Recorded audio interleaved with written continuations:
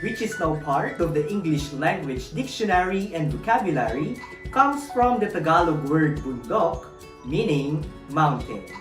Catch Aral TarlakHenyo every Monday through Friday from 8:30 a.m. to 5:30 p.m. over Radyo Pilipino DCTC 828 and streamed live on Facebook page and YouTube channel of RTV Tarlac, Channel 26. I am Jeremiah Gaputan, your English teacher broadcaster. Let's learn English together only here on Aral TarlakHenyo.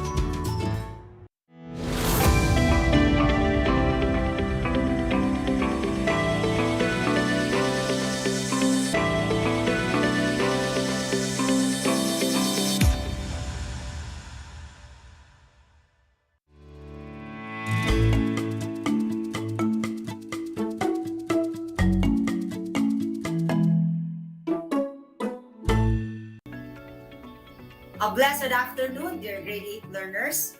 Welcome to Aral TarlakHenyo. How are you today? I do hope and pray that you are in your best condition as we start our on-air lesson. Today is another day of learning in English 8 for the 4th quarter, Module 1.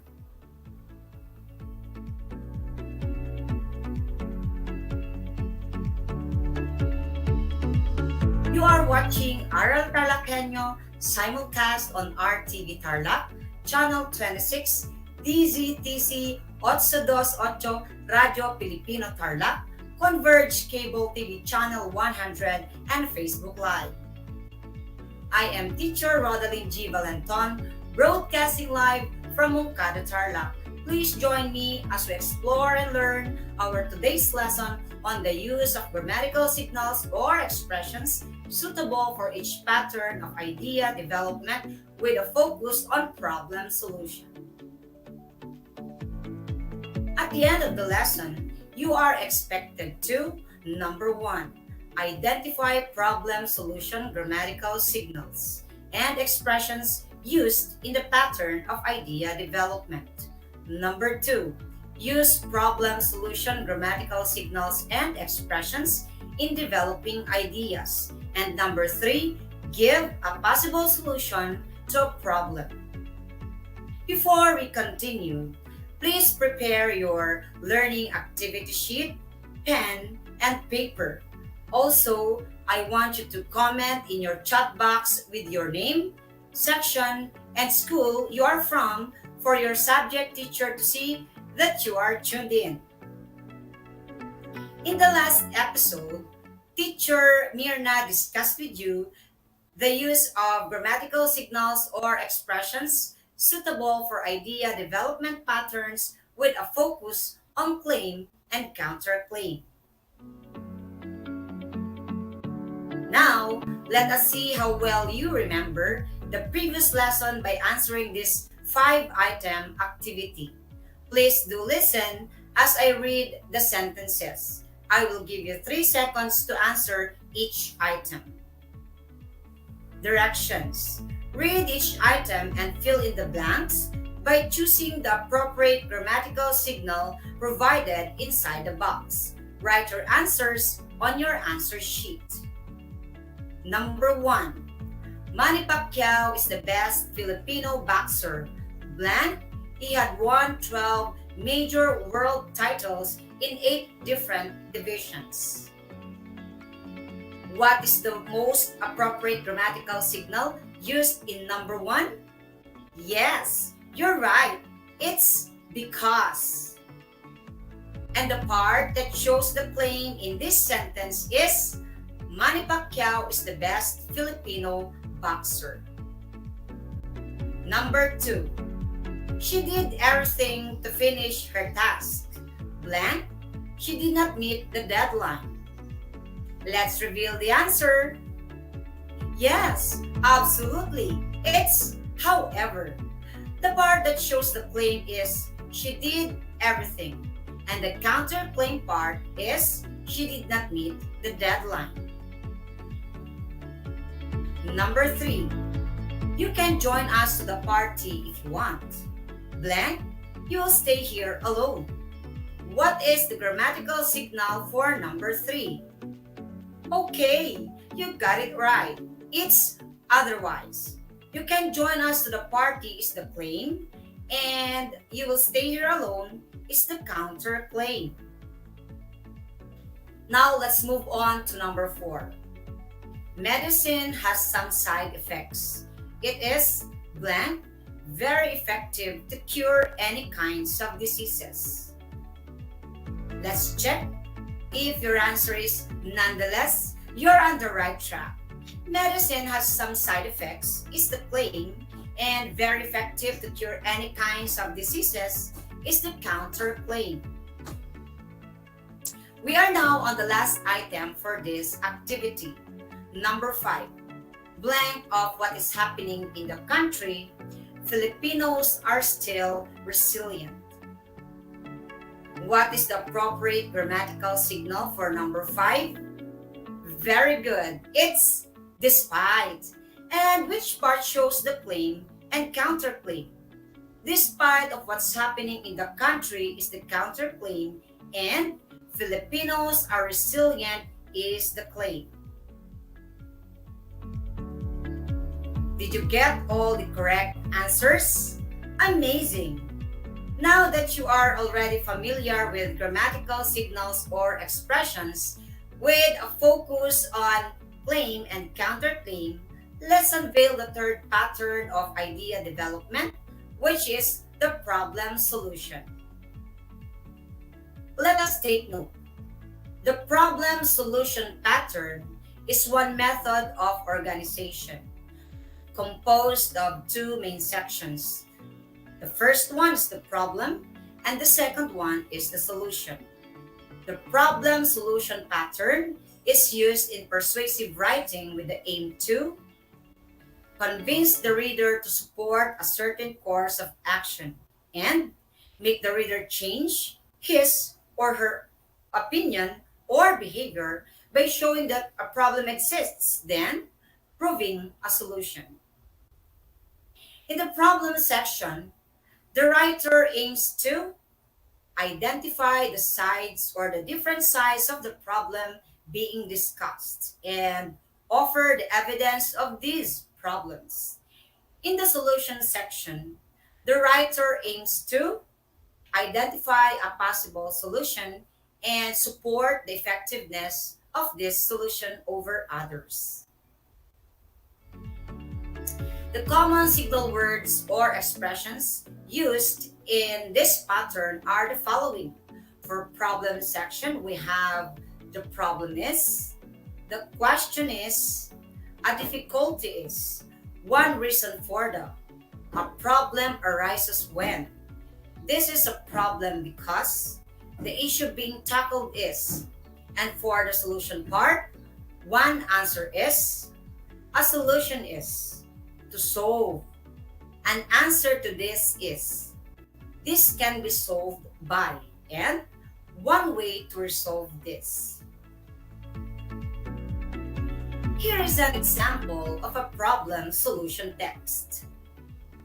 One of the problems nowadays is the high consumption of processed foods. People prefer to buy these kinds of foods because they are easy to prepare and ready to eat.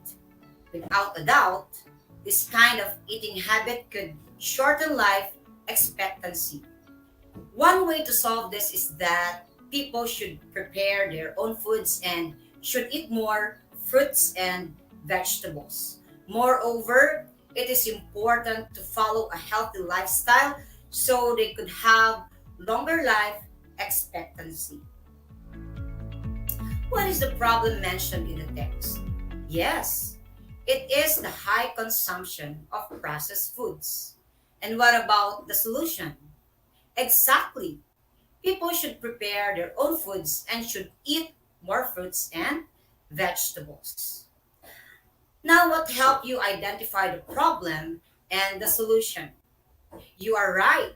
Using the grammatical signals, one of the problems and one way to solve this help you spot the problem and the solution. This is how we use appropriate grammatical signals or expressions suitable to each pattern of development, focusing on problem solution. Let's apply what you have learned about problem solution patterns by doing the first activity. Let me read the directions twice. So listen carefully. Identify the grammatical signals used in the following sentences. Write your answers on your answer sheet. Number 1. Most people buy unhealthy foods because they are cheaper. This is a problem because healthy foods are quite expensive. What is the grammatical signal used in number 1? Yes, this is a problem because, and you are correct.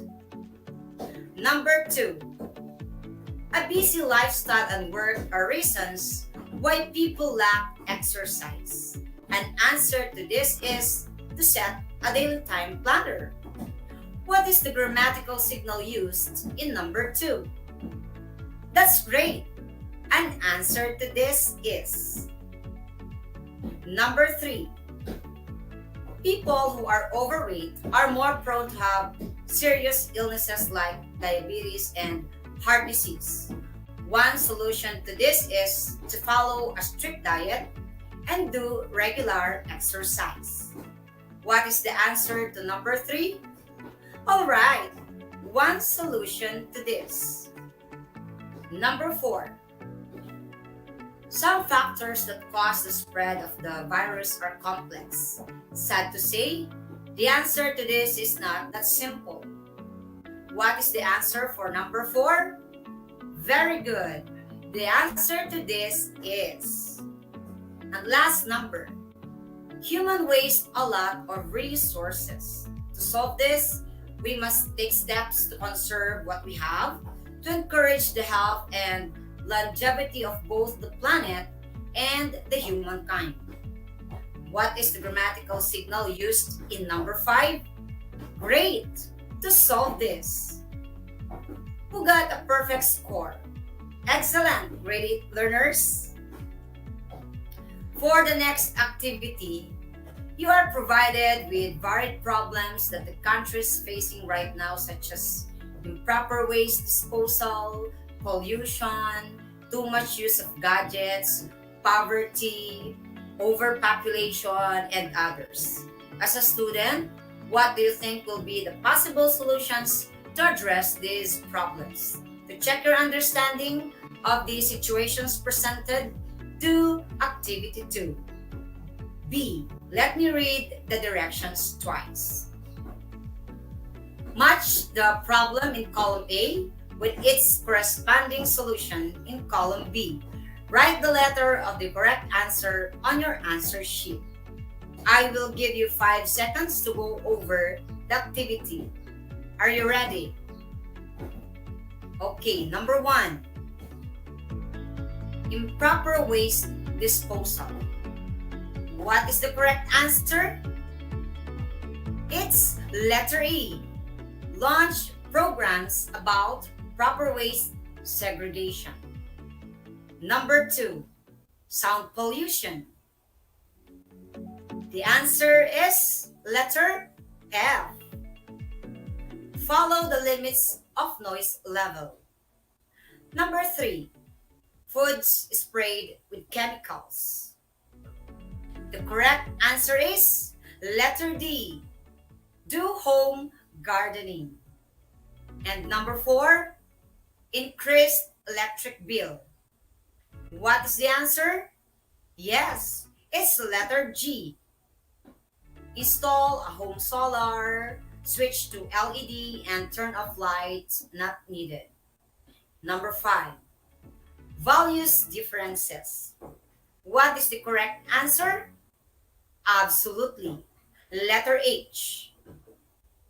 Be yourself and focus on areas you agree. Number 6. Environmental pollution. What is the answer? It's letter C. Plant trees and care for them. Number 7, overpopulation. What is the correct answer? Yes, it's letter I. Promote family planning. Number 8 is COVID-19. What is the answer? Yes, it is letter J. Follow the safety health protocols. And number 9, excessive use of gadgets. The answer to this is letter B. Limit the use of gadget. And last number 10 is poverty. The correct answer to this is letter A. Quality education. I know that you understand our lesson for today. I am glad that you are doing a great job in answering the activities. So this time, let us strengthen what you know by doing this activity. Let me read the directions twice. Fill in the paragraph with the correct grammatical signals for problem solution pattern of ideas by choosing your answers from the box. Write your answers on your answer sheet. Astronauts face many challenges in space caused by weightlessness. One of these obstacles is floating around the cabin. Blank. Astronauts wear shoes that are coated with a special adhesive. This adhesive sticks to the floor of the cabin. Serving food is blank. It won't stay put on the table. Experts blank by putting food and drinks in pouches and tubes. It only needs to be mixed with water. Weightlessness also blank when an astronaut tries to work. The simple task of turning a wrench or a doorknob can be difficult. Since there is no gravity to keep him down, when he exerts a force in one direction, the opposite force may flip him over completely. Blank. He must be very careful about how much force he uses to do these simple tasks. Here on Earth, life is much simpler thanks to gravity. Let's check your answers. Astronauts face many challenges in space caused by weightlessness. One of these obstacles is floating around the cabin. To solve this problem, astronauts wear shoes that are coated with a special adhesive. This adhesive sticks to the floor of the cabin. Serving food is another problem. It won't stay put on the table. Experts overcame this problem by putting food and drinks in pouches and tubes. It only needs to be mixed with water. Weightlessness also causes problems when an astronaut tries to work. The simple task of turning a wrench or a doorknob can be difficult. Since there is no gravity to keep him down, when he exerts a force in one direction, the opposite force may flip him over completely. To resolve this challenge, he must be very careful about how much force he uses to do these simple tasks. Here on Earth, life is much simpler thanks to gravity. Congratulations, great learners! Once again, you have filled up your minds with knowledge as well as power. For your post-listening or viewing activity, let me read the directions twice. Read each problem and come up with a possible solution. Use the correct grammatical signal for problem solution. Write your answers on your answer sheet. Number 1. You woke up late because your alarm went off. It is a very important day at school and you cannot be late for it is your examination day. What would you do? Number 2. You want to invite your best friend to your birthday party, but you had a misunderstanding. What would you do? Number three, a guy in your school is so mean to you. He always bumps and laughs at you every time he sees you. What would you do? Number four, you are taking the test and you saw one of your classmates is cheating. What would you do? And number five, you started to do your performance task, but you are not sure if you are doing the right thing. Before we end our lesson today, I would like to share with you some words to ponder. Sometimes problems can also be a solution and an opportunity. This has been your teacher broadcaster, Rodalyn G. Valenton. God bless everyone.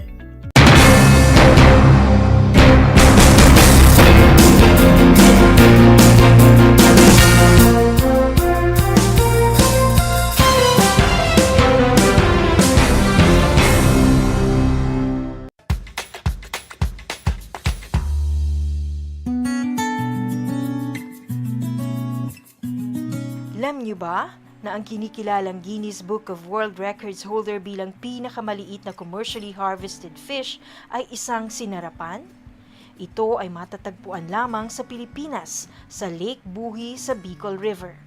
Isa itong uri ng goby na may transparent na katawan na may sukat na 12.5 mm. Alam mo na, yan ang sinarapan.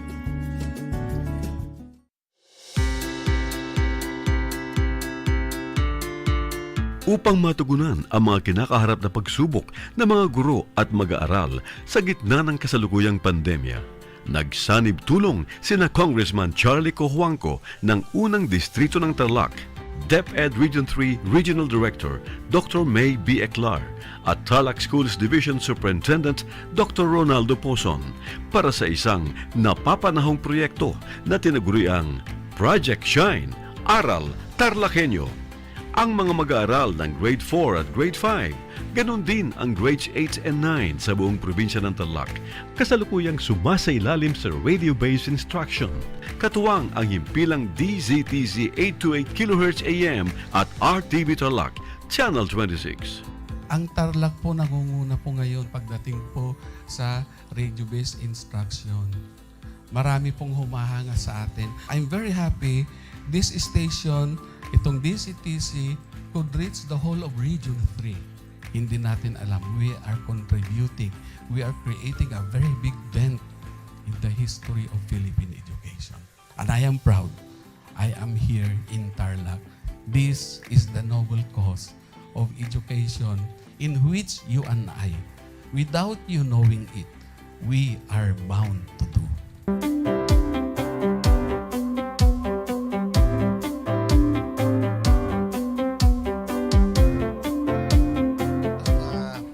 Project natin na Project Shine is a natural consequence dahil sa nangyari sa buong mundo. Let's continue to work together. I think it's very Filipino to practice bayanihan in anything or most of the things that we do. And this is a manifestation of that. No? We have private sector, we have DEPED, we have local government, all working together. And I hope the parents of some of these children, especially the parents that did not graduate from school or hindi nakapag-aral nung sila ay bata, sana naman gamitin na nila itong opportunity na mag-schooling na rin sila kasama ng mga anak nila para mag-bonding pati ang mga magulang sa mga bata. I look at this as doing God's work. Diba? So if you do God's work, it feels right. It's righteous. It's for good, not for evil. Good morning and happy learning, grade 4.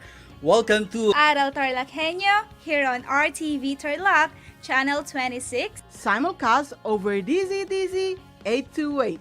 Radyo Pilipino Tarlac. I am Teacher Mercy Pacheco Bognot. This is Alistair Aidatu. I am Marie Josephine B. Andrade. I am Teacher Princess Marie M. Dueñas, and I will be your teacher broadcaster for today.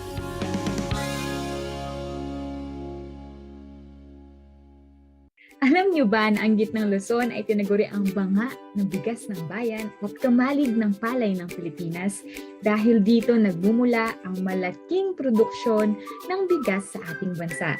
Ito ay binubuo ng mga lalawigan ng Aurora, Bataan, Pampanga, Nueva Ecija, Zambales at Tarlac. Ugaliin nating manood ng Aral TarlakHenyo Lunes hanggang Biyernes alas 8:30 ng umaga hanggang alas 5:30 ng hapon.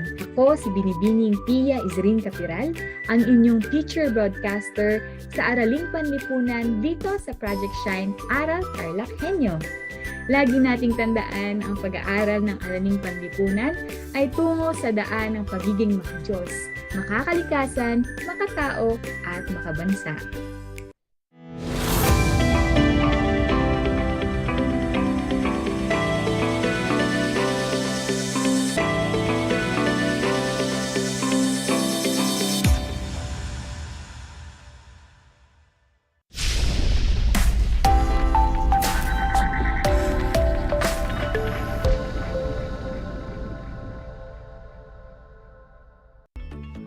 Welcome sa ating Aral TarlakHenyo ng Schools Division of Tarlac Province. Hatid sa inyo ng RTV Tarlac Channel 26, Converge Cable TV Channel 100 at sa Bayang Naririnig sa DZTZ 828 Radyo Pilipino Tarlac. Isang mapagpalang araw po sa ating lahat. Naririto po tayo, patuloy na nagsisikap at nagpupunyagi na maging makadiyos, makatao, makakalikasan at makabansa. Kumusta na kayo, mga ginigiliw kong mag-aaral? Ang aking pagbati at paghanga sa inyong masidhing pagpupunyagi at patuloy na pag-aaral sa himpapawid upang matuto sa kabila ng hamon ng pagkakataon, ang COVID-19 pandemic. Ako ang inyong teacher broadcaster sa Araling Panlipunan Grade 8, Ginang Jennifer Ocoma Hanoya mula sa Barangay San Isidro, Tarlac City. At sa pamamagitan ng remote live broadcast ay sasamahan ko kayo at gagabayan ko kayong maunawaan ang ating aralin. Mga giliw kong mag-aaral, bago natin simulan ang ating talakayan, ay magkakaroon muna tayo ng kasunduan. Una, siguraduhin na kayo ay nasa komportableng lugar habang nakasubaybay sa Aral TarlakHenyo. Pangalawa, ihanda ang inyong learner's material, papel at ballpen na gagamitin sa ating pag-aaral. At panghuli, iwasan ang paggawa ng ibang gawain at ituon ang sarili sa paksang tatalakayin. Maaasahan ko ba? Mabuti kung ganoon.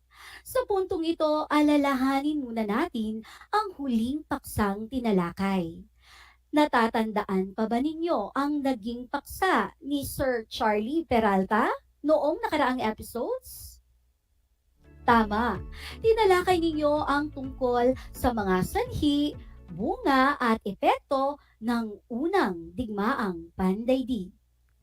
Bilang balik-aral, magkakaroon kayo ng isang maikling pagsusulit. Basahin at unawain ang mga tanong tungkol sa mga kaganapan noong unang digmaang pandaigdig. Piliin ang titik ng tamang sagot at isulat ito sa sagutang papel. Sa mga nakasubaybay sa FB Live, maaari ninyong ilagay ang inyong sagot sa comment box. Kaya kunin na ang inyong papel at ballpen, magsisimula na tayo. Handa na ba kayo? Kung ganon, narito na ang unang tanong. Ang mga sumusunod ay sanhi ng unang digmaang pandaigdig maliban sa blank. A. Nasyonalismo. B. Imperialismo. C. Militarismo. D. Turismo. Kung ang sagot mo ay letrang D, thumbs up! Nakuha mo ang tamang sagot. Ikalawang tanong. Alin sa mga sumusunod na pangyayari ang naging hudyat o dahilan sa pagsisimula ng unang digmaang pandaigdig? A. Pagkamatay ni Adolf Hitler matapos sumalakay ang mga Allied powers. B. Paglabas ng 14 na puntos ni Pangulong Woodrow Wilson ukol sa pagpapanatili ng kapayapaan. C. Pagpatay kay Archduke Franz Ferdinand ng Austria habang nasa Sarajevo, Bosnia. Letter D. Pagwawakas ng mga imperyo sa Europa tulad ng Aliman, Austria-Hungary at Russia.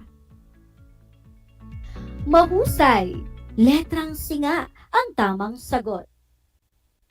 Ikatlong tanong, makinig mabuti.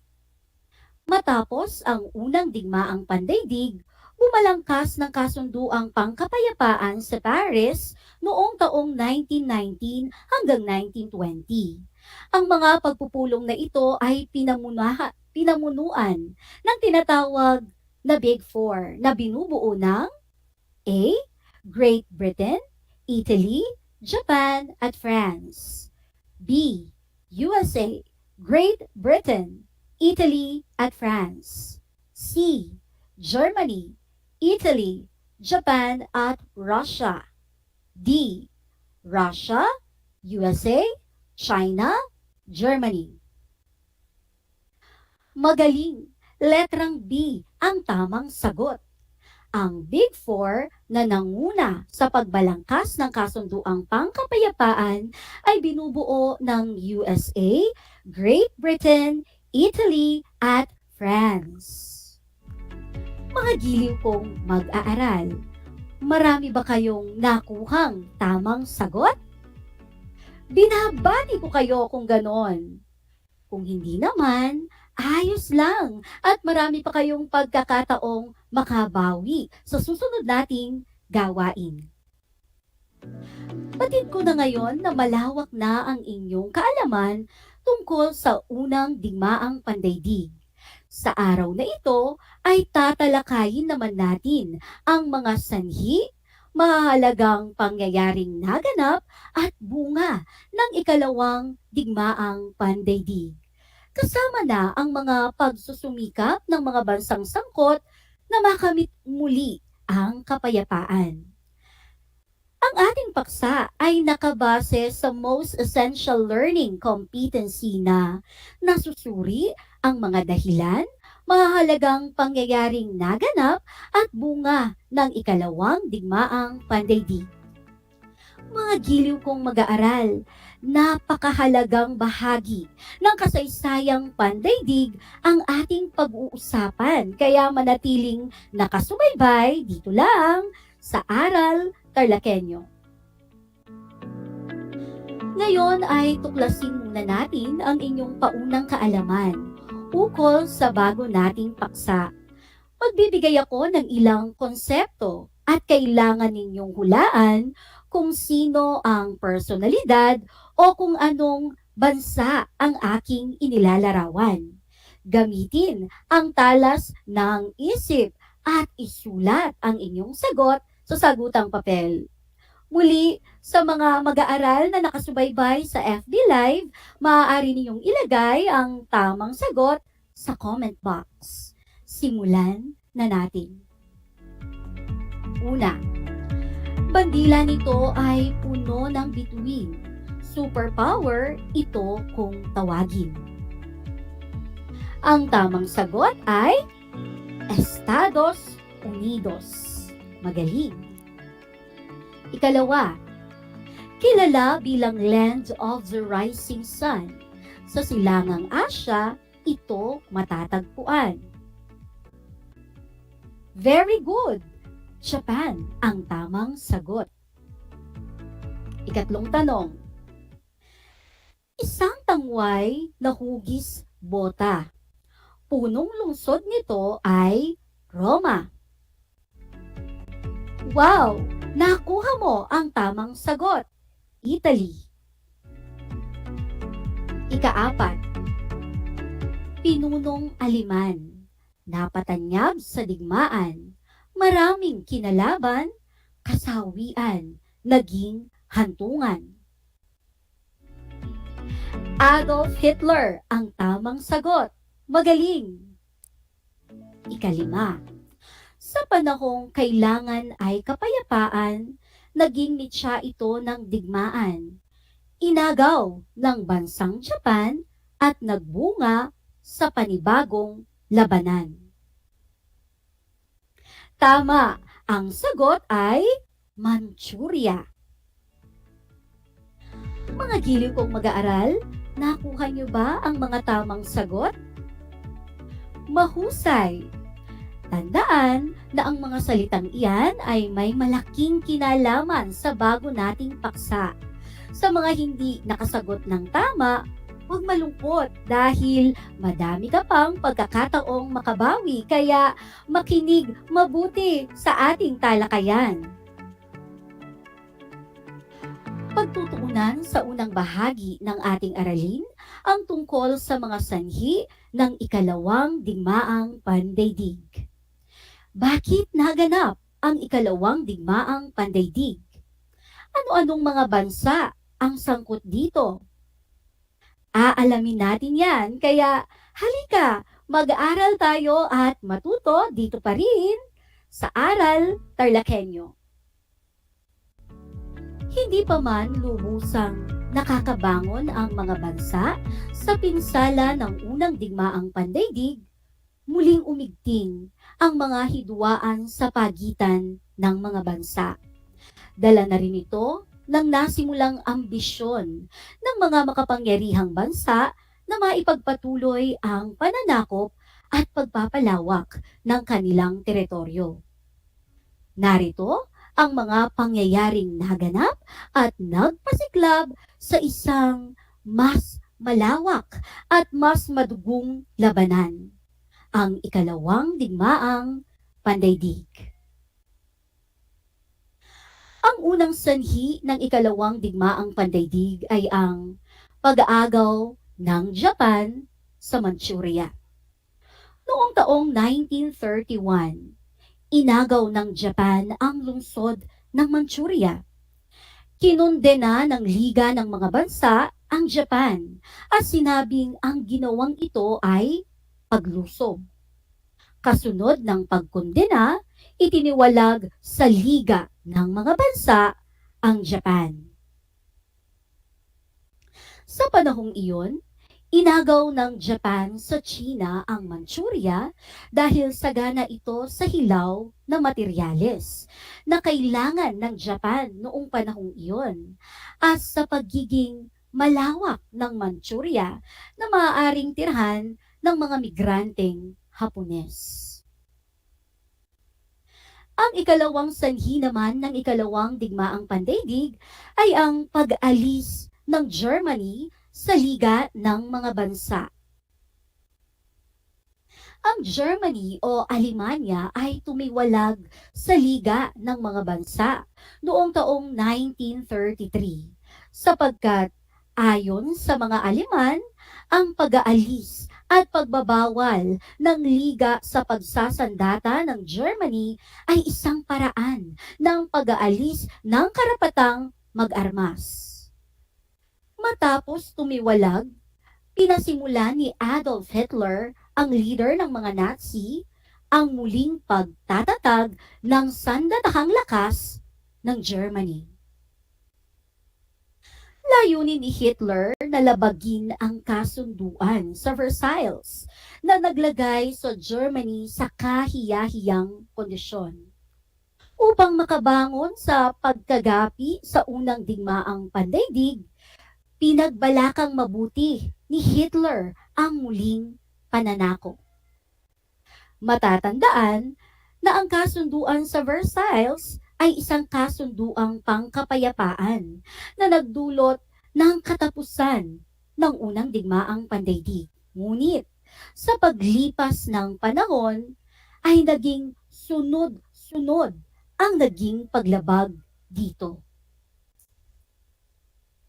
Bilang sagot ng mga bansa sa paghahanda ng Germany, ang France ay nakipag-alyansa sa Russia laban sa Germany.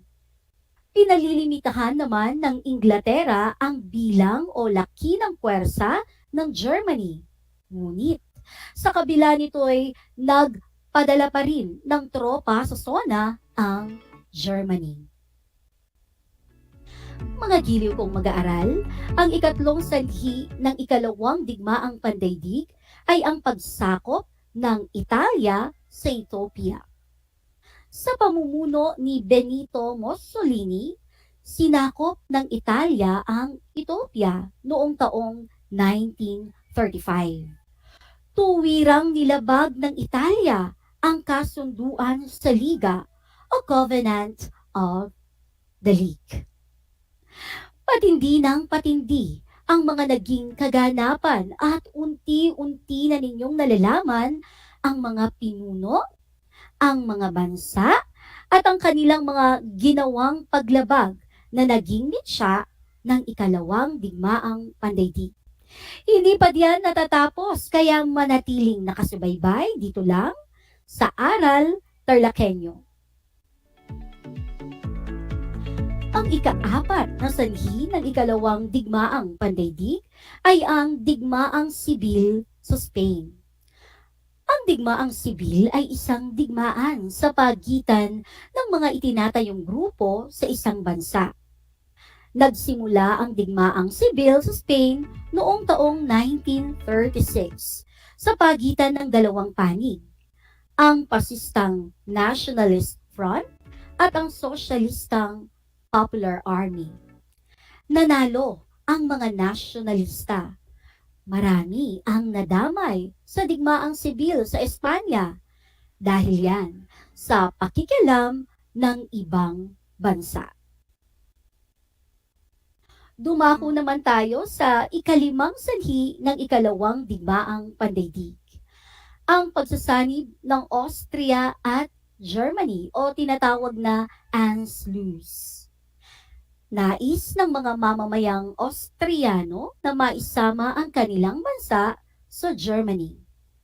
Ngunit, ang pagsisikap na ito ay sinalungat ng mga bansang kasapi sa Allied Powers na binubuo ng Pransya, Gran Britanya at Estados Unidos. Dahil sa kasunduan sa pagitan ng Italia at Germany na kinalabasan ng Rome-Berlin Axis noong taong 1936, ang pagtutol ni Mussolini sa nasabing unyon ng Austria at Germany ay nawalan ng bisa noong taong 1938. Mga giliw kong mag-aaral, ang ika-6 na sanhi naman ng ikalawang digmaang pandaigdig ay ang paglusob sa Czechoslovakia. Noong Setyembre taong 1938, hinikayat ni Hitler ang mga Aleman sa Sudetan na pagsikapan na matamo ang kanilang autonomiya. Dahil dito, hinikayat ng Inglaterra si Hitler na magdaos ng isang pulong sa Munich. Ngunit, nasakop ni Hitler ang Sudetan at noong taong 1939, ang mga natitirang teritoryo sa Czechoslovakia ay napunta na rin sa Germany. Ang ikapitong sanhi ng ikalawang digmaang pandaigdig ay ang paglusob ng Germany sa Poland. Ito na ang huling pangyayari na nagpasiklab sa ikalawang digmaang pandaigdig, ang pagpasok ng mga Aleman sa Poland noong taong 1939. Ang pagsakop na ito ay pagbaligtad ng Germany sa Russia na kapwa pumirma sa kasunduang Ribbentrop-Molotov, isang kasunduan ng hindi pakikidigma. Ang pagbaligtad na ito ay dulot ng mga sumusunod na pangyayari. Una, ang hindi pagsali ng Russia sa negosasyon tungkol sa krisis ng Czechoslovakia. Pangalawa, ay ang pagkainis ng Russia sa Inglaterra nang ang ipinadalang negosyador ng Inglaterra sa kasunduan ng pagtutulungan o Mutual Assistance Pact ay hindi importanteng tao. Mula sa ating talakayan, nalaman na ninyo ang mga sanhi sa pagsiklab ng ikalawang digmaang pandaigdig. Mahalagang malaman ang mga pangyayaring ito upang higit na maunawaan ang mga susunod nating aralin. Natitiyak ko ngayon na kayang-kaya na ninyong isa-isahin ang mga sanhi ng ikalawang digmaang pandaigdig. Halika, balikan natin at samahan mo akong isa-isahin ang mga ito. Mga sanhi ng ikalawang digmaang pandaigdig. Una, pag-agaw ng Japan sa Manchuria. Pangalawa, pag-alis ng Germany sa Liga ng mga Bansa. Pangatlo, pagsakop ng Italia sa Ethiopia.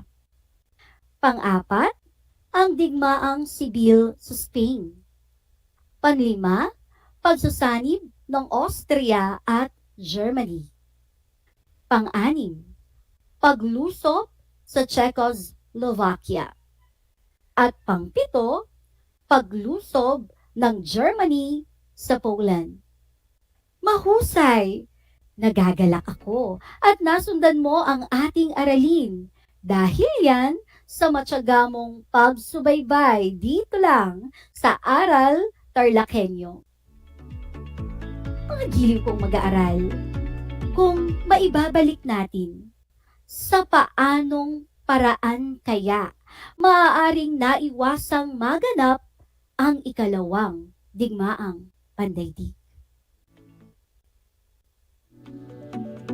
Magaling, kahanga-hanga ang iyong matalinong pagsusuri.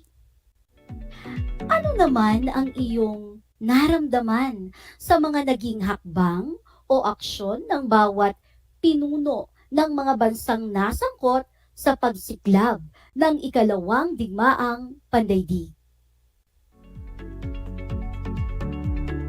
Tama. Natutuwa ako na sa panahong ito ay mas pinipili ninyo ang kapayapaan at kaayusan. Lalo na, tayo pa rin ay nasa gitna ng pandemya at patuloy pa rin ang kaguluhan sa pagitan ng Russia at Ukraine. Mga giliw kong mag-aaral sa puntong ito, oras na para tasahin o sukatin ang inyong kaalaman ukol sa ating paksang tinalakay, ang mga sanhi ng ikalawang digmaang pandaigdig.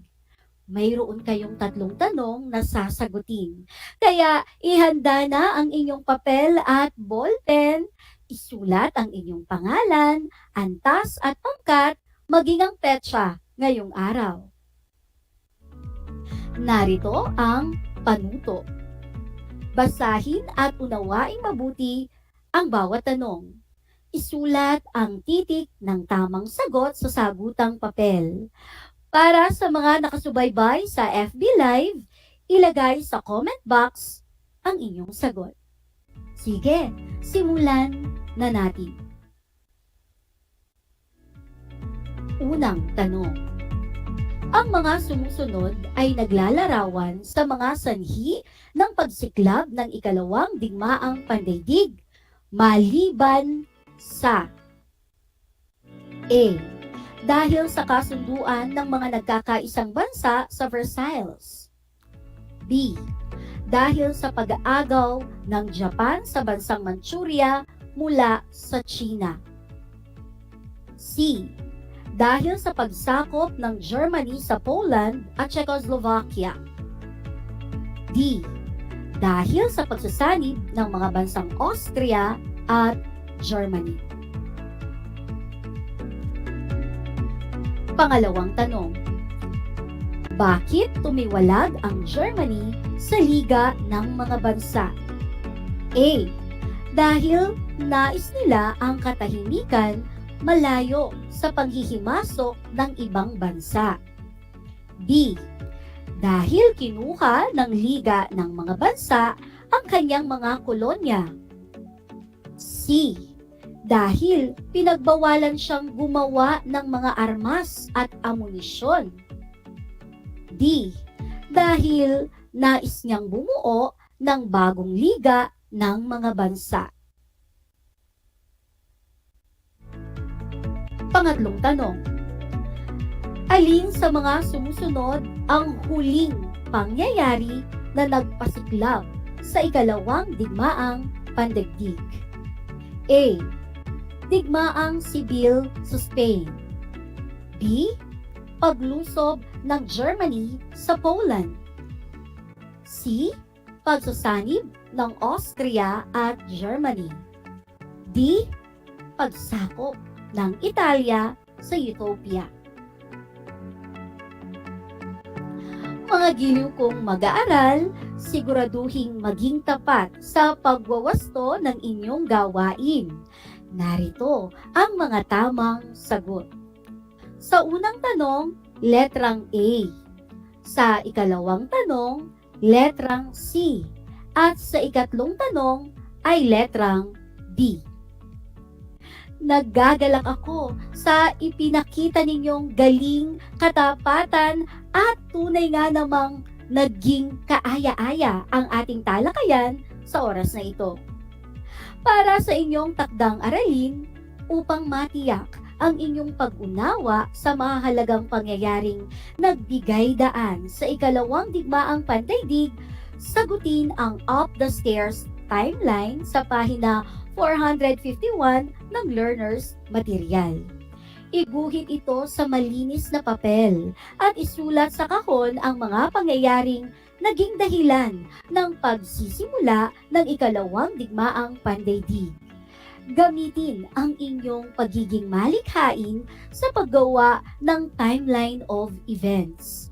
Kunan ito ng larawan at ipadala sa FB Messenger account ng inyong guro sa Araling Panlipunan, Grade 8. Sa mga walang access sa internet, maaaring ipasa ng inyong mga magulang o guardian ang ginawang activity sa inyong paaralan sa itinakdang araw ng pagsusoli at pagkuha ng module. Tandaan na mahalaga ang pagsunod sa health protocols gaya ng pagsusuot ng face mask, paghuhugas ng kamay at physical distancing sa pagsusoli at pagkuha ng module. Isang leksyon na naman ang ating natapos talakayin. Upang mas maunawaan ninyo ang mga sanhi ng ikalawang digmaang pandaigdig, basahin ang inyong learner's material sa pahina 449 hanggang pahina 450. Sa susunod na talakayan, sa darating na Webes, samahan niyo ako muli at pag-uusapan naman natin ang tungkol sa pagsiklab ng ikalawang digmaang pandaigdig. Inaasahan kong kayo'y natuto sa oras na ito. Muli, ako ang inyong naging teacher broadcaster, si Ginang Jennifer Okoma Hanoya mula sa Tarlac National High School na nagsasabing, ang pag-aaral ng Araling Panlipunan ay daan sa pagiging makadiyos, makatao, makakalikasan at makabansa. Hanggang sa muli.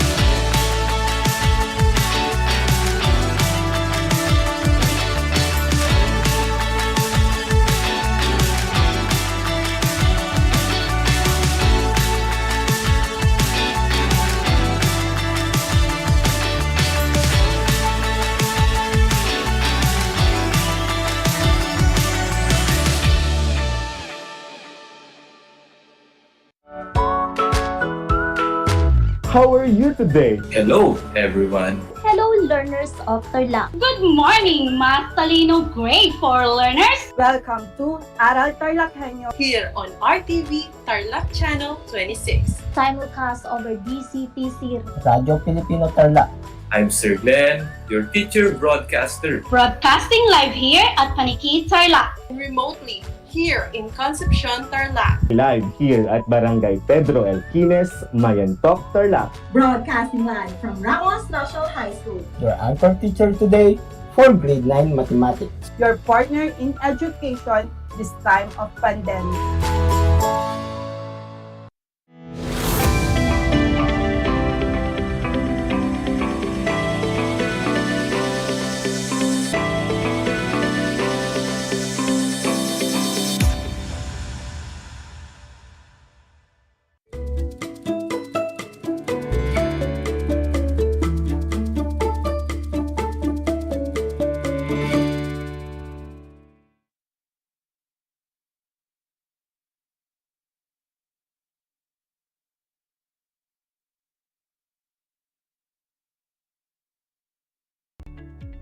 Good day, grade 8 learners!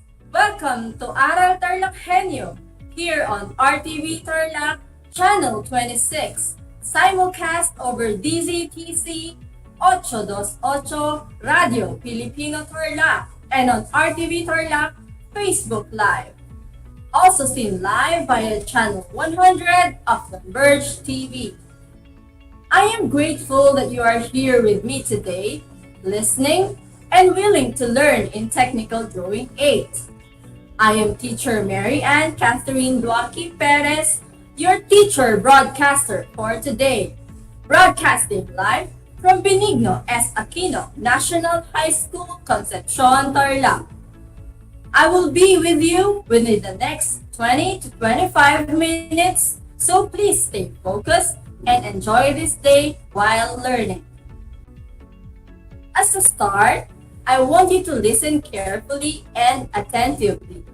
Prepare your learning materials, find a comfortable place to study, make sure you are away from any form of distraction. And of course, don't forget your pen and paper for answering and notes taking. Are you ready? Last episode, we discussed about the AutoCAD window interface. Let me check if you can still recall them. This activity, you will identify the part of the AutoCAD window that is being described. I shall read each question for you and give you 5 seconds to answer. For those watching via FB Live, you may type your answer in the comment box. Are you ready? Here is the first one. It stores commands that you frequently access in AutoCAD. I repeat, it stores commands that you frequently access in AutoCAD. Can you name this part? Correct. It is the Quick Access Toolbar. Let's proceed to the second one. It contains a set of panels representing group of tools and features which is considered the most prominent feature in AutoCAD besides the drawing area. Again, it contains a set of panels representing groups of tools and features which is considered the most prominent feature in AutoCAD besides the drawing area. What do you call this part of the AutoCAD window? Correct. It is the ribbon. Here's the next one. This part of the AutoCAD window offers tools to help you manage your AutoCAD files and is basically the file pull-down menu from previous versions of AutoCAD. Again, this part of the AutoCAD window offers tools to help you manage your AutoCAD files and is basically the file pull-down menu from previous versions of AutoCAD. What is your answer? You're absolutely correct. It is the application menu. For number 4, in this area, you can draw the objects and use the commands. I repeat, in this area, you can draw the objects and use the commands. What is your answer? Perfect! It is the drawing area or the graphics area. For the last item, it is located at the bottom of the screen, just above the status bar, and it is a small horizontal window. I repeat, it is located at the bottom of the screen, just above the status bar, and it is a small horizontal window. What is this interface? You're right on! It is the command window. Well done, my dear learners. I am so glad that you still remember our previous lesson.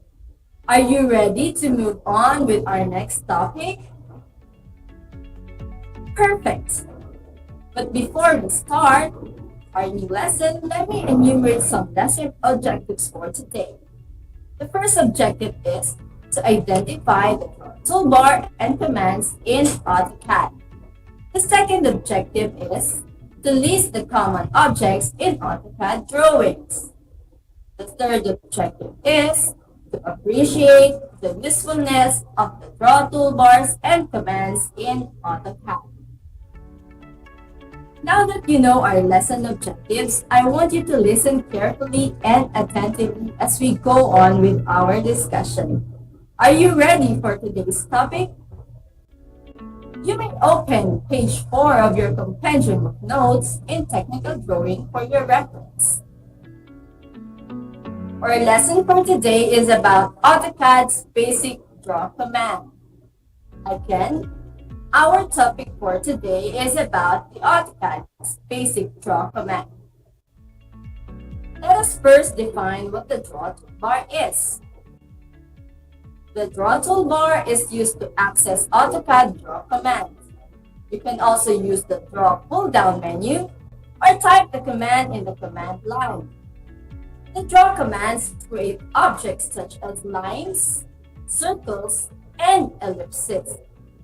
When creating objects with draw command, AutoCAD always prompts us to indicate points such as endpoints, centers, or radii to describe the size and location of the object to be drawn. Now that you know what a draw toolbar is, let us identify the different objects in the draw toolbar. The first one is the line. The line is the most basic and common object in AutoCAD drawing. To draw a line, you may click the line tool in the draw toolbar, or you can type line, L-I-N-E, or just the letter L in the command window and press enter or the space bar. By using the line command, you will have the following options available. Number 1, close. The close option will become available once you have 2 or more lines drawn. Typing the letter C in the command line will create a closed shape from the line's current point back to the starting point. The second one is undo. Typing U in the command line will undo the previous line drawn. The third one is ortho mode. Ortho mode affects your ability to draw lines. If ortho mode is enabled, you will only be allowed to draw lines along the UCS axis. If ortho mode is turned off, you will be able to draw lines at any angle. To toggle ortho mode on and off, press the F8 key. And once pressed, the command line will tell you if ortho mode is on or not. The second object is the circle. The circle command will create a circle entity. To draw a circle, you can click the circle tool in the draw toolbar or can type circle, C-I-R-C-L-E, or just the letter C in the command window and click to choose an option to specify a center point, or click one of the highlighted command options on the right side of the line command colored in blue. While using the circle command, you will have the following options available before you pick the first point. Number 1, 3P. The 3P or the 3-point option allows you to pick 3 points on the circumference of the circle. The second one is 2P. The 2P or 2-point option allows you to pick 2 endpoints of the diameter of the circle. Third is TTR or the tangent radius. This option draws a circle with a specified radius tangent to 2 objects. You will pick 3 points, with the first point being an object for the first tangent of the circle. Selected object must be a circle, arc, or line. The second point is the second tangent of the circle. The selected point must be a circle, arc, or line. Then you can specify the radius of the object. Next is the diameter. If you use the standard placement method in drawing a circle, you will have the diameter option for your second point. Type the letter D in the command line to enter the diameter of the circle instead of specifying the radius. The third object is the polyline. The polyline command will allow you to create a sequence of segments that will be a single object. You can create straight line segments, arc segments, or a combination of the two. Each polyline must be edited as a whole, unlike the line command segments. You can use the polyline command to create open or closed polylines for number 1, geometry, that could have constant or varying widths. Number 2, continuous paths, for which you need to know the total length. Number 3, contour lines for topographic maps and isobaric data. Number 4, wiring diagrams and traces on printed circuit boards. And number 5, process and piping diagrams. To create polylines, you may select it from the Draw toolbar or type the letter PL in the command line. Using the polyline command, the following options will be available. Number 1, the arc option. The arc option will allow you to create an arc segment for the polyline. Second one is close.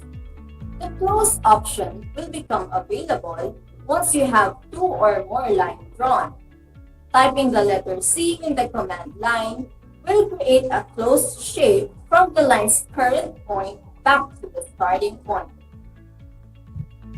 Number 3 is half width. The half width option sets the width of the next polyline segment you draw. Widths that are greater than 0 produce wide lines, which will automatically fill. Number 4 is length. The length option draws a line segment of a specified length at the same angle as the previous line segment, even if you're starting a new polyline command. If the previous segment is an arc, the new line segment is drawn tangent to the arc segment. If you use the length option, you will be prompted for the length of the line. Number 5, undo.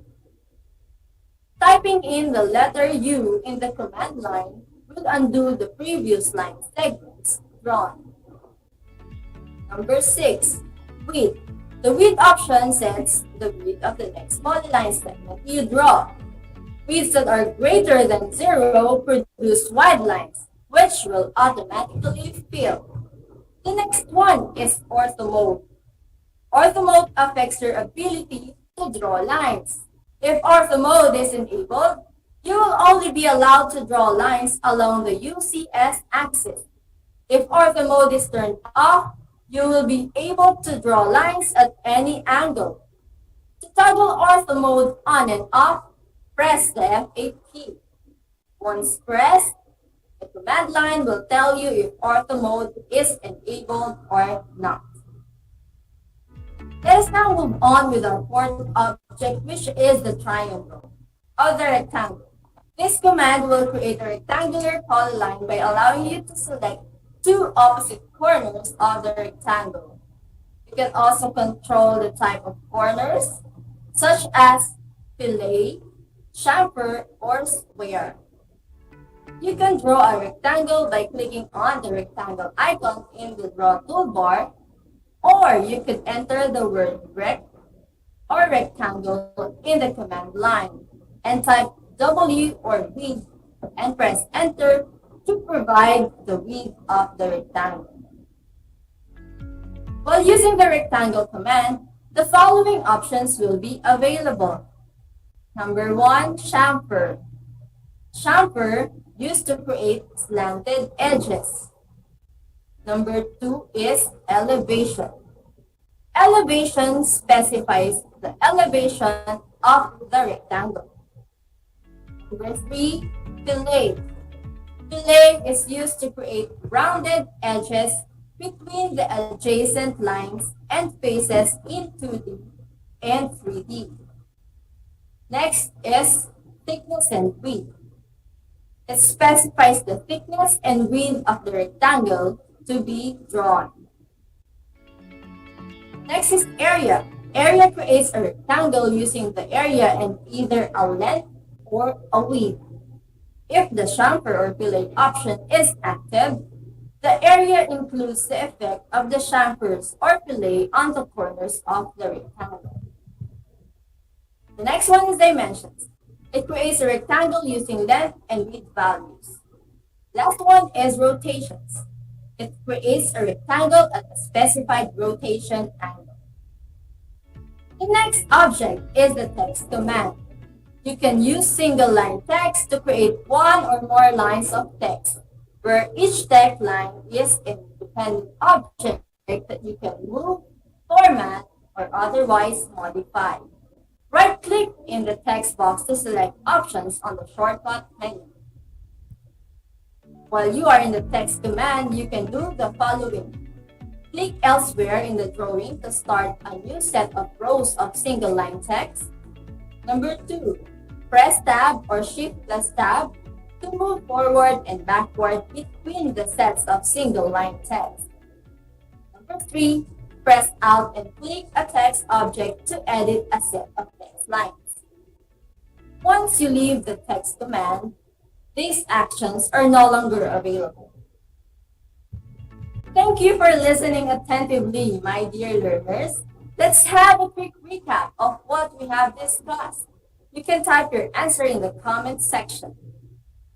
The Draw toolbar is used to access AutoCAD Draw commands. What are the basic objects that you can create? Can you name them?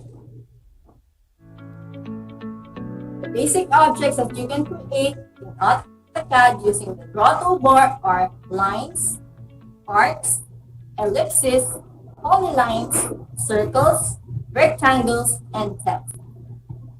Using the polyline command, what different objects can you draw or create? Can you enumerate some? You can create straight line segments, that is correct. What else? Arc segments, very good. Do you have any other object in mind? A combination of the two, that is great. I am impressed and happy that you've listened in the discussion. Now, to check if you really understood our lesson, kindly get your pen and paper and be ready for a short quiz. Or for those listening via Facebook Live, you may type your answer in the comment section. Please listen to my instructions carefully. I will read the question twice and I will give you 5 seconds to answer each question. Are you ready, my dear learners? Question number 1. What type of object is a connected sequence of line or arc segments that is created as a single object? I repeat, what type of object is a connected sequence of line or arc segments that is created as a single object? Letter A, line. Letter B, circle. Letter C, polyline, or letter D, rectangle? What's your answer? So the answer for number 1 is letter C, polyline. For question number 2, to draw a line, what command will you type in the command window? I repeat, to draw a line, what command will you type in the command window? Letter A, line. Letter B, L. Letter C, both A and B. And letter D, none of the above. What's your answer for number 2? So the answer is letter C, both A and B. Question number 3, true or false? The closed option will become available once you have drawn 2 or more lines. I repeat, the closed option will become available once you have drawn 2 or more lines. Is it A, true, or B, false? What's your answer for number 3? So the answer is letter A, true. For question number 4, while using the circle command, you will have the following available options before you pick the first point, except blank. I repeat, while using the circle command, you will have the following available options before you pick the first point, except blank. Letter A, 2P. Letter B, 3P. Letter C, TTR. And letter D, circumference. What's your answer for number 4? So the answer is letter D, circumference. For question number 5, it is used to create slanted edges of a rectangle object. I repeat, it is used to create slanted edges of a rectangle object. What is your answer? Letter A, chamfer. Letter B, fillet. Letter C, elevation. Letter D, area. So the answer is letter A, chamfer. That's it, my dear learners. I hope you enjoyed our lesson for today. For those who got perfect scores, congratulations for a job well done. For those who got scores 3 to 4, very good. You're almost there. And for those who got scores 2 and below, you still did good, but I know you can do better. All you must do is to get your compendium of notes and review the answers that you missed. Since we still have time, I will answer some questions from our viewers and listeners. You can type your questions in the chat box and I will try to answer each question. So we have a question from Marian de la Cruz. Hello there, Marian. Thank you for tuning in. And here is her question. Ma'am, I'm really interested in creating 2D and 3D objects, but I do not have the AutoCAD software on my computer. I tried to install it, but my computer specs did not meet the minimum requirements. Is there any other software that are easier to install or use in creating 2D or 3D objects? What an interesting question you have here, Marian. Well, the AutoCAD software really has high computer specs requirements because of the graphics and rendering process. But don't you worry because there are other software for beginners that you could try, like LibreCAD, BlockSCAD, OpenSCAD, FreeSCAD, and more. Luckily, there are also free online CAD drawing websites like Tinkercad, SketchUp, Vectory, Onshape, and many more. And by the way, DEPED in cooperation with Microsoft provided you learners with free Microsoft O365 account, and with this you can use Minecraft for education for free. Minecraft for education would be a good start in creating 3D objects out of blocks. And I know some of you knows how to do it. You may try to explore the ones I mentioned a while ago during your free time. That's it for today. Thank you for listening, and I hope that you learned something today.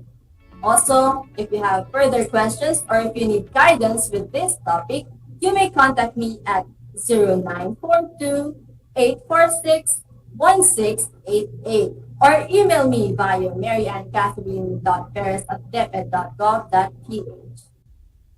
Once again, this is Teacher Mary Ann Catherine Joaquin Perez from Benigno S. Aquino National High School saying, technology, like art, is a starring exercise of human imagination. And in TLE, we aim for skills, knowledge, and progress. Have a great day, everyone. Keep safe, take care, and God bless us all.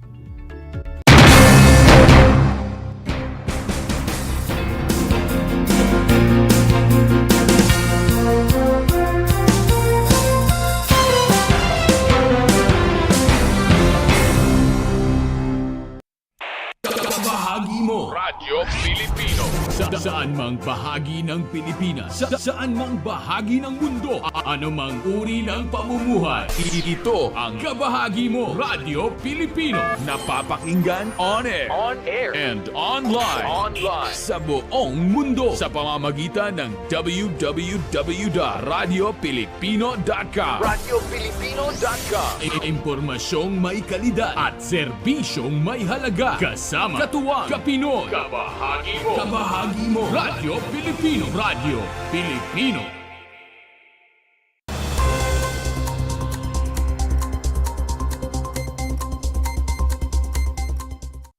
Ang pangarap ko ay libreng hospitalization para sa lahat. Ayan ang naging laman ng mensahe ni Tarlac City Mayor Christy Angeles sa isinagawang groundbreaking ceremony ng itatayong Tarlac City General Hospital. Sa mensahe nito, pinasalamatan nito ang lahat ng mga tumulong upang maihatid ang serbisyong pangmedikal sa mga TARLAKHENYO. Maraming salamat po sa inyong taus-pusong malasakit para sa Tarlac City. Makakaasa po kayo na hinding-hindi malilimutan ng bawat mamamayan ng Tarlac City ang inyong mga tulong at malasakit. Ramdam na ramdam po namin ang inyong tunay na pagmamahal at ito po ay hindi na mabubura sa aming mga puso. Ang lahat po ng ito ay naging posible dahil nagkaisa ang national government, ang Senado at ang City Government of Tarlac. Sa mensahe ni DOH Regional Director Corazon Flores, ipinaliwanag nito ang kalagahan ng paghahatid sa publiko ng mga serbisyong medikal. Of course, priority ng ating bansa ang ma-ensure that the health services, it's part of the Universal Healthcare Law, wherein lahat po tayong mga Pilipino magkaroon tayo ng access to health services. At gusto rin po natin na talaga na because of the COVID pandemic, nakita natin napakahalaga how it can affect not only the health of our people, but it can affect naapektuhan din po ang economy natin, di po ba? The hardship that we feel, hindi lang yung epekto nito, kaya kinakailangan we ensure na yung bawat mamamayan po natin, bawat Pilipino malusog so that we can be productive. Ang ginanap na groundbreaking ceremony ay dinaluhan ng mga barangay captains mula sa iba't ibang barangay sa lungsod, DPWH representatives at iba pang mga respetadong individual. Ang itatayong Tarlac City General Hospital ay magbibigay ng iba't ibang libreng serbisyong medikal para sa mga TARLAKHENYO. Para sa RTV Tarlac, Channel 26, ako si Jam Torio, nagbabalita.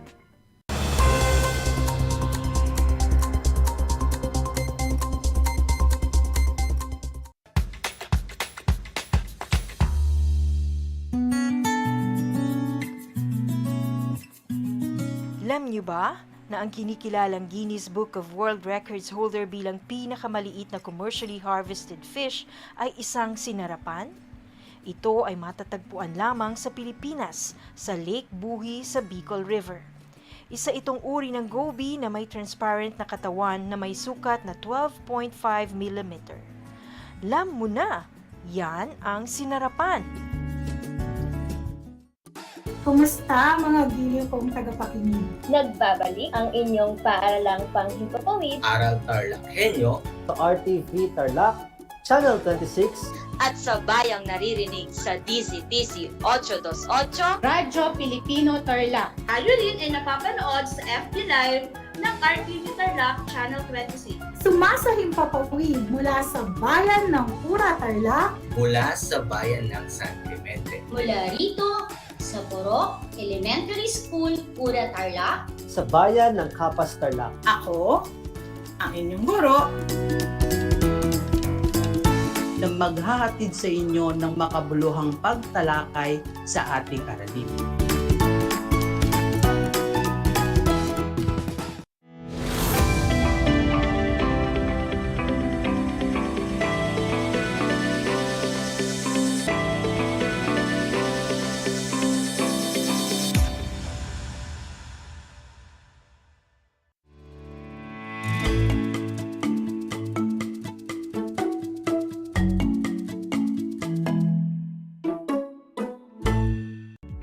Hello there, grade 8 learners.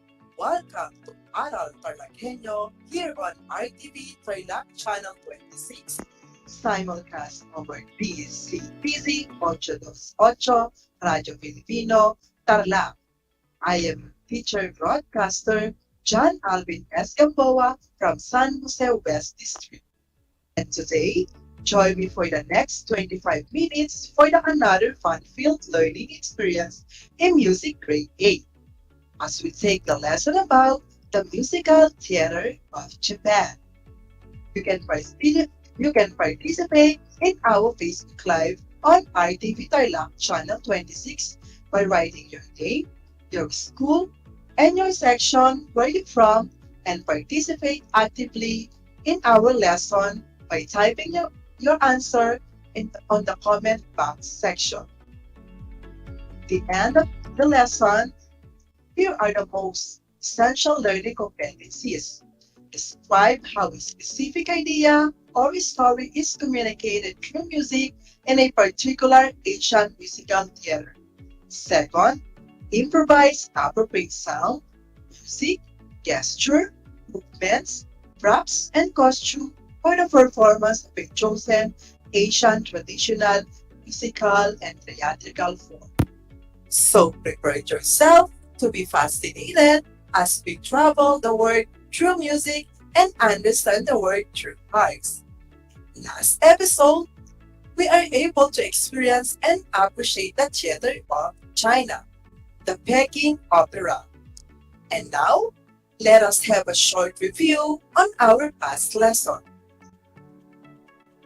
Beijing opera or Peking opera is a form of traditional Chinese theater which combines music, vocal performance, mime, dance, and acrobatics. You also learn the roles and characters in Peking opera. The roles and characters in Peking opera are the following. First is She, a male role and usually a leading one. Dates back to the southern drama of the Song and Yuan dynasty. And there are three subgroups of She. First is Lao She, which is a dignified older role. These characters have a gentle and cultivated disposition and wear sensible costume. And second, Xiao She. And actors are often involved with beautiful women by virtue of the handsome and young image they project. And the last one is the Wu Shi, a martial character for roles involving combat. We also discovered the general term for the female roles in Peking opera, known as Dan. And there are 5 categories of Dan roles in Peking opera. First, Lao Dan, an old woman role, and her role is to sing in their natural voice in a style similar to that Lao She. Second, Wu Dan, a female martial or acrobatic fighter, and most of them are in a young age. And third, Zhao Madan. These are the young female warrior and a female heroic warrior. And then Qing Yi. These are the virtues and polite women. And last is the Watan. These are the vivacious and unmarried women.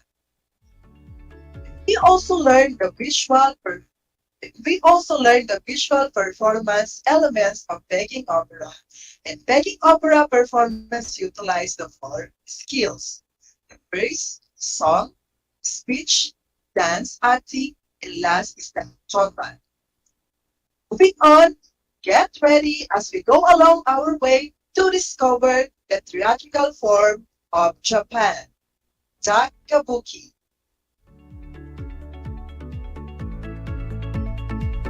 To start with a new lesson, make sure to bring your map and learner's manual, your learning activity sheet, your pen, and notebook with you today. And now you have your learning manual with you. Let's get started to explore the genre of Japan. For your assessment, let me see who among you learners have an advanced idea about our lesson. Bring out your activity sheets and let us answer Activity 1. Here is the direction. Supply the missing letter to identify word. Are you ready, learners? For item number 1, this is the theatrical form of Japan. We have the K, A, B, U, blank, I. Again, this is the theatrical form of Japan. What is your answer? Number 2, this is the male role in Japanese stage performance. We have the blank, R, A, G, O, T, O. Again, this is the male role in Japanese stage performance. What is your answer? Next, number 3. In a Japanese stage performance, what makeup color that symbolize youthful and joy? We have the blank, I, and K. Again, in Japanese stage performance, what makeup color that symbolize youthful and joy? What is your answer? For the number 4, what platform that rises from below the stage? We have the S, U, P, P, blank, and again, what platform that rises from below the stage? What is your answer? Last item number 5. This is the category of kabuki performance that portrays historical or pre-Sumoku period stories. We have the J, I, T, A, I, M, M, N, O. Again, this is the category of kabuki performance that portray historical or pre-Sumoku period stories. What is your answer? All right, my dear learners, let us check your answer. For item number 1, the answer is kabuki. The missing letter is K. Number 2, aragato. The missing letter is A. And the third number, the word is pink. And of course, the missing letter is P. And for number 4, the answer is support. The missing letter is O. And last item number 5, the word is jidai mono. The missing letter is O. Alright, did you get all the correct answer? Who among you got the perfect score? You're awesome. And who among you got 4? Very good. And if you get 3, 2, and 1, don't worry, you still have another activity to get a high score. Our lesson for today is all about the Japanese theater, the kabuki. But before we proceed for the exciting part of kabuki, let us know first the history of kabuki. Kabuki began in 1603 when Okini, who called herself a priestess, began performing a new style of drama in Kyoto. Female performers played both in women It was all about the ordinary life. The style was instantly popular. Rival troops quickly formed and kabuki was born as an ensemble dance drama performed by women. Much of its appeal in this era was due to the rival, suggestive performance put on by many of the imitators, and these actresses were often available for prostitutions. What is kabuki? Kabuki meaning off balance or unconventional. Ka for music, bu for dance, and ki for skill. Taokini drew inspiration from the Buddhist dances with contemporary forms and play that once lasted today, but today only lasts about 5 hours. It includes themes of the feuds, revenge, adventures, and romance. Kabuki theater is only known for the stylization of its drama and for the elaborate makeup worn by some of its performers. Kabuki is therefore sometimes translated as the art of singing and dancing. Since the word kabuki is believed to derive from the verb kabuku, meaning to learn and to be out of the ordinary, kabuki can be bizarre trailer. The expression of kabiku mono referred originally to those who were bizarrely dressed and paraded on the street. For those who have just tuned in, you are watching Aral TarlakHenyo here on RTV Tarlac Channel 26, simulcast over DZTZ 828 Radio Pilipino, Tarlac. And now, let us now study the kabuki stage. The kabuki stage. Kabuki stage features are hanamichi, a flower pot and a halfway which extend into the audience, and via which dramatic entrances and exits are made. Pliny also performed on the Hanamichi stage with her entourage. Second, kodakudo, kabuki theater that have stages with vault in front of the audience and along the side help create a bond between the actors and viewers. And next is the Marawa Butai. The interior of the theater contains a revolving stage. Next, the support, the platform that rises from below the stage. And last is the yuka or the choboyuka, a place inside which is string plays the string and the narrators narrates. In kabuki stage, there are main characters on page, and these are the Jidai of Bono, a historical or the pre-Samoka period stories were set within the context major events in Japanese history. And next is the Sewa Bono, which is the domestic or the post-Sengoku stories and focus primarily upon the commoners. It is generally related to themes of family, drama, and romance, and finally, the Shosagoto.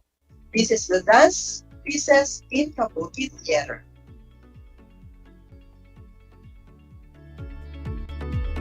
For the elements of kabuki. Elements of kabuki are, first, the characters. And in characters, we have the me. This is the actor holds up the picturesque pose to establish his character, his house, named Yago, is sometimes heard in a loud shout or kakigoen from the expert audience member, serving both to express and enhance the audience appreciation of the actor's achievement. An even greater compliment can be paid by shouting the name of the actor's father or kesho. The actors are separated into main categories.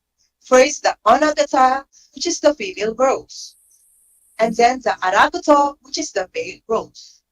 However, the most main characters in kabuki plays are the aragato because of its super stylized, masculine, and heroic style. Next element is makeup. is the one of the most iconic part of kabuki. Actors apply their own makeup by painting white their face and neck, and then adding styling lines in red, black, or blue. The color and lines are used to tell you what kind of character is being performed. The red and blue are usually used by the Aragata roles, and Onagata, playing the young woman, have a very little paint. The rice powder is used to create the white, which is the oshiori, based for the characteristic stage makeup, and the kumadori enhances or exaggerate facial lines to produce dramatic or animal or supernatural character. The color of kumadori is an expression of character's nature. First, the red lines are used to indicate the passion, heroism, righteousness, and other positive traits. Pink for youth, joy, light blue for an even temper, pale green for the peacefulness, blue or black for the villainy, jealousy, and other negative traits, green for the supernatural, and purple for nobility. Kabuki is performed in a full-day program. Audiences escape from day-to-day work, devoting a full day to entertainment. Though some individual plays, particularly the historical Dijai Mono, might last an entire day, most were shortened and sequenced with the other plays in order to produce a full program. The play has a different cast. First corresponds to Jaw, an auspicious and slow opening which introduces the audience to the characters and the plot. Pa, speeding events up, culminating almost always in a great moments of drama. And next, the tragedy in the third act, and possibly a battle in the second or fourth act. And last is the cue. It's almost always a short, providing a quick and satisfying conclusion. For those who have just tuned in, you are watching Aral TarlakHenyo here on RTV Tarlac Channel 26, simulcast over DZTZ 828, Radyo Filipino Tarlac. To continue with, the next important element of kabuki theater is the props and costume, are often interesting. Flowing water is usually represented by fluttering balls of liquid, and creatures like insects and foxes. Props often have a symbolic meaning. Fans is symbolized as wind.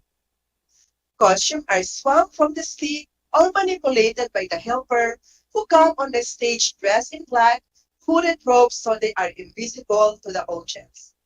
The female characters generally wear an elaborate kimono and obi. Costume changing is considered as an art. There are special teams that take care of complete and partial costume changes and are done as a part of the performance. Also, wigs are the important accessories. With each costume having its own type, it is specialized from men's shake the wig to the head, and wigs are made of human hair or horse tail, therefore, or yak tail, hair. Now, let us watch a short video of kabuki performance from youtube.com.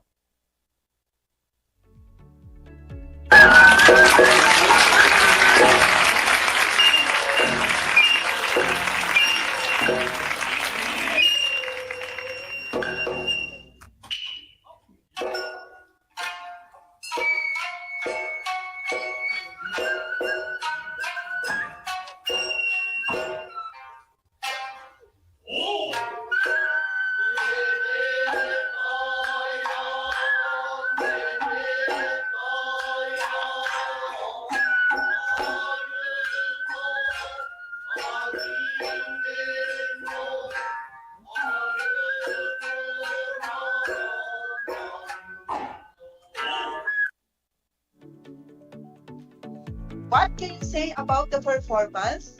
It is spectacular. Are there still Are there similarities of pegging up opera and kabuki theater? I hope you enjoy watching the Japanese theater, the kabuki. Again, we have another video of localized video of kabuki, and I want to show you the performance of my former students when the pandemic is not yet experienced, wherein they are freely performing without a mask and social distancing. Let us all watch the performance.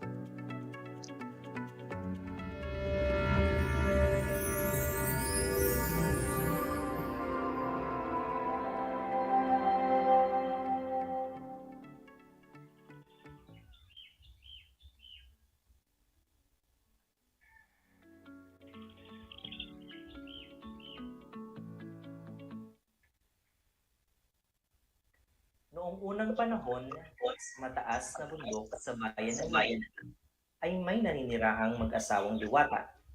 Sila ay sinagad panahon at dayang makiling.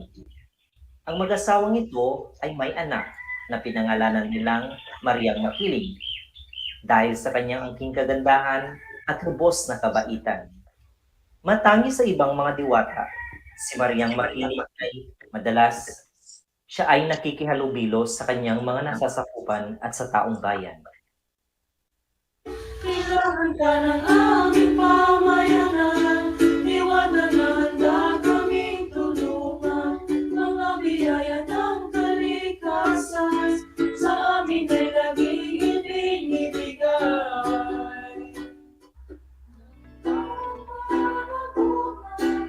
Pananim sa kalupan,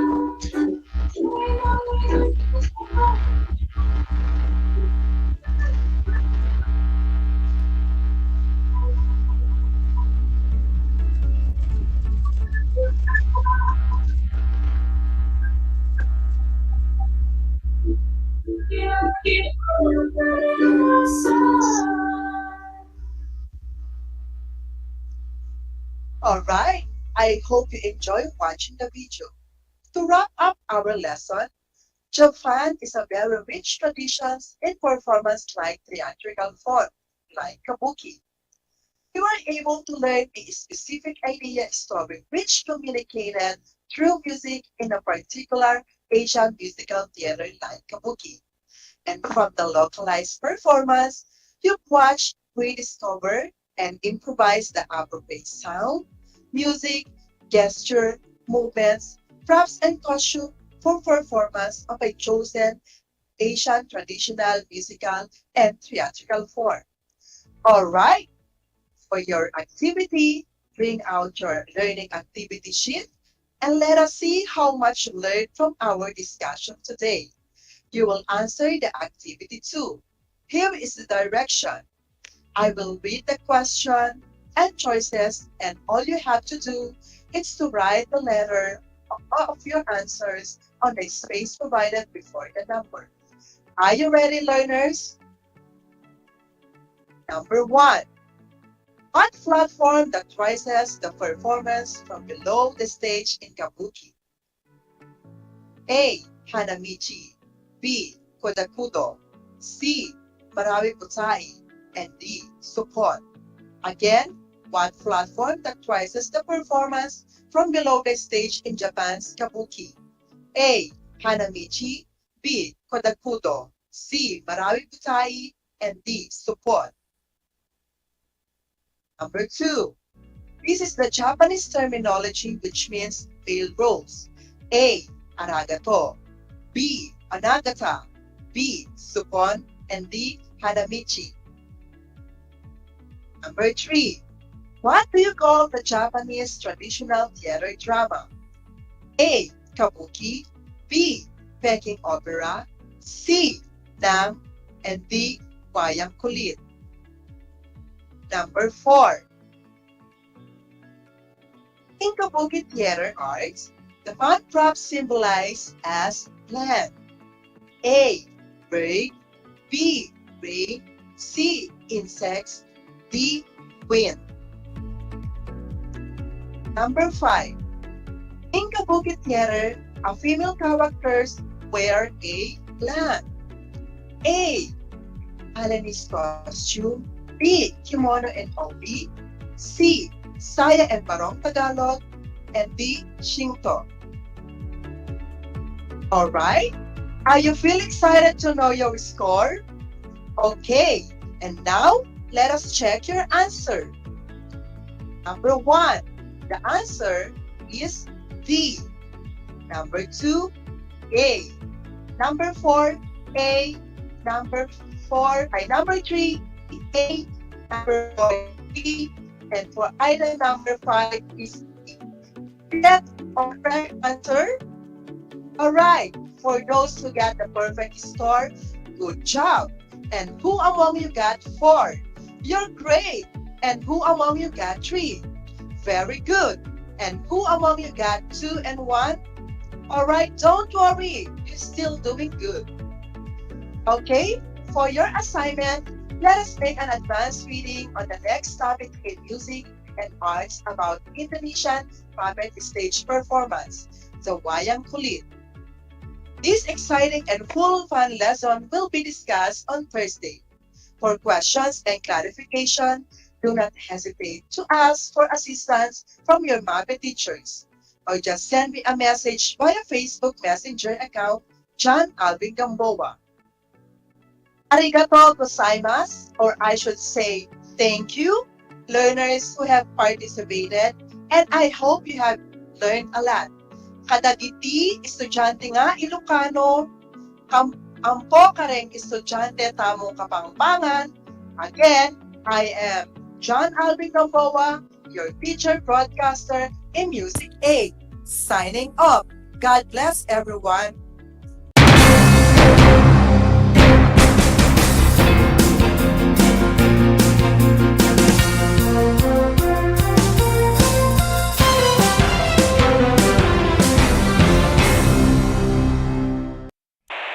Bahagi mo Radyo Pilipino saan mang bahagi ng Pilipinas, saan mang bahagi ng mundo, anumang uri ng pamumuhay, kabahagi mo Radyo Pilipino. Radyo Pilipino, sumasahimpapawid sa DWPR 1296 Dagupan, DZTC 828 Tarlac, DZLT 1188 Lucena, DZYM 1539 Mindoro, DWRL 1080 Legazpi, DWRN 657 Naga, DYRB 540 Cebu, DYRL 1035 Bacolod, DYRN 1134 Dumaguete, DXCO 1044 Cagayan de Oro, DXGS 765 General Santos, DXOC 1494 Osamis, DXOW 981 Davao at Radio Filipino Podcast Center Manila. Ito ang kabahagi mo Radyo Pilipino, napapakinggan on air and online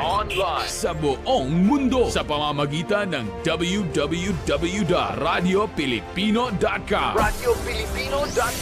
Impormasyong may kalidad at serbisyong may halaga, kasama katuwang kapinoy. Kabahagi mo Radyo Pilipino. Radyo Pilipino 1 FM. This is your one. My only one. One lang yan. The only one. 1 FM. 96.1 Tarlac, 98.3 Lucena, 88.3 Legazpi, 96.1 Surigao, 95.9 Butuan, 92.1 Mindoro, 96.7 Tacloban, 99.3 Baler, 95.1 Puerto Princesa, Palawan. This is your one. Your only one. Your only one. 1 FM. 1 FM. Your only 1 FM. Gutom ka ba sa impormasyon? May na-miss ka bang subject at leksyon? Gusto mo bang alalahanin ang nakaraan? o dagdagan ang iyong kaalaman? Lahat yan alamin natin because the Professor is in. Professor on air and online. Kasama si Professor Willie Perez. Isang oras na kaalaman, isang oras na makabuluhan. Professor on air. Mamangha at tumawa sa mga tips at trivia. Sa gabay at tanong, sagot ka rin niya. Professor on air and online. Kasama si Professor Willie Perez. Tuwing Sabado, alas 10 hanggang alas 11 ng umaga. Mapapakinggan sa Radyo Pilipino at mapapanood sa RTV Tarlac Channel 26. Professor on air.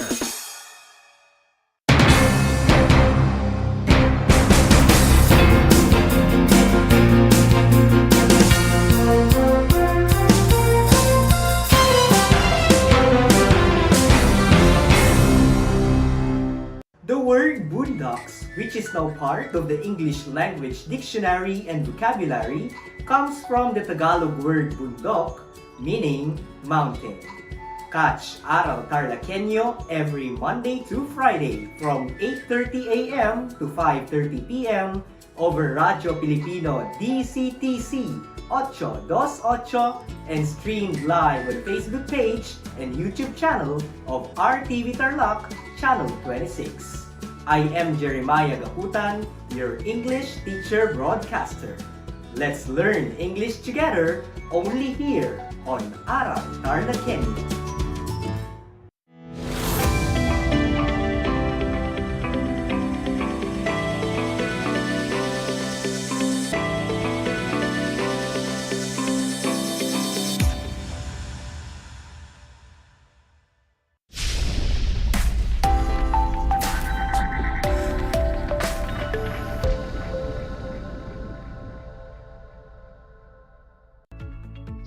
Hello there, grade 9 learners. Mayap agad panapon kaya kayo. Naimbag nga aldaw kada kayo. Good afternoon, learners of Tarlac. Welcome to Aral TarlakHenyo here on RTV Tarlac Channel 26. Simulcast over DCTC 828 Radio Filipino Tarlac. We are also streaming live via Facebook page and YouTube channel of RTV Tarlac Channel 26. You can also watch us via Converge TV Channel 100.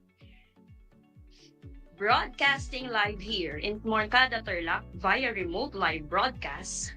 This is teacher broadcaster Maria Joanna Paula Vigison, and I am your English teacher this afternoon. I am grateful that you are all tuned in today. Sit back, relax, have fun, and listen carefully as I discuss your new lesson. I hope that you are all excited to learn something new this afternoon. Before we proceed with the lesson, please make sure that you have with you your learning modules, learning activity sheets, notebooks, papers, and ballpen. Find a quiet place for you to feel comfortable while listening to our discussion. Are you ready? Okay. So to start, please make sure to comment your names, sections, and schools in the chat box, for this will serve as your attendance.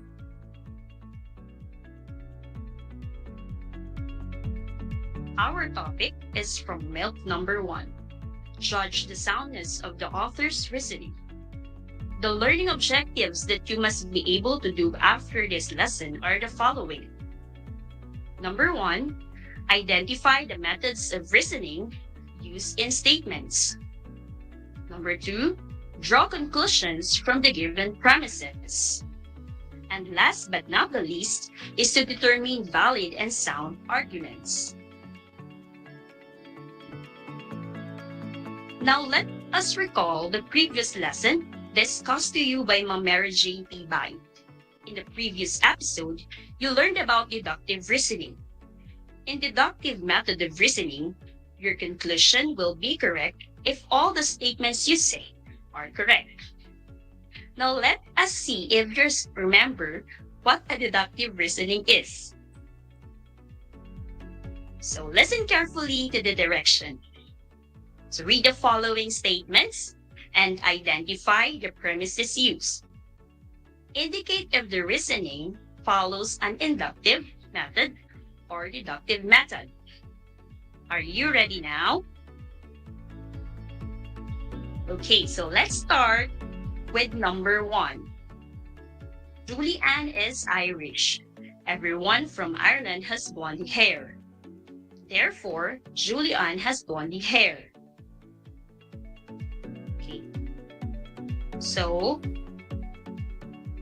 here is our, what is the answer? Or what is the method used in this statement? Okay, so are you sure? So the answer is deductive method. Very good, grade 9 learners. Now let us have the second item here. Okay, I tend to catch colds when people around me are sick. Therefore, colds are infectious. What method is used? So correct. It uses the inductive method because it is from a specific idea down to the general idea. Now let's try this. Christmas is always December 25th. Today is December 25th. Therefore, it's Christmas. So, what method is used in item number 3? Okay, very good. The correct answer is deductive method. For number 4, the first hair clip I pulled from my bag is pink. The second clip I pulled is also pink. Therefore, all hair clips in my bag are pink. What method is used? Yes, that's correct. It follows the inductive method. Lastly, listen to this statement. All men are mortal. Jake is a man. Therefore, Jake is mortal. What do you think is the answer? Okay, precisely. It is in the deductive method. So, you are excellent grade 9 learners. I am happy you can still remember about deductive method because today we will be discussing about reasoning in an inductive manner. Let us define first the difficult terms to help you understand our lesson this afternoon. So according to the Merriam Dictionary, reasoning is a mental process in which a conclusion is inferred from premises. It is a cognitive process of looking for reasons for beliefs, conclusions, actions, or feelings. Reasoning is the generation or evaluation of claims in relation to their supporting arguments and evidence. The ability to reason has a vital impact on one's ability to learn from new information and experiences, because reasoning skills determine how people comprehend, evaluate, and accept claims and arguments. Reasoning skills is also crucial for being able to generate and maintain viewpoints or beliefs that are coherent with and justified by relevant knowledge.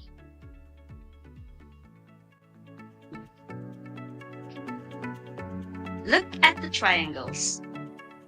The small triangle there represents the deductive method. It tells us that text will be written from the general idea to the specific idea. The big triangle, on the other hand, represents a text written in an inductive method.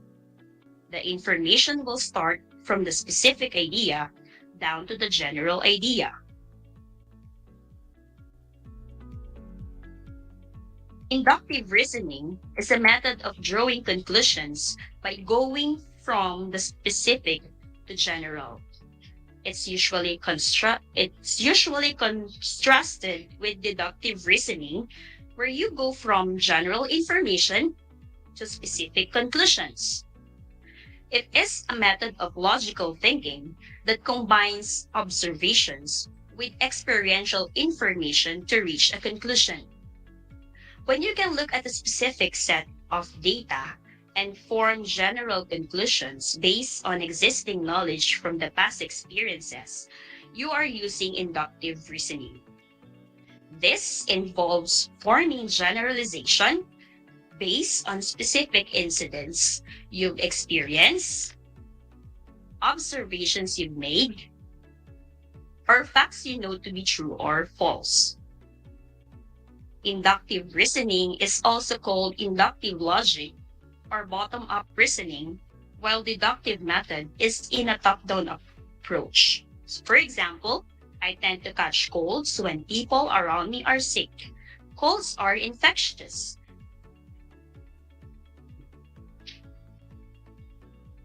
So in an argument, a writer or speaker expresses an opinion about a topic and defends that opinion. A writer or a speaker defends his or her argument using claim, evidence, and reasoning. For us to be able to understand more about our topic for today, which is about the soundness of an inductive reasoning, you must be familiar with the following terms. We have there the claim, a statement that answers a question, an evidence is the specific data and details that support the claim. Reasoning ties together the claim and the evidence. So when we say claim, claim is a statement about the results of an investigation. These are statements that contains the main ideas of the argument. It answers the questions, what do you know? Evidence, on the other hand, consists of facts, examples, and expert opinions to uphold the claim. These are data or research you gathered, including investigation, reading, videos, and any other information. This answers the question, how do you know? And lastly, the word reasoning is a combination of statements, questions, and rhetorical appeals that attempt to explain or emphasize why a reader or audience should consider the evidence that is presented and accept the claim. This answers the question, how or why does your evidence support your claim? You will also need to distinguish premises and conclusions as well. So to do this, ask yourself what the author of the argument is trying to make you believe. The answer to this question is the conclusion.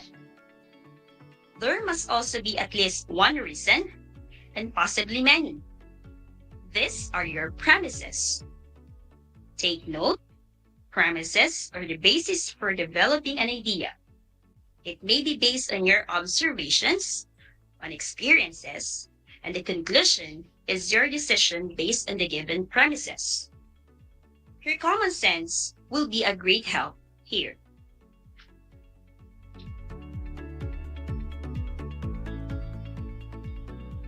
Now let us identify the premises and the conclusion in the given argument. Let's try this example. My English teacher last year is awesome. My English teacher this year is also awesome. Therefore, all English teachers are awesome. What are the premises in the given example? How about the conclusion? All right. So if this is your answer, premise 1, my English teacher last year is awesome. And for premise 2, we have my English teacher this year is also awesome.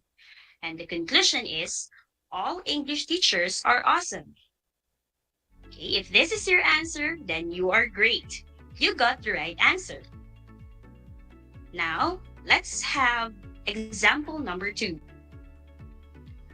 People with flu have COVID-19 virus. people who are in the doctor's clinic have flu. So all people who are in the doctor's clinic have COVID-19 virus. So identify the premises and the conclusion in the given example.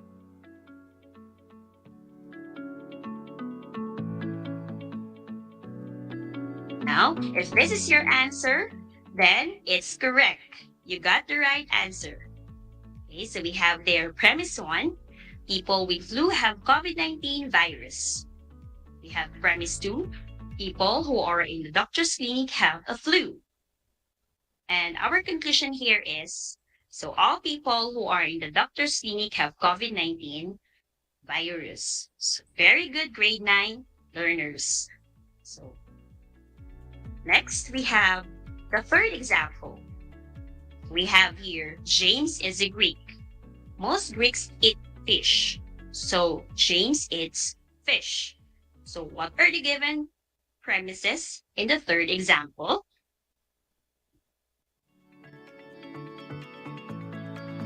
Very good. So James is a Greek. James is a Greek is our first premise. And the second premise is most Greek eats fish. Lastly, the conclusion is James eats fish. So very good, grade 9 learners. Now, let us identify whether an argument is sound or unsound. But before that, what is soundness? What is soundness? So soundness means it is based on valid reasons and good judgment or reasoning. The term sound is most frequently used to describe whether or not argument is valid and has true premises, thereby guaranteeing the truth of its conclusion. So when we say sound argument, the reasoning in the argument is valid and all the statements are true. For unsound argument, an unsound argument is either an invalid argument or a valid argument with at least one false premise. So sound reasoning is one which the truth of the premise, if they were true, would guarantee the truth of the conclusion. So an argument that is sound is one that is both valid and has all the true premises. Therefore, by definition, a sound argument has a true conclusion. The soundness of the author's reasoning was anchored in the evidences logically and accurately.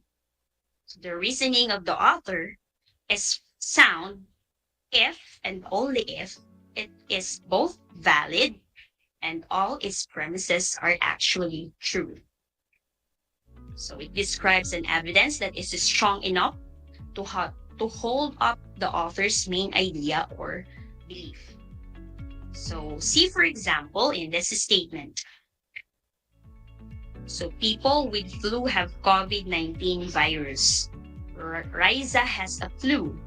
Therefore, Riza has COVID-19 virus. So what can you say about this statement?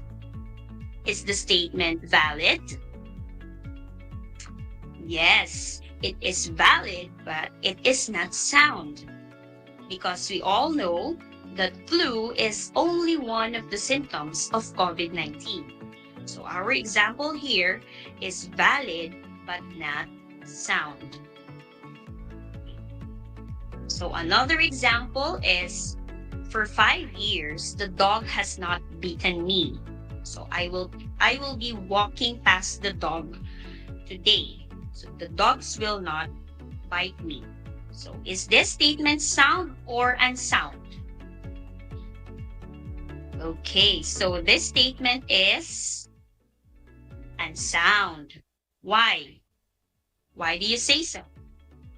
So right, because not all dogs are kind. So the second example here is correct. It is sound and valid because it says here that for 5 years, dogs have not bitten me.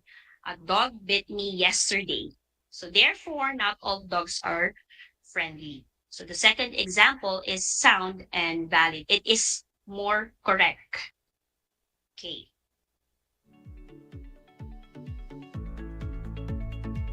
Now, let us try this example. Let's identify if this argument is sound or unsound. Premise 1. A killer whale is a mammal. Premise 2. A killer whale is a whale. And the conclusion is all whales are mammals. So is this argument sound or unsound? Okay, how do you say so? All right, so this is a sound argument. Very good. How about the next one? All fish can swim. Penguins swim. Penguins are fish. So, is it sound or unsound? All right, precisely. It is unsound argument. It is not sound because penguins are not fish. They are birds. Next, we have the third example. Premise 1. Most dogs I've seen barks. My dog also barks. Conclusion, all dogs bark. So it is is it sound or unsound? All right, very good, grade 9 learners. This statement is sound. It is true that all dogs bark because it is their way of communicating. Very good. So we also have here another example. So premise 1, cows are insects. Insects are mammals. So cows are mammals. So is it sound or unsound? All right, great. You are correct. This is an unsound argument. So excellent, grade 9 learners. I believe you really understood our discussion this afternoon. And because of that, give yourself 2 thumbs up. So give yourself 2 thumbs up.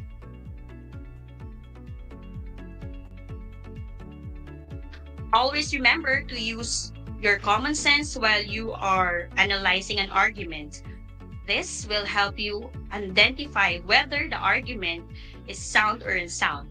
Also take note that 1 or 2 false premises become unsound argument.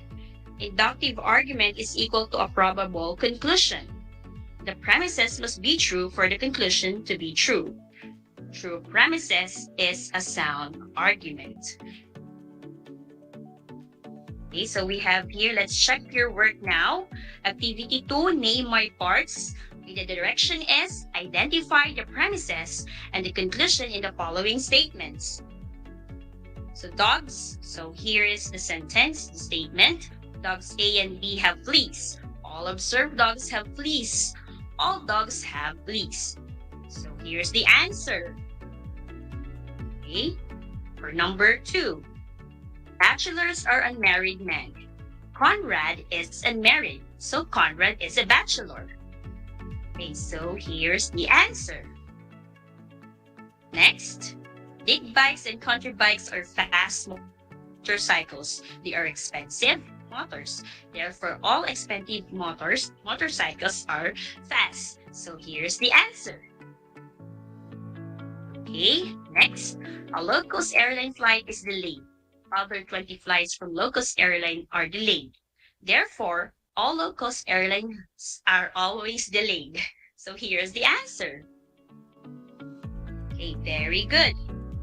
And last but not the least is, Jonald is an excellent swimmer.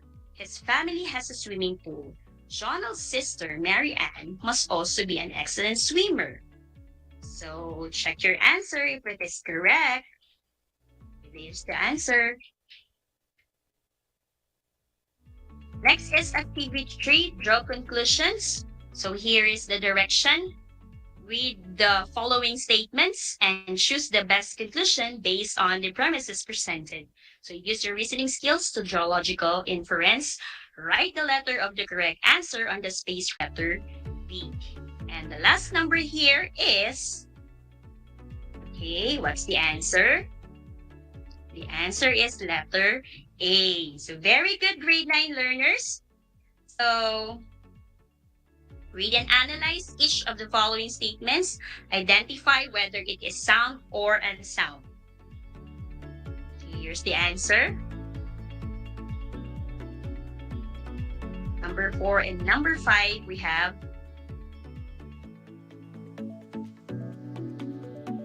all right. So for your post listening, so I have here, read the article about mandatory military service to help build strong Philippines.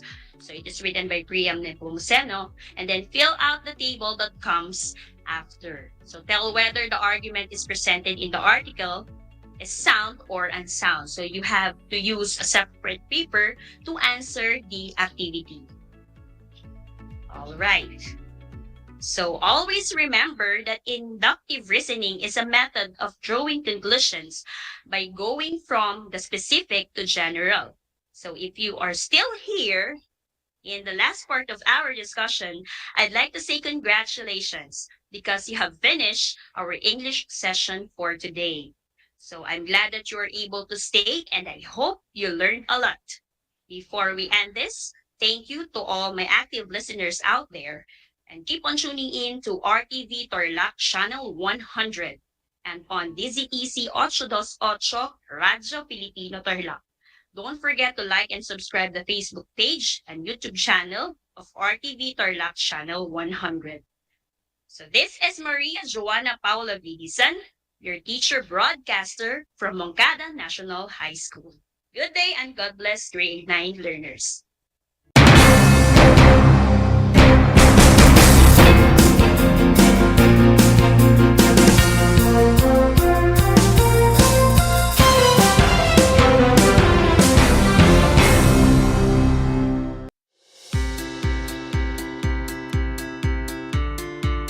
Upang matugunan ang mga kinakaharap na pagsubok ng mga guro at mag-aaral sa gitna ng kasalukuyang pandemya, nagsanib tulong sina Congressman Charlie Cojuangco ng unang distrito ng Tarlac, DEPED Region 3 Regional Director Dr. May B. Eclar at Tarlac Schools Division Superintendent Dr. Ronaldo Pozon para sa isang napapanahong proyekto na tinaguriang Project Shine, Aral TarlakHenyo. Ang mga mag-aaral ng Grade 4 at Grade 5, ganon din ang Grades 8 and 9 sa buong probinsya ng Tarlac, kasalukuyang sumasailalim sa radio-based instruction. Katuwang ang himpilang DZTC 828 kHz AM at RTV Tarlac, Channel 26. Ang Tarlac po nangunguna po ngayon pagdating po sa radio-based instruction. Marami pong humahanga sa atin. I'm very happy this station, itong DCTC, could reach the whole of Region 3. Hindi natin alam. We are contributing. We are creating a very big dent in the history of Philippine education. And I am proud. I am here in Tarlac. This is the noble cause of education in which you and I, without you knowing it, we are bound to do.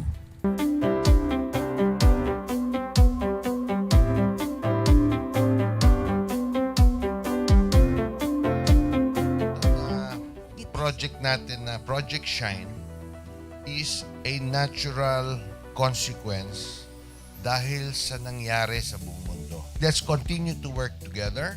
I think it's very Filipino to practice bayanihan in anything or most of the things that we do. And this is a manifestation of that. No? We have private sector, we have DEPED, we have local government, all working together. And I hope the parents of some of these children, especially the parents that did not graduate from school or hindi nakapag-aral nung sila ay bata, sana naman gamitin na nila itong opportunity na mag-schooling na rin sila kasama ng mga anak nila para mag-bonding pati ang mga magulang sa mga bata. I look at this as doing God's work. Diba? So if you do God's work, it feels right. It's righteous. It's for good, not for evil. Good morning and happy learning, grade 4. Welcome to Aral TarlakHenyo here on RTV Tarlac, Channel 26. Simulcast over DZDZ 828, Radio Filipino Tarlac. I am Teacher Mercy Pacheco Bognot. This is Alistair Aidatu. I am Marie Josephine B. Andrade. I am Teacher Princess Marie M. Dueñas, and I will be your teacher broadcaster for today.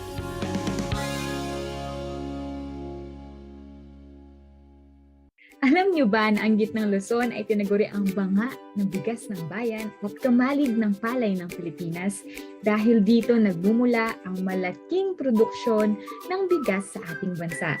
Ito ay binubuo ng mga lalawigan ng Aurora, Bataan, Pampanga, Nueva Ecija, Zambales at Tarlac. Ugaliin nating manood ng Aral TarlakHenyo Lunes hanggang Biyernes alas 8:30 ng umaga hanggang alas 5:30 ng hapon. Ako si Binibining Pia Isrin Capiral, ang inyong teacher broadcaster sa Araling Panlipunan dito sa Project Shine Aral TarlakHenyo. Lagi nating tandaan ang pag-aaral ng Araling Panlipunan ay tungo sa daan ng pagiging makadiyos, makakalikasan, makatao at makabansa.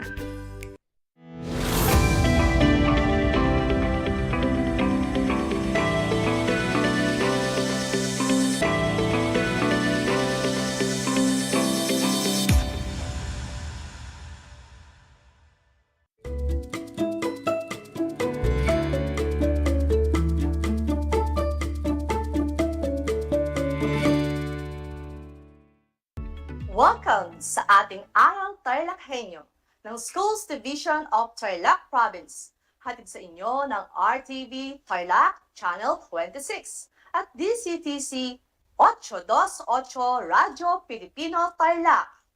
Isang malusog at ligtas na hapon kabataang TarlakHenyo. Narito na naman tayo, nagsisikap at nagpupunyagi na maging makadiyos, makatao, makakalikasan at makabansa. Kumusta na kayo mga ginigiliw kong grade 9 Eco Learners? Ang aking pagbati at paghanga sa inyong masidhing pagpupunyagi sa patuloy na pag-aaral sa himpapawid upang matuto sa kabila ng hamon ng pagkakataon, ang COVID-19 pandemic. Ako ang inyong guro sa Araling Panlipunan grade 9, Ma'am Ejel C. Macalino, broadcasting live from Cristo Rey High School, Capas, Tarlac. Sasamahan at gagabayan kayo maunawaan ang nilalaman ng ating aralin patungkol sa Human Development Index. Bago pa man tayo magsimula sa ating talakayan, narito ang ilan sa mga paalala. Una, siguraduhin ninyo na nasa isang lugar kayo ngayon na komportable at maayos na napapanood via RTV Tarlac Channel 26, sa Converge Cable TV Channel 100, ganoon din sa ating FB Live at YouTube channel. At tayo din ay sabayang napapakinggan sa DCTC 828 Radio Filipino Tarlac. Ikalawa, mainam na kayo ay busog habang nanonood upang mas maging alerto ang inyong pag-iisip at maayos na maunawaan ng ating aralin sa araw na ito. Nais kong kunin ninyo ang inyong learner's materials sa Araling Panlipunan para sa ikalawang linggo ng ika-4 na markahan at buksan ito sa pahina 348. Ihanda na rin ang inyong learning activity sheet, ballpen, sulatang papel, at scientific calculator upang maitala ang mga mahalagang impormasyon o konsepto na aking mababanggit. Ang ating paksang aralin ay patungkol sa Human Development Index. Inaasahan na sa pagtatapos ng aralin na ito ay iyong matutukoy ang iba't ibang gampanin ng mamamayang Pilipino upang makatulong sa pambansang kaunlaran. Ito ay nakaangkla sa ating Most Essential Learning Competency Week 2, Quarter 4. Bago tayo magsimula sa ating paksa, ngayong araw ay alalahanin muna natin ang ating naging aralin noong nakaraang episode kasama si Teacher Jason. Natatandaan pa ba ninyo mahusay. Ating natalakay ang mga palatandaan ng pag-unlad at pagsulong. Ang pagsulong ay isa lamang aspekto ng pag-unlad. Kasama sa pagsukat nito ang ating tala ng GNP, GDP at GNP per capita at real GDP at GNP. Ngunit, ang mga numerong ito, makabagong teknolohiya, nagtataasang gusali ay hindi sapat upang masabing ganap na maunlad ang isang bansa. Ang pag-unlad ay isang multidimensional na prosesong kinapapalooban ng malaking pagbabago tulad ng pagkakaroon ng makatwiran at dinomikong kaayusang panlipunan, kasaganaan at kasarinlan, kalayaan sa kahirapan, hanap buhay para sa lahat, umaangat na standard ng pamumuhay at mainam na buhay para sa lahat, sapat na mga lingkurang panlipunan at katarungang panlipunan. At ngayon, sa palagay ko ay handa ka na sa ating bagong paksa para sa araw na ito. Sa lahat po ng mga magulang at mag-aaral, sa ikasyam na baitang nanonood at nakikinig sa ating broadcast, kung kayo po ay may mga katanungan o nais linawin ukol sa ating paksa ngayong araw, maaari kayong magbigay ng mensahe sa aking messenger. I-type lamang po ang facebook.com, Ejol C. Macalino o tumawag o mag-text sa numerong 093867-13337. Sa puntong ito, tayo ay magsisimula na. Maliban sa paggamit ng GDP at GNP, ginagamit ang Human Development Index bilang isa sa mga panukat sa antas ng pag-unlad sa isang bansa. Ang Human Development Index o HDI ay tumutukoy sa pangkalahatang sukat ng kakayahan ng isang bansa na matugunan ang mga mahalagang aspekto sa kaunlarang pantao, ang kalusugan, edukasyon, at antas ng pamumuhay. Ang HDI ay isa sa ginamit na tagapahiwatig upang masukat ang antas ng pag-unlad ng tao ng mga bansa, upang masuri at mailantad kung ano ang mga posibilidad ng paglago ng ekonomiya at kalidad ng buhay na mayroon sa mga ito. Ang index na ito ay nilikha ng United Nations Development Program o UNDP at inilapat mula 1990 hanggang sa kasalukuyan. Ang konsepto ng human development ay binuo ng ekonomistang Pakistani na si Mahbub al-Haq. Sa inyong screen, makikita ang tatlong dimensyon na ginagamit sa pag-compute ng HDI. Ang mga indicators nito, minimum at maximum values, at mga indices. Sa pagsukat ng aspektong pangkalusugan, ginagamit na pananda ang haba ng buhay at kapanganakan o Life Expectancy Index. Ipinahihiwatig dito ang bilang ng taon na inaasahang itatagal ng isang sanggol kung ang mga umiiral na dahilan o sanhi ng kamatayan sa panahon ng kanyang kapanganakan ay mananatili habang siya ay nabubuhay. Ang Life Expectancy Index ay makocompute gamit ang minimum value na 20 taon at maximum value na 85 taon. Ang minimum at maximum values na ito ay fixed at ito ay ibinatay sa 2014 Human Development Report. Sa aspekto naman ng edukasyon, ang mean years of schooling at expected years of schooling ang mga ginagamit na pananda. Ang mean years of schooling ay tinataya ng United Nations Educational Scientific Cultural Organization o UNESCO. Batay sa mga datos mula sa mga survey at census ukol sa antas ng pinag-aralan ng mga mamamayan na may 25 taong gulang pataas. Ang minimum value nito ay 0 at ang maximum ay 15. Samantala, ang expected years of schooling naman ay natataya base sa bilang ng mga nag-aaral sa lahat ng antas ng edukasyon sa mga taong edad 25 taong gulang pababa. Itinatakda ang 0 bilang minimum value at 18 taon bilang maximum value na expected years of schooling yan ng UNESCO. Kukunin ang average ng mean years at expected years of schooling at ito ay ang siyang Education Index o EI. Sa aspekto naman ng antas ng pamumuhay ay nasusukat gamit ang Gross National Income per capita. Ang minimum values nito ay $100 at ang maximum values ay $75,000.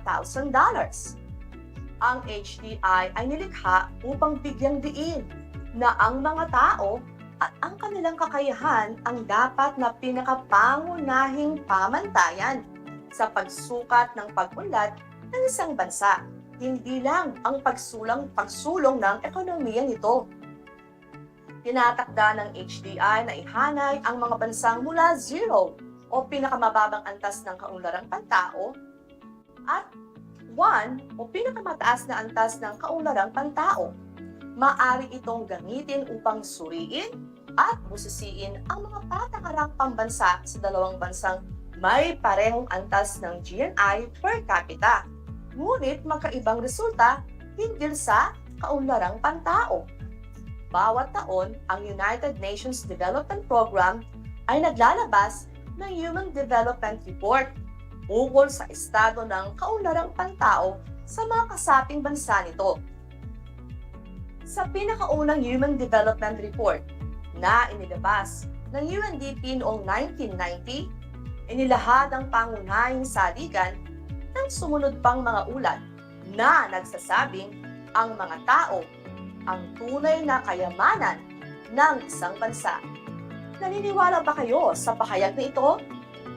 Sa pamamagitan ng mga pahayag na ito na kinatigan pa ng maraming empirical na datos at makabagong pananaw ukol sa pagsukat ng kaunlaran, ang Human Development Report ay nagkaroon ng mahalagang implikasyon sa pagbuo ng mga polisiya ng mga bansa sa buong mundo.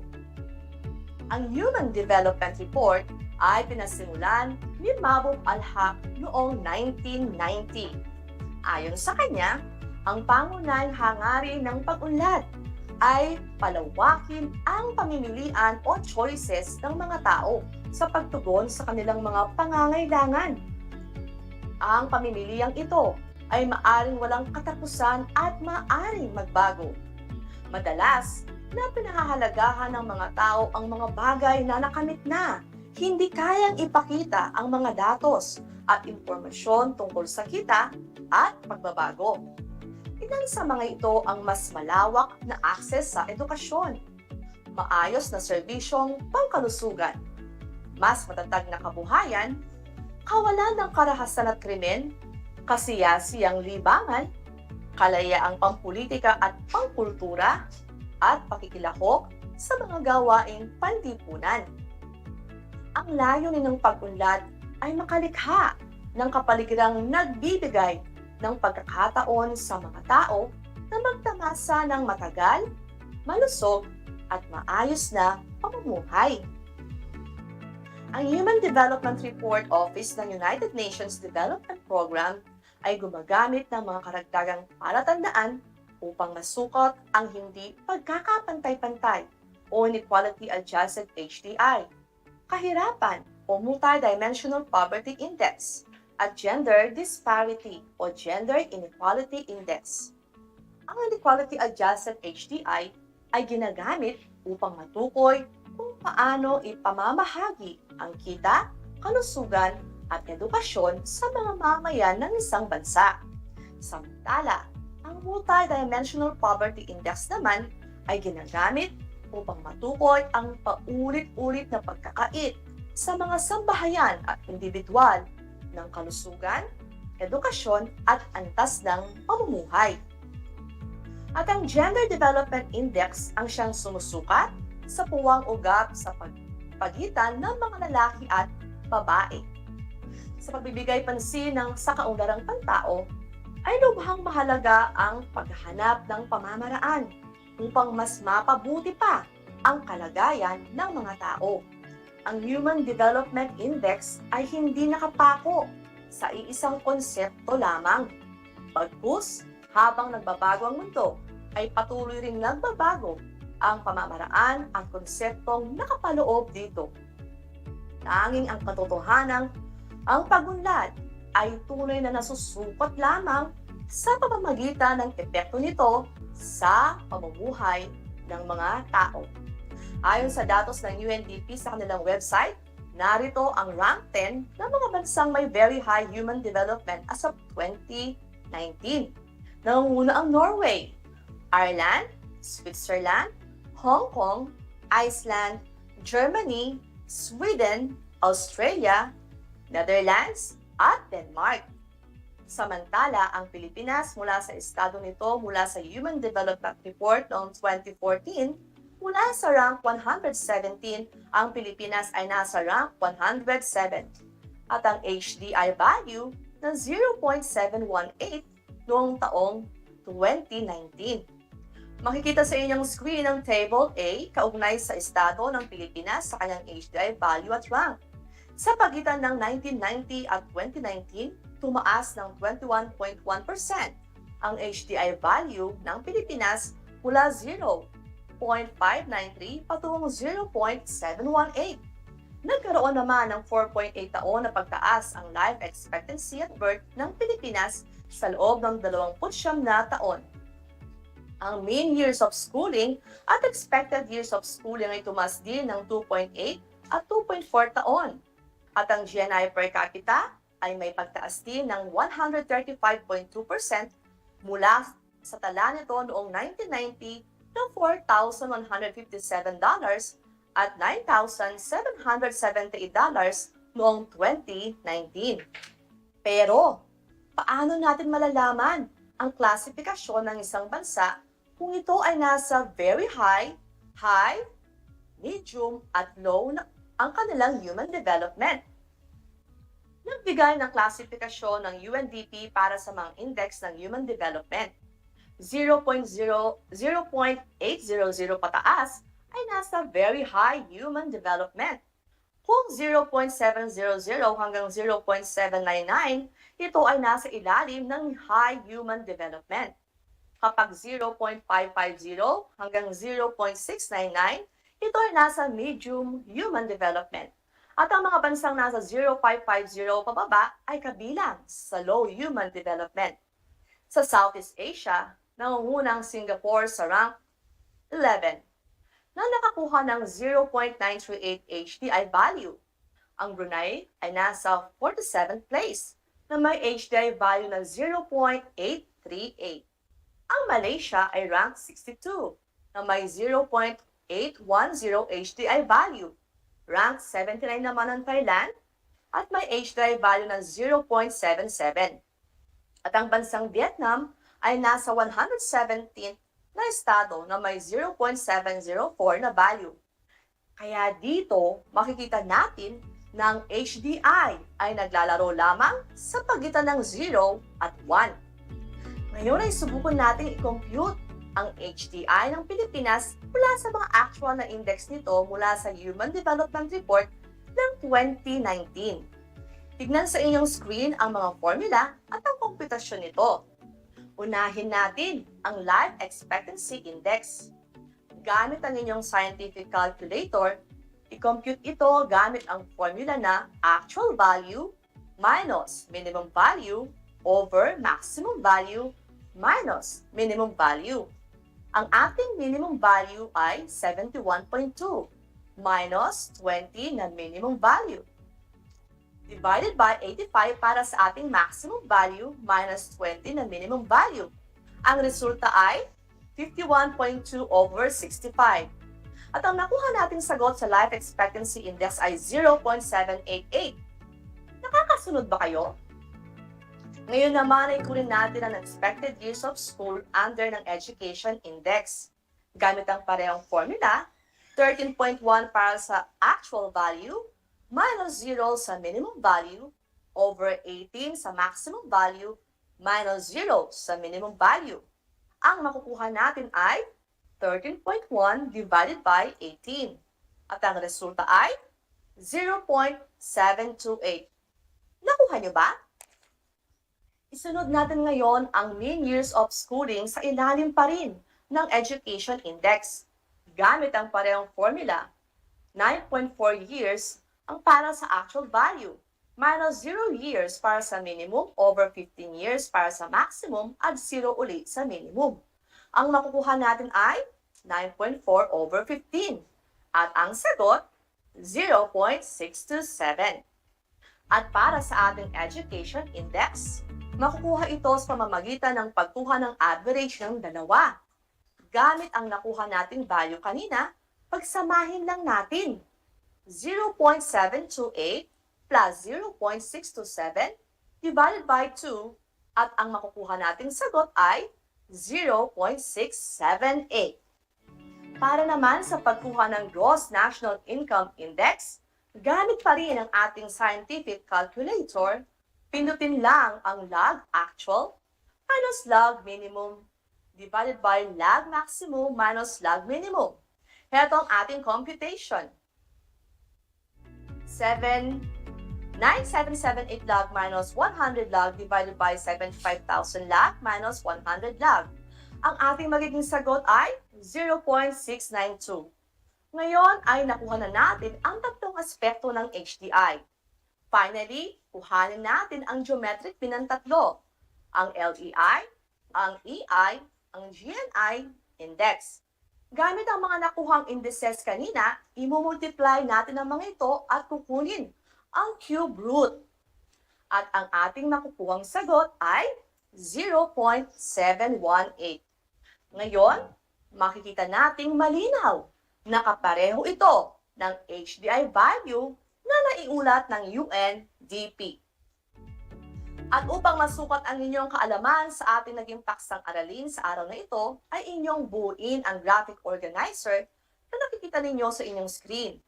Makikita rin ito sa inyong learning activity sheet, gawain 1. At ang panuto, isulat ang tatlong aspekto ng HDI at ang mga indicators nito. Madali lang siya, hindi ba? Pagkatapos ninyong masagot ang graphic organizer, meron tayong gabay na tanong na makikita sa inyong screen. At sa inyong learning activity sheet, naroon din ang mga ito. At tulad nung nauna, ito ay inyo rin kailangang sagutin. Sa punto nito ay maaari na nating simulan ang ating activity sa araw na ito. Ang gawain 2 o jumbled.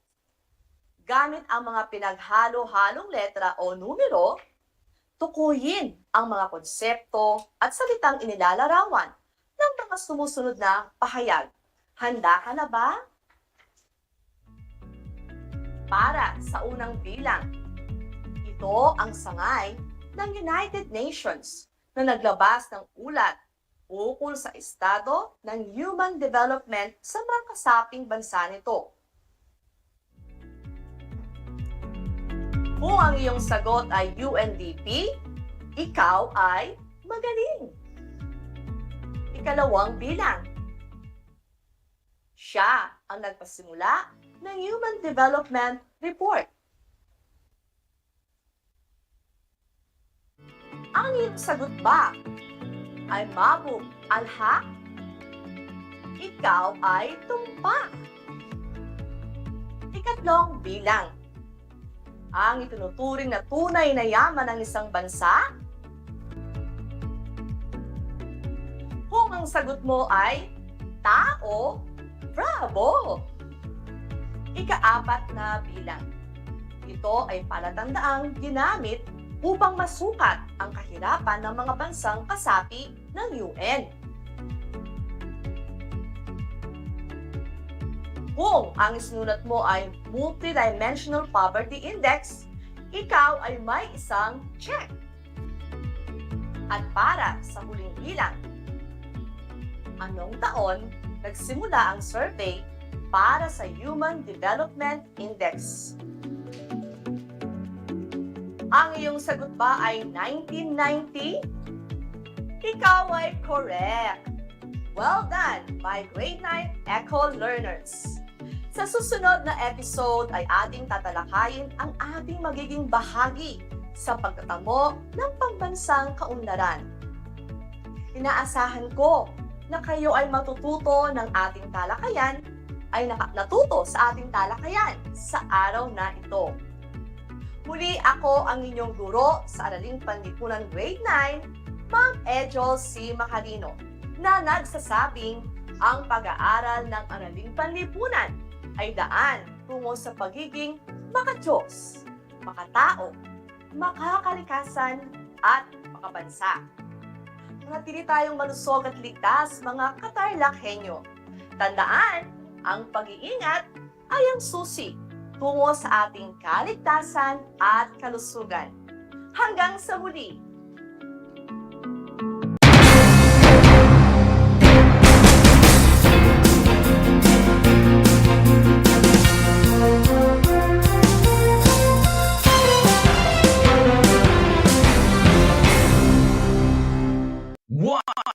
One FM. This is your one. My only one. Bon lang yan. The only one. One FM. 96.1 Tarlac, 98.3 Lucena, 88.3 Legazpi, 96.1 Surigao, 95.9 Butuan, 92.1 Mindoro, 96.7 Tacloban, 99.3 Baler, 95.1 Puerto Princesa, Palawan. This is your one. Your only one. Your only one. One FM. Your only one FM. Sa ngalan ng pag-ibig, Pangakong ikaw lang. walang hindi gagawin.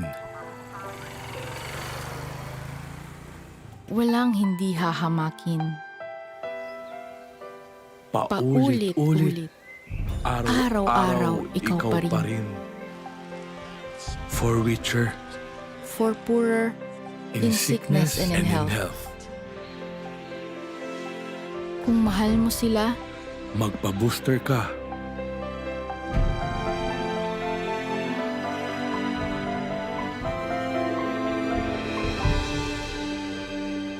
promise. X-Man. Ligtas para sa lahat.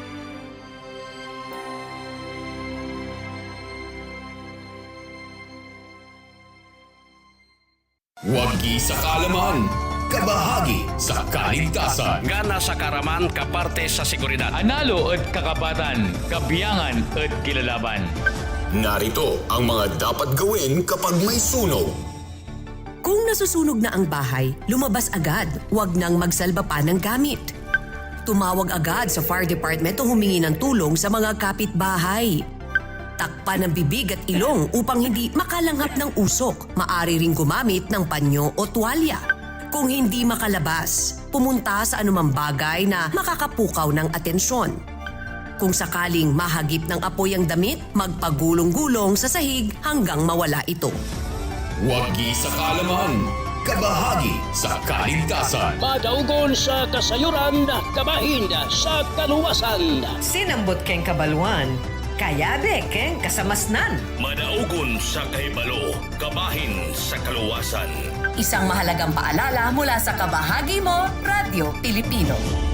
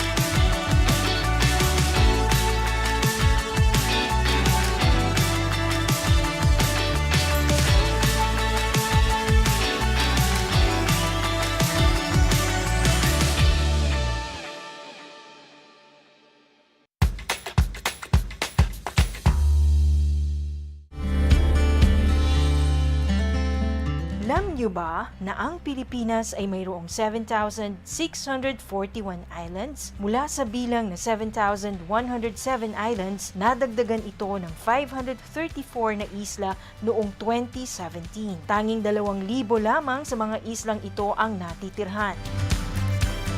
Alam niyo na! Yan ang mga isla sa Pilipinas.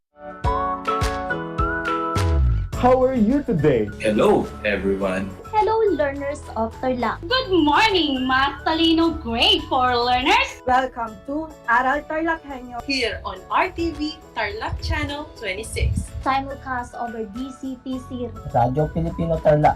I'm Sir Glenn, your teacher broadcaster. Broadcasting live here at Paniki Tarlac. Remotely here in Concepcion, Tarlac. Live here at Barangay Pedro Elquines, Mayantok, Tarlac. Broadcasting live from Ramos National High School. Your anchor teacher today for grade 9 mathematics. your partner in education this time of pandemic.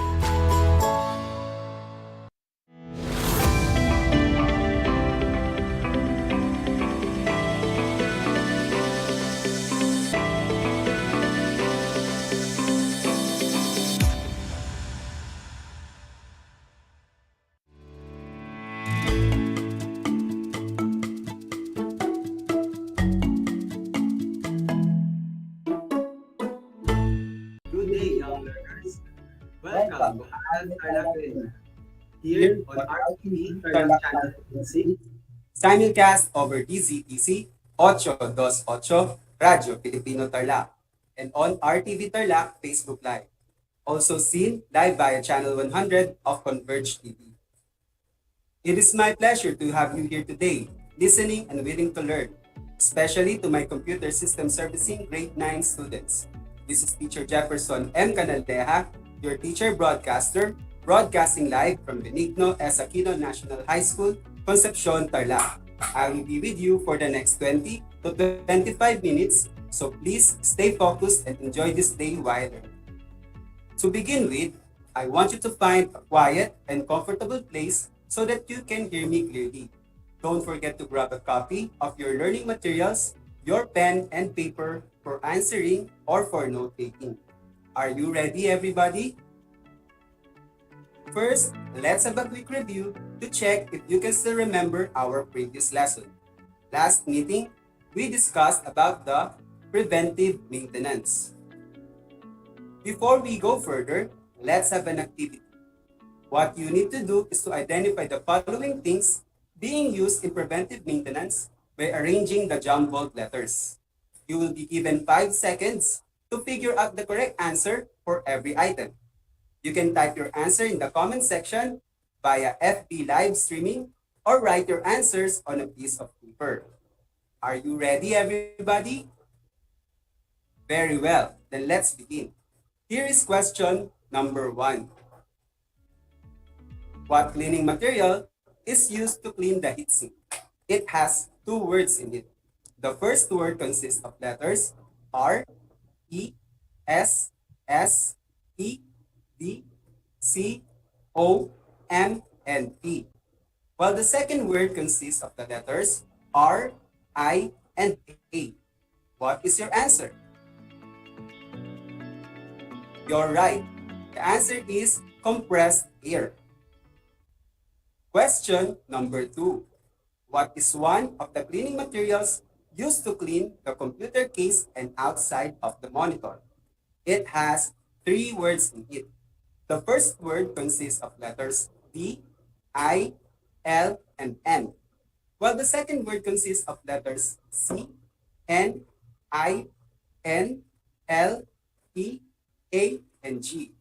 And the third word consists of the letters L, U, T, S, O, I, O, and N.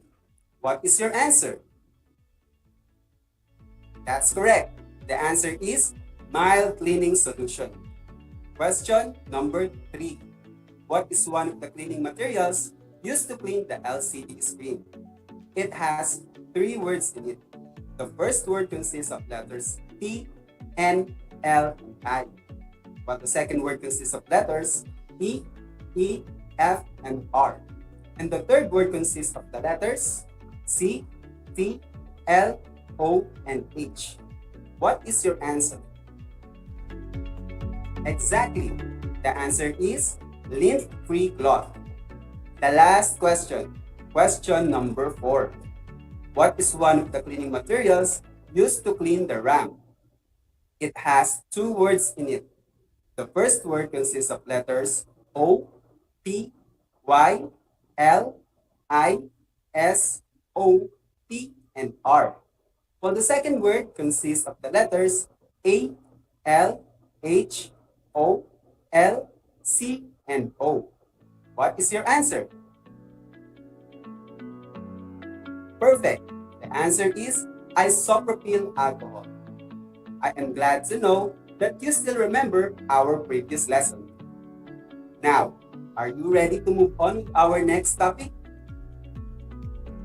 Our new lesson for today is about the troubleshooting process steps. I repeat, our new lesson for today is all about the troubleshooting process steps.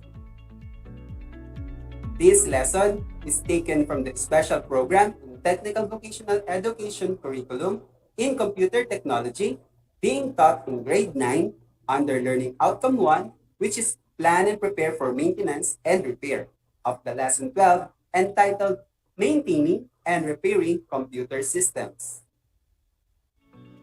Before we start with our lesson, let me enumerate our lesson objectives. First, define what is troubleshooting. Second, enumerate the troubleshooting process steps. And third, value the significance of the troubleshooting process steps. Now that you already know our lesson objectives for today, I want you to listen carefully and focus as we go on with our discussion. Are you ready to learn our new lesson for today? Very good. But before we proceed, I would just like to ask if you have any idea about troubleshooting. Nice one. Now, allow me to elaborate. Troubleshooting is the systematic process to locate the cause of a fault in a computer system and correct the relevant hardware and software issues. In this lesson, you will learn general guidelines for troubleshooting procedures and creating preventive maintenance programs. These guidelines are a starting point to help you develop your preventive maintenance and troubleshooting skills. Do you know why are the troubleshooting process steps significant? Anyone? Yes, you're right. Troubleshooting process steps are significant because approaching problem solving with a logical and methodical approach is essential to successful resolution. Although experience is very useful to problem solving, following a troubleshooting model will enhance effectiveness and speed. In this lesson, you will learn that to troubleshoot a problem quickly and effectively, you need to have a theory of how to approach the issue. Troubleshooting is a way of discovering what is causing a problem and fixing it. Troubleshooting is a skill that you refine over time. Each time you solve a problem, you increase your troubleshooting skills by gaining more experience. You learn how and when to combine steps or skip steps to reach a solution quickly. The troubleshooting process is a guideline that is modified to fit your needs.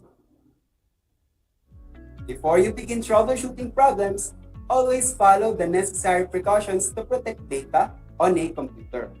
Some repairs, such as replacing a hard drive or reinstalling an operating system, might put the data on the computer at risk. Make sure you do everything possible, such as data backup, to prevent data loss while attempting repairs. Now, let's move on to the troubleshooting process steps. The first step in the troubleshooting process is to identify the problem. During this step, gather as much information as possible from the customer and from the computer. You are talking to the customer, follow this conversation etiquette guidelines such as ask direct questions to gather information. Do not use industry jargon. Do not talk down to the customer. Do not insult the customer and do not accuse the customer of causing the problem. There are also 2 types of questions you can ask the customer. They are the open-ended and closed-ended questions. Open-ended questions allow customers to explain the details of the problem in their own words. Use open-ended questions to obtain general information. Based on the information from the customer, you can proceed with closed-ended questions. Closed-ended questions generally require a yes or no answer. After that, document the information from the customer in the work order, in the repair log, and in your repair journal. Write down anything that you think might be important for you or another technician. The small details such as the bit codes, bias information, event viewer, device manager, task manager, and other diagnostic tools often lead to the solution of a difficult or complicated problem. The second step in the troubleshooting process is to establish a theory of probable cause. First, create a list of the most common reasons for the error. Even though the customer may think that there is a major problem, start with the obvious issues before moving to more complex diagnosis. List the easiest or most obvious causes at the top. List the more complex causes at the bottom. If necessary, conduct internal research like logs or journals, or external research like browsing the internet based on the symptoms. Following is an example of a probable cause list. Device is powered off. Power switch for an outlet is turned off. Surge protector is turned off. Loose external cable connections, non-bootable disk in designated boot drive, and incorrect boot order in BIOS setup. The third step is to test the theory to determine cause. You can determine an exact cause by testing your theories of probable causes one at a time, starting with the quickest and easiest. The list identifies some common steps to determine the cause of the problem. Ensure the device power is turned on. Ensure the power switch for an outlet is turned on. Ensure the surge protector is turned on. Ensure the external cable connections are secured. Ensure the designated boot drive is bootable, and verify the boot order in BIOS setup. Remember, if you cannot determine the exact cause of the problem, after testing all your theories, establish a new theory of probable cause and test it. If necessary, escalate the problem to a technician with more experience. Before you escalate, document each test that you tried. After you have determined the exact cause of the problem, the fourth step is to establish a plan of action to resolve the problem and implement the solution. Sometimes, quick procedures can correct the problem. If a quick procedure does correct the problem, verify full system functionality, and if applicable, implement preventive measures. If a quick procedure does not correct the problem, research the problem further, and then return to step 3 to establish a new theory of the probable cause. After you have established a plan of action, you should research possible solutions. The following are the list of possible research locations. Help desk repair logs, other technicians, manufacturer FAQ websites, technical websites, news groups, computer manuals, device manuals, online forums, and internet search.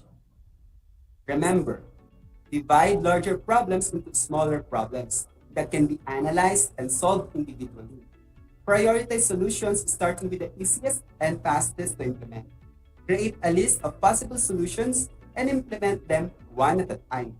If you implement a possible solution and it does not correct the problem, reverse the action you just took and then try another solution. Continue this process until you have found the appropriate solution.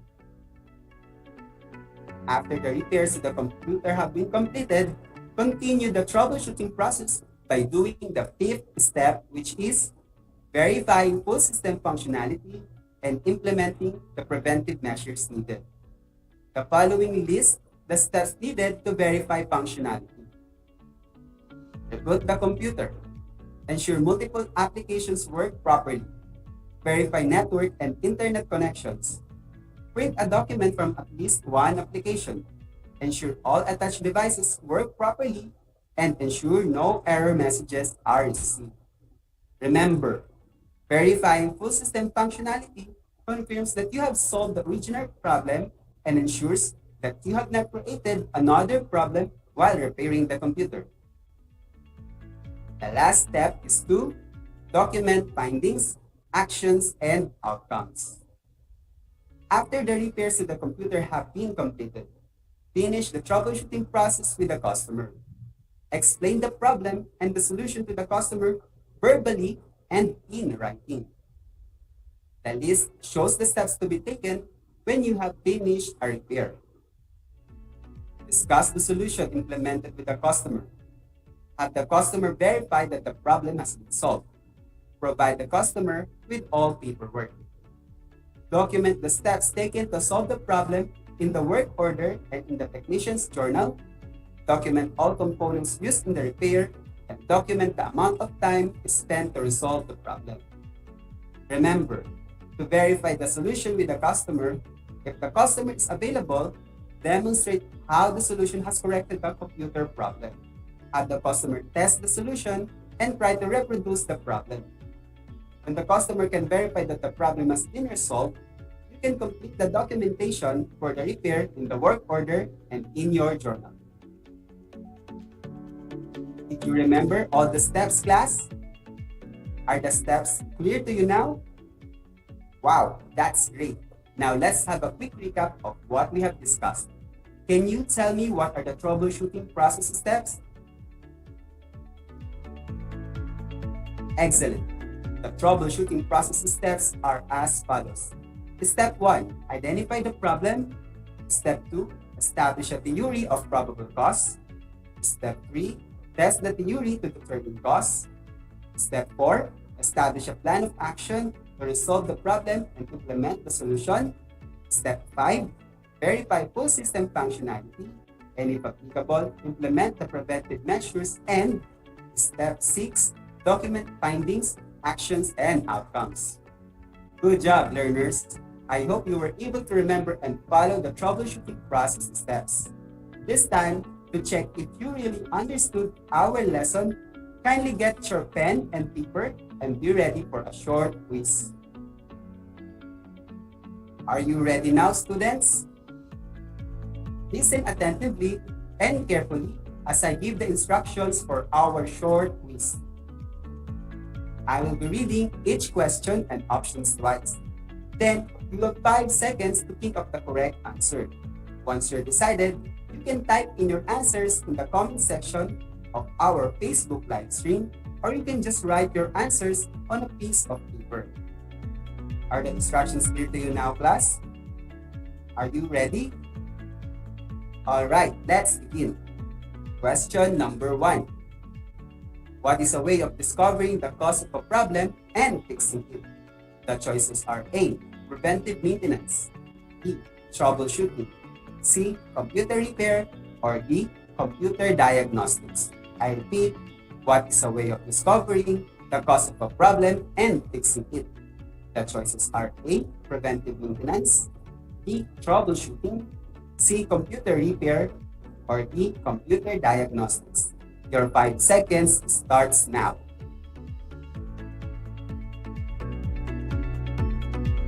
Time's up. Okay, the correct answer is B, troubleshooting. Question number 2. What is the first step in troubleshooting process? The choices are A, identify the problem, B, establish a theory of probable cause, C, test the theory to determine cause, or D, establish a plan of action to resolve the problem and implement the solution. I repeat, what is the first step in the troubleshooting process? The choices are A, identify the problem, B, establish a theory of probable cause, C, test the theory to determine cause, or D, establish a plan of action to resolve the problem and implement the solution. Your 5 seconds starts now.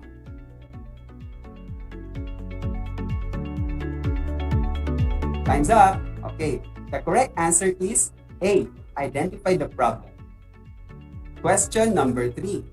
What is the last step in the troubleshooting process? The choices are A, test the theory to determine cause, B. Establish a plan of action to resolve the problem and implement the solution. C. Verify full system functionality and, if applicable, implement preventive measures. Or D. Document findings, actions, and outcomes. I repeat, what is the last step in the troubleshooting process? The choices are A. Test the theory to determine cause. B. Establish a plan of action to resolve the problem and implement the solution. C. Verify full system functionality and, if applicable, implement preventive measures. Or D. Document findings, actions, and outcomes. Your 5 seconds starts now.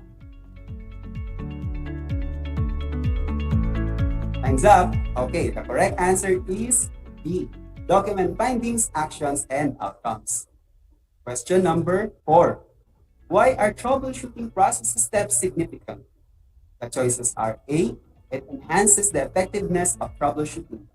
B. It enhances the speed of troubleshooting. C. Both A and B. Or D. None of the above. I repeat, why are troubleshooting process steps significant? The choices are A.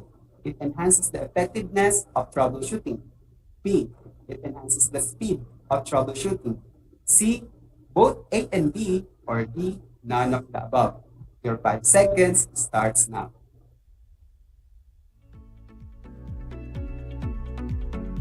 Time's up. Okay, the correct answer is C.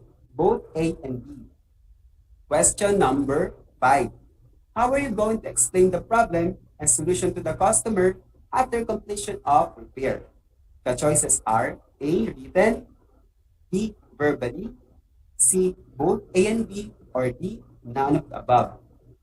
I repeat, how are you going to explain the problem and solution to the customer after completion of repair? The choices are A. Written, B. Verbally, C. Both A and B, or D. None of the above. Your 5 seconds starts now.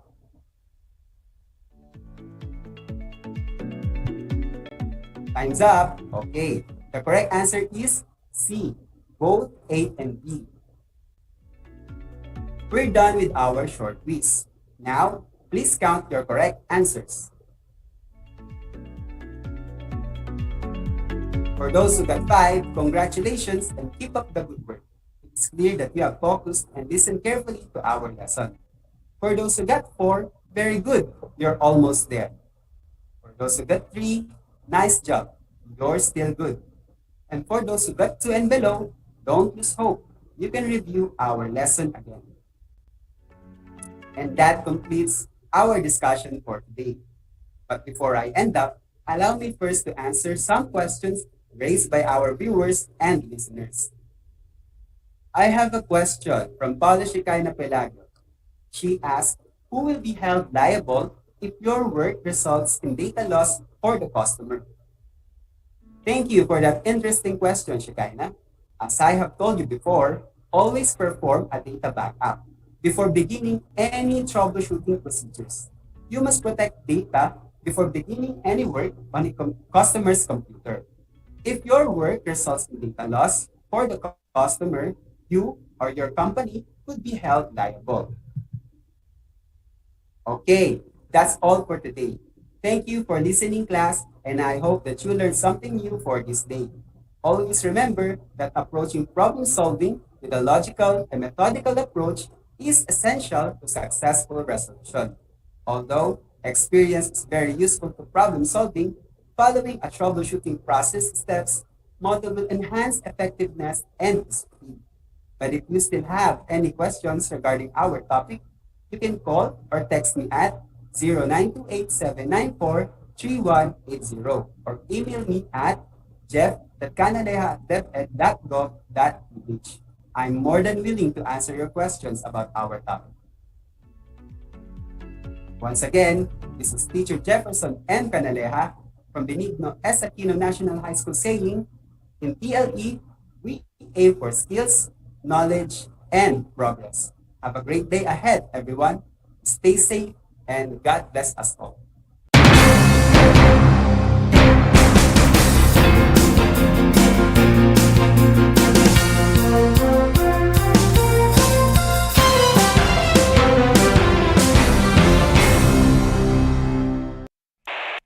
kabahagi mo. Radyo Pilipino. Saan mang bahagi ng Pilipinas, saan mang bahagi ng mundo, anumang uri ng pamumuhay. Ito ang kabahagi mo. Radyo Pilipino. Napapakinggan on air, and online. Sa buong mundo sa pamamagitan ng www.radiopilipino.com. Radiopilipino.com. Impormasyong may kalidad at serbisyong may halaga. Kasama, katuwang, kapinoy. Kabahagi mo. Kabahagi mo. Radyo Pilipino. Radyo Pilipino.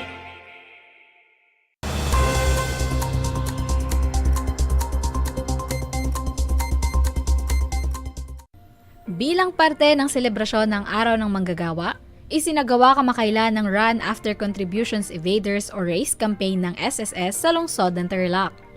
Sa panayam kay SSS Luzon Central 1 Division Vice President Vilma Agapito, ipinaliwanag nito ang dahilan sa pagsasagawa ng RACE campaign. Ito ay national race campaign namin. So, kung ito'y ginagawa sa Tarlac, buong Pilipinas, simultaneous kami ay nag-race ngayong araw na ito, no?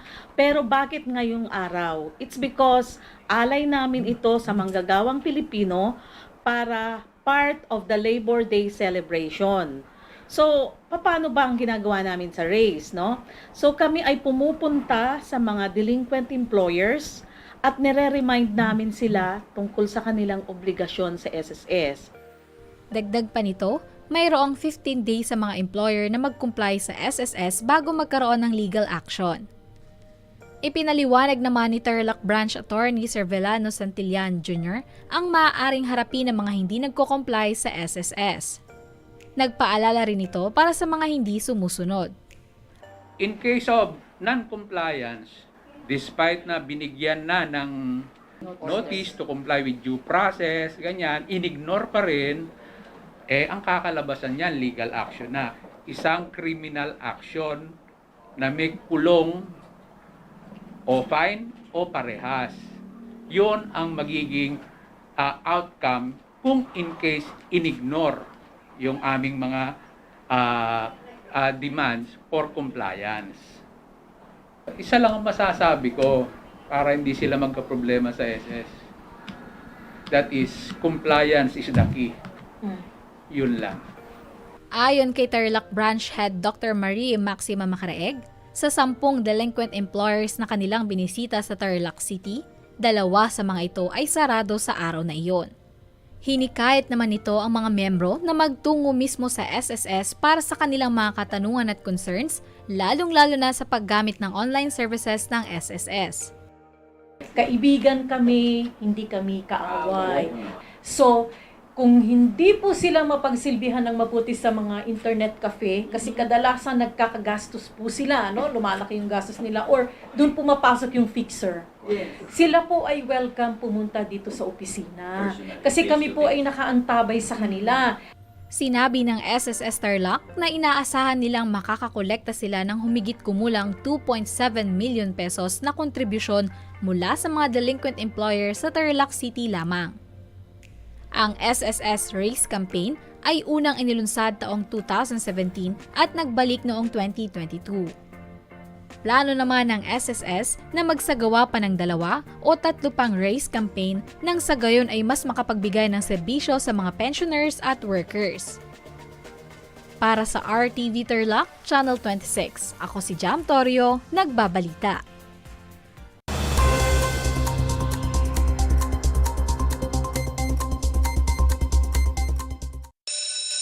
Gutom ka ba sa impormasyon?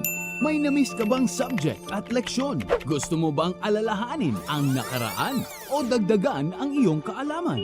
Lahat yan alamin natin because the professor is in. Professor on air and online. Kasama si Professor Willie Perez. Isang oras na kaalaman, isang oras na makabuluhan. Professor on air. Mamangha at tumawa sa mga tips at trivia. Sa gabay at tanong, sagot ka rin niya. Professor on air and online. Kasama si Professor Willie Perez. Tuwing Sabado, alas 10 hanggang alas 11 ng umaga. Mapapakinggan sa Radyo Pilipino at mapapanood sa RTV Tarlac Channel 26. Professor on Air.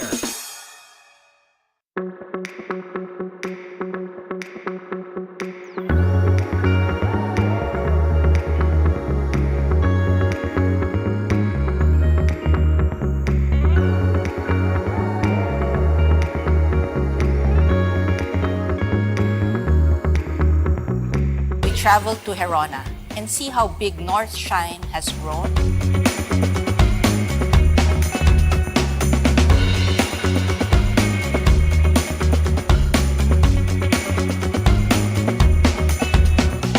Doon nga ho sa bayan ho namin, nakilala ho kami dahil sa North Shine. Nakita man yun, dati ho, parol capital ho kami dati ng Tarlac.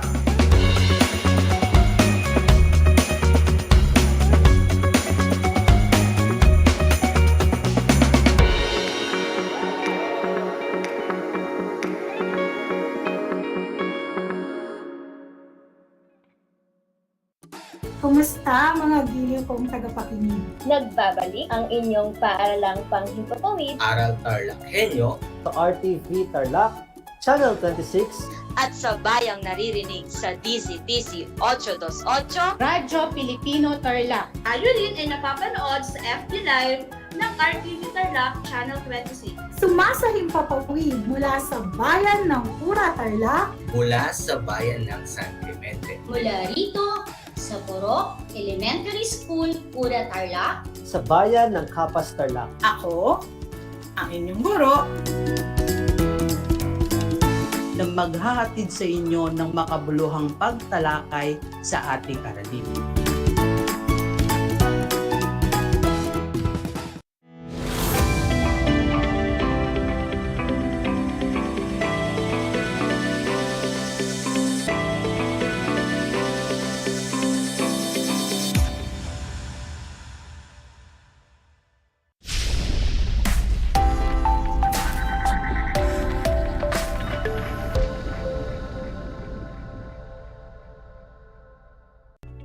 Welcome to Aral TarlakHenyo, here on RTV Tarlac, Channel 26, simulcast over DCTC 828, Radyo Pilipino Tarlac. I am your teacher broadcaster, Karen S. Blanadi, welcoming you to another day of fun-filled learning experience in Music 9. For our third day of airing in Music 9, Quarter 4, it's time to learn about the romantic opera. We will also explore its components and the different types of voices.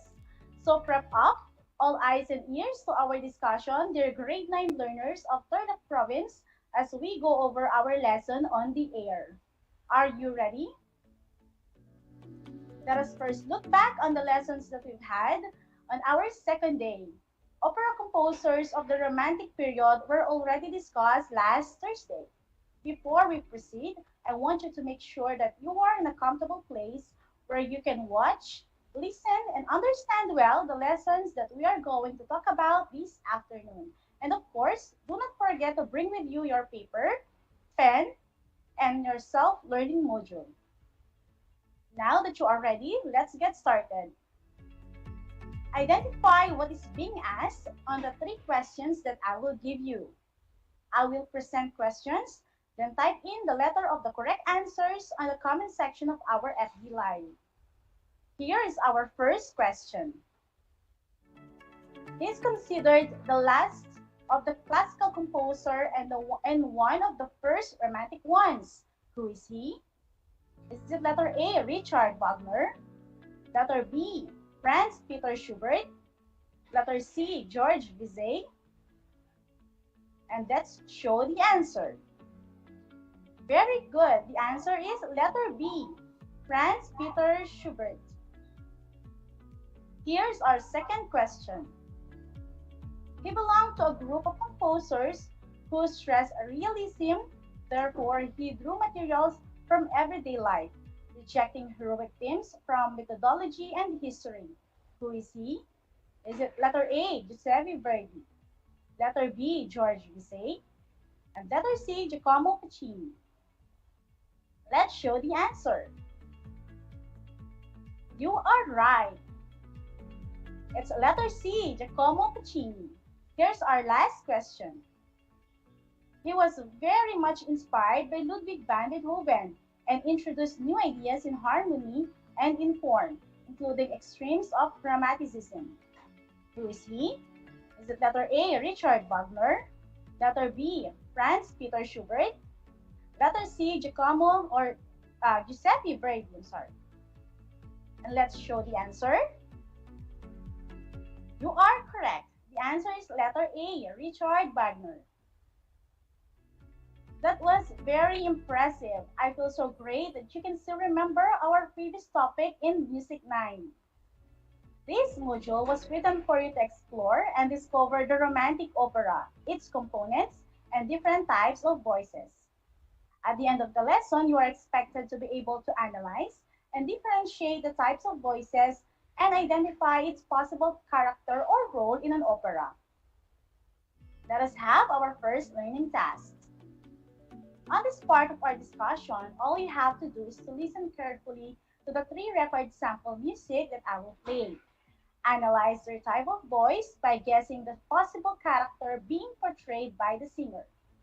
Choose the letter of the correct answer. Write it on your paper or typing your answer in the comment section of our FB Live. Are you ready? Let's get started. Here's our first music.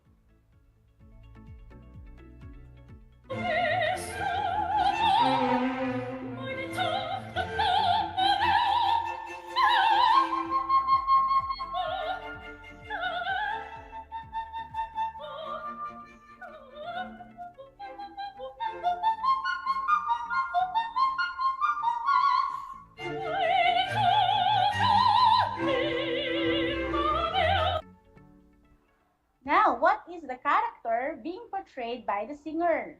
Is it letter A, villain, B, heroine, C, witch, or D, mother? Did you answer letter B? Well, you are correct. Her voice portrayed the heroine. Here's our next music.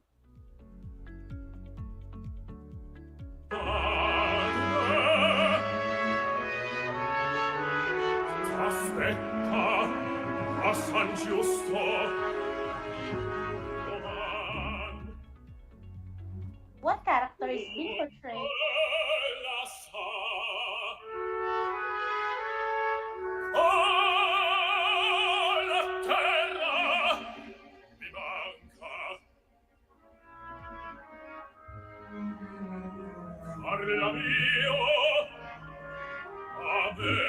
Okay, now, what character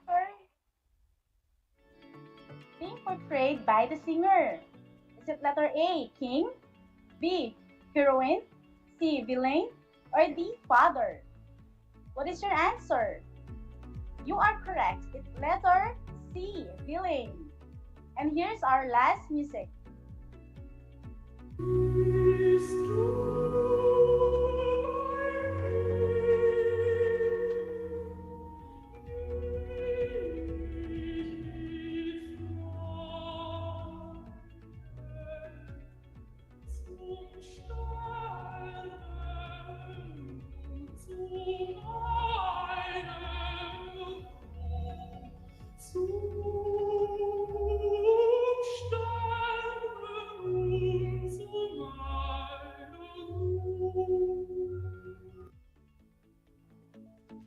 Now for the last time or the last item, what character is being portrayed by the singer?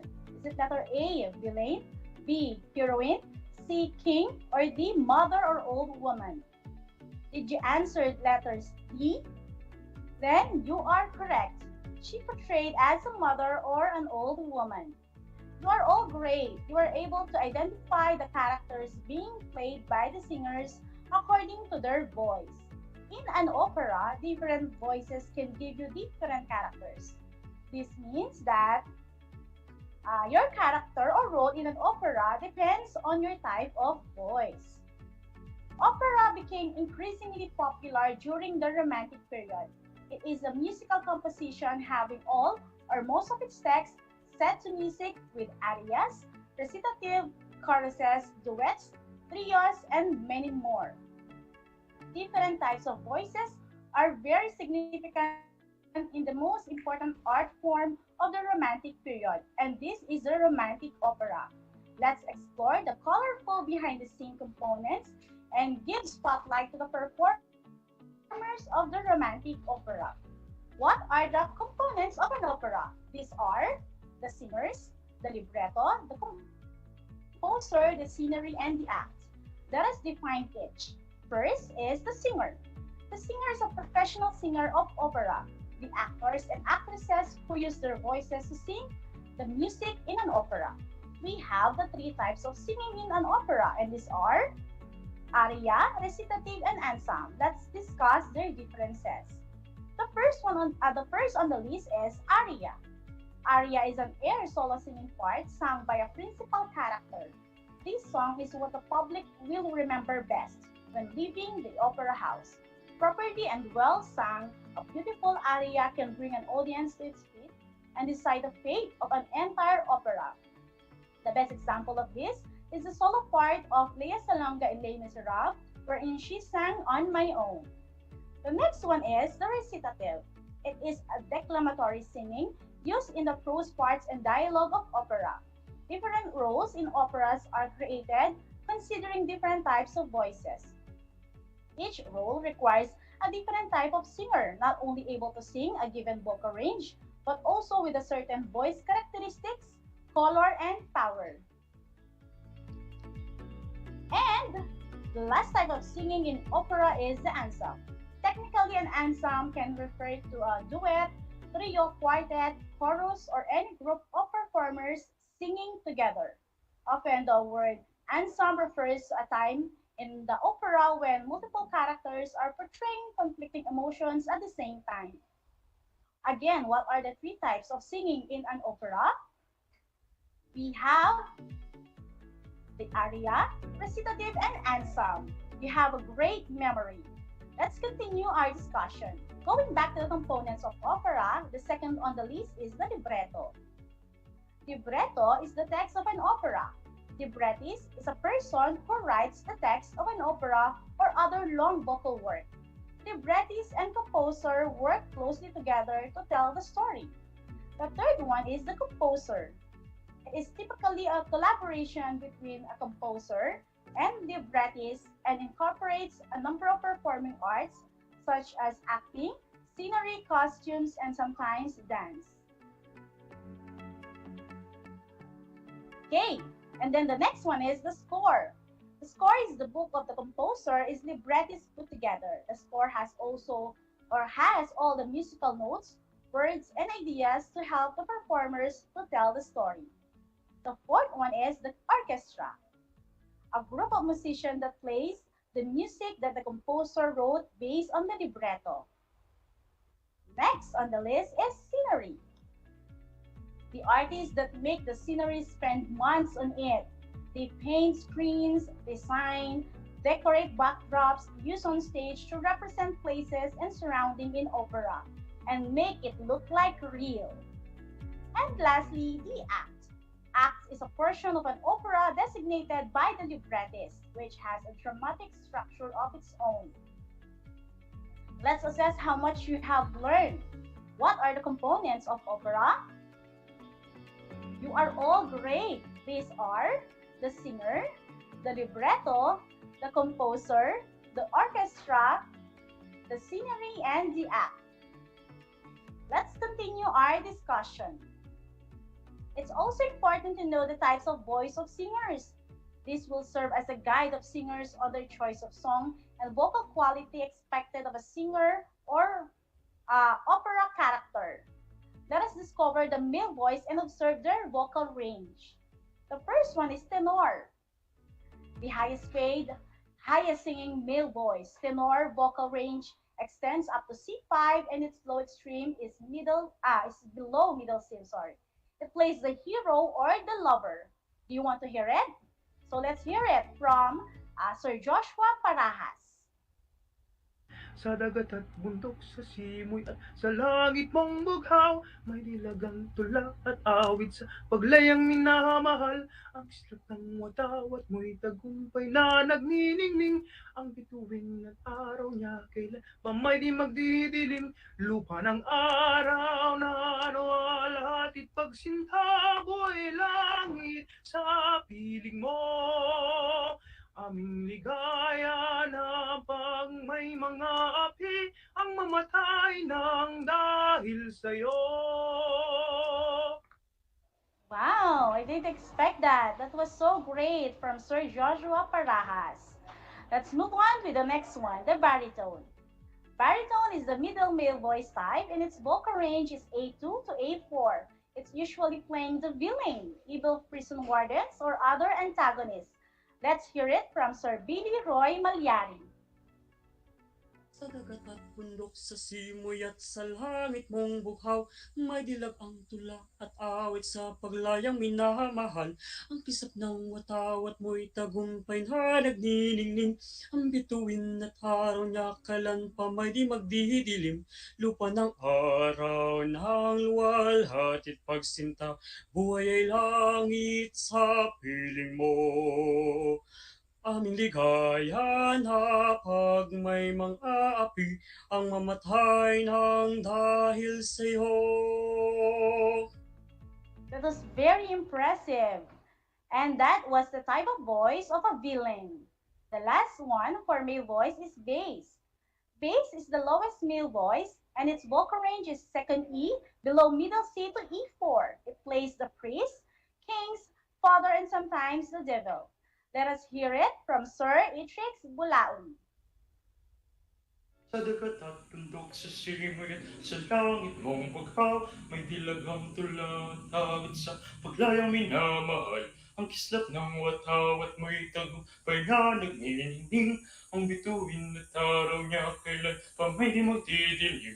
Lupa ng araw ng rol, atit pagsinta, buhay langit sa piling mo.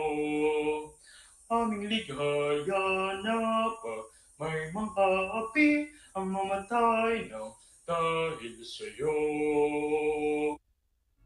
Wow, that was too deep. Again, what are the three types of male voice? You are correct. These are tenor, baritone, and bass. Moving on to the female voices, again, let us observe their vocal range. We have the soprano. Soprano is the highest female voice that plays heroines and sweet things and get paid the most. Its vocal range is C4 to middle C up to C6 to high C. Soprano is classified into three types and these are coloratura, the highest soprano voice. Next is lyric. This is bright and full sound. And lastly, the dramatic. It is darker, full sound. Let us lend our ears and explore their differences by listening again, Lupang Hinirang. Sa dagat at bundok, sa simoy at sa langit mong bughaw, may dilagang tula at awit sa paglayang minamahal. Ang kisap ng watawat mo'y tagumpay na nagniningning. Ang bituin at araw niyang kailan pa may di magdidilim. Lupa ng araw ng walhati at pagsinta, buhay langit sa piling mo. Aming ligaya na pag may mga api ang mamatay ng dahil sa'yo. Next, please. Sa dagat at bundok, sa simoy at sa langit mong bughaw, may dilagang tula at awit sa paglayang minamahal. Ang kisap ng watawat mo'y tagumpay na nagniningning. Ang bituin at araw niya kailan pa may di magdidilim. Lupa ng araw ng walhati at pagsinta, buhay langit sa piling mo. Aming ligaya na pag may mga api ang mamatay ng dahil sa'yo. And the next one, dramatic soprano. Sa dagat at bundok, sa simoy at sa langit mong bughaw, may dilagang tula at awit sa paglayang minamahal. Ang kislap ng watawat mo'y tagumpay na nagniningning. Ang bituin at araw niyang kailan pa may di magdidilim.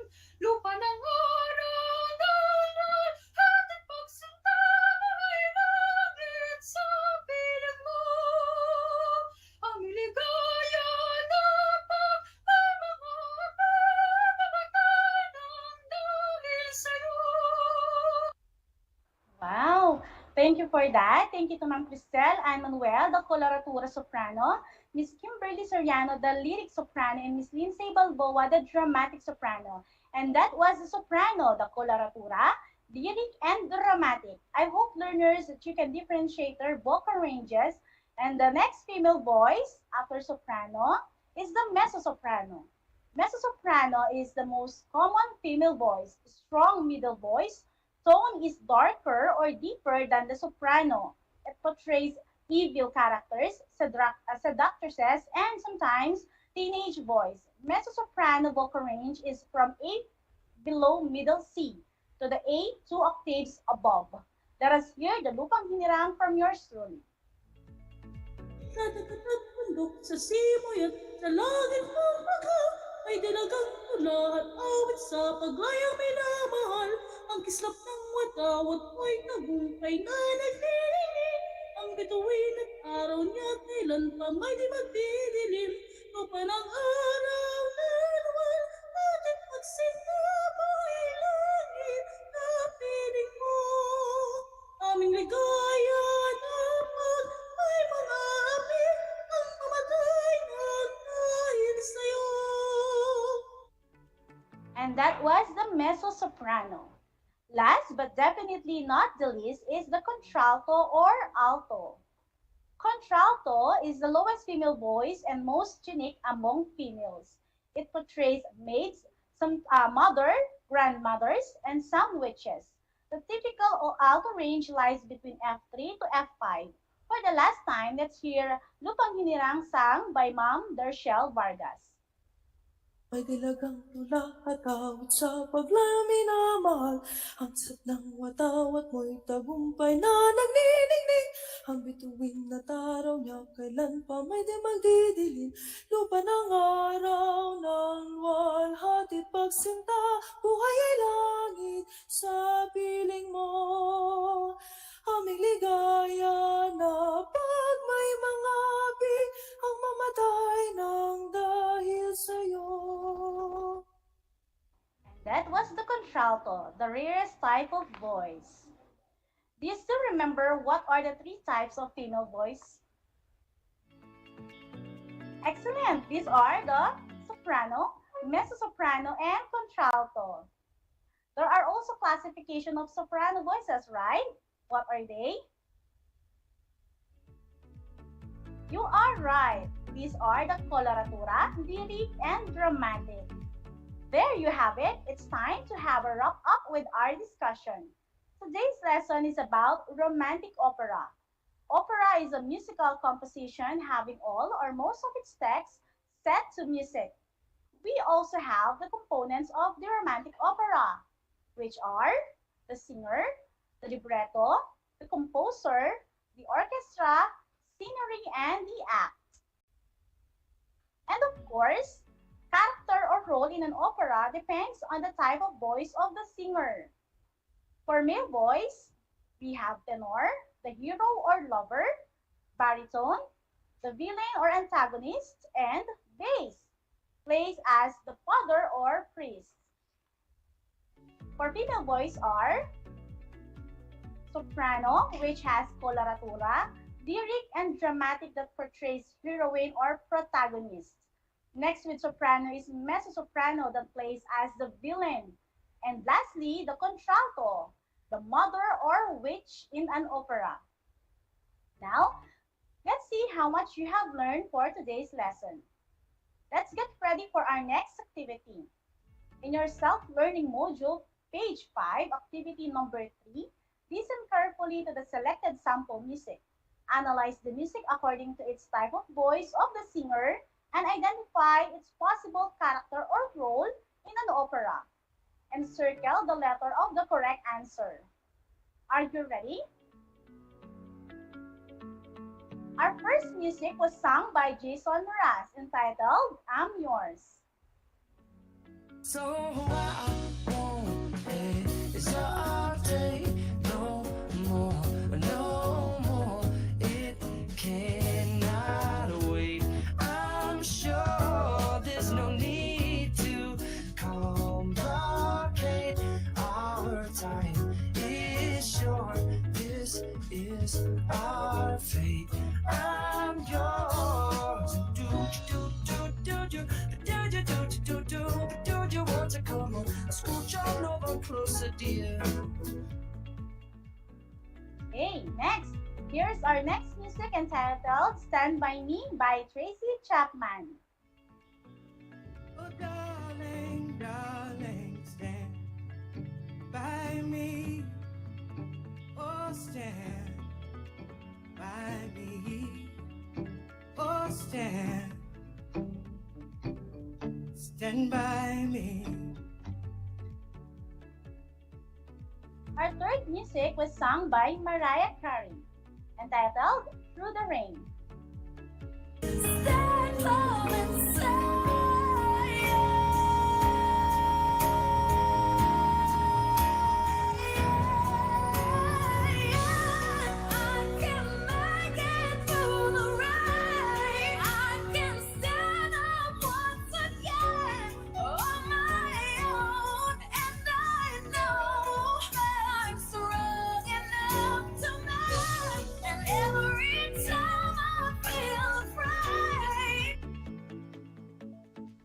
It's time to reveal the answers. The answers for number 1, Jason Mraz, is a tenor, letter B. And his possible character in an opera is heroine, letter A. Now the answers for number 2, Tracy Chapman, is a contralto, letter A. And her possible character to be played is letter B, mother or an old woman. The answers for number 3, Mariah Carey, is a soprano, letter B. And her character to be played is heroine, letter C. There you have it. It was our last activity for today. Did you get all correct answers? If yes, well, you did a great job. You have a sharp listening skill. But if not, do not worry, because you can always look back on our lesson and feel free to ask your Muppet teacher. I would also like to thank the former Tarlac State University Choir for taking part in our lesson and for showing impressive performance. You did a very good job, learners. Many of us, I am not good in singing, but do not lose hope and keep on singing, because those who wish to sing always find a song. I hope you learned a lot today. Again, I am Karen S. Bulanadi, your Music 9 anchor teacher for today, is now signing off. Until next school year!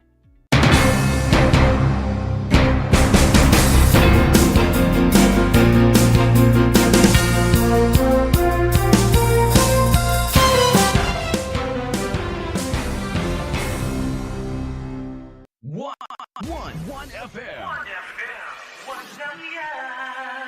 This is your one. My only one. One lang yan. The only one. One FM. 96.1 Tarlac, 98.3 Lucena, 88.3 Legazpi, 96.1 Surigao, 95.9 Butuan, 92.1 Mindoro, 96.7 Tacloban, 99.3 Baler, 95.1 Puerto Princesa, Palawan.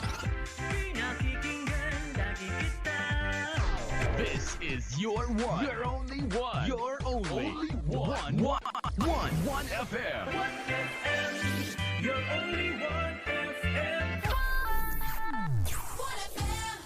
Wagi sa kaalaman, kabahagi sa kaligtasan. Gana sa karaman, kaparte sa seguridad. Analo at kakapatan, kabiyangan at kilalaban. Narito ang mga dapat gawin bago magkalindol. Siguraduhing matibay ang bahay at ipakumpuni ang mga sirang bahagi nito. Siguraduhin ding ligtas ang pagkakalagay ng mga mabibigat at mga nakabiting bagay. Ihanda ang emergency kit na naglalaman ng mga pangangailangan ng pamilya kagaya ng radyo, flashlight, first aid kit, tubig, pagkain, pito at gas mask. Makilahok sa mga pagsasanay ukol sa lindol. Wagi sa kaalaman, kabahagi sa kaligtasan. Madaugon sa kasayuran, kabahin sa kaluwasan. Sinambot keng kabaluan, kayabe keng kasamasnan. Madaugon sa kahibalo, kabahin sa kaluwasan. Isang mahalagang paalala mula sa kabahagi mo, Radyo Pilipino.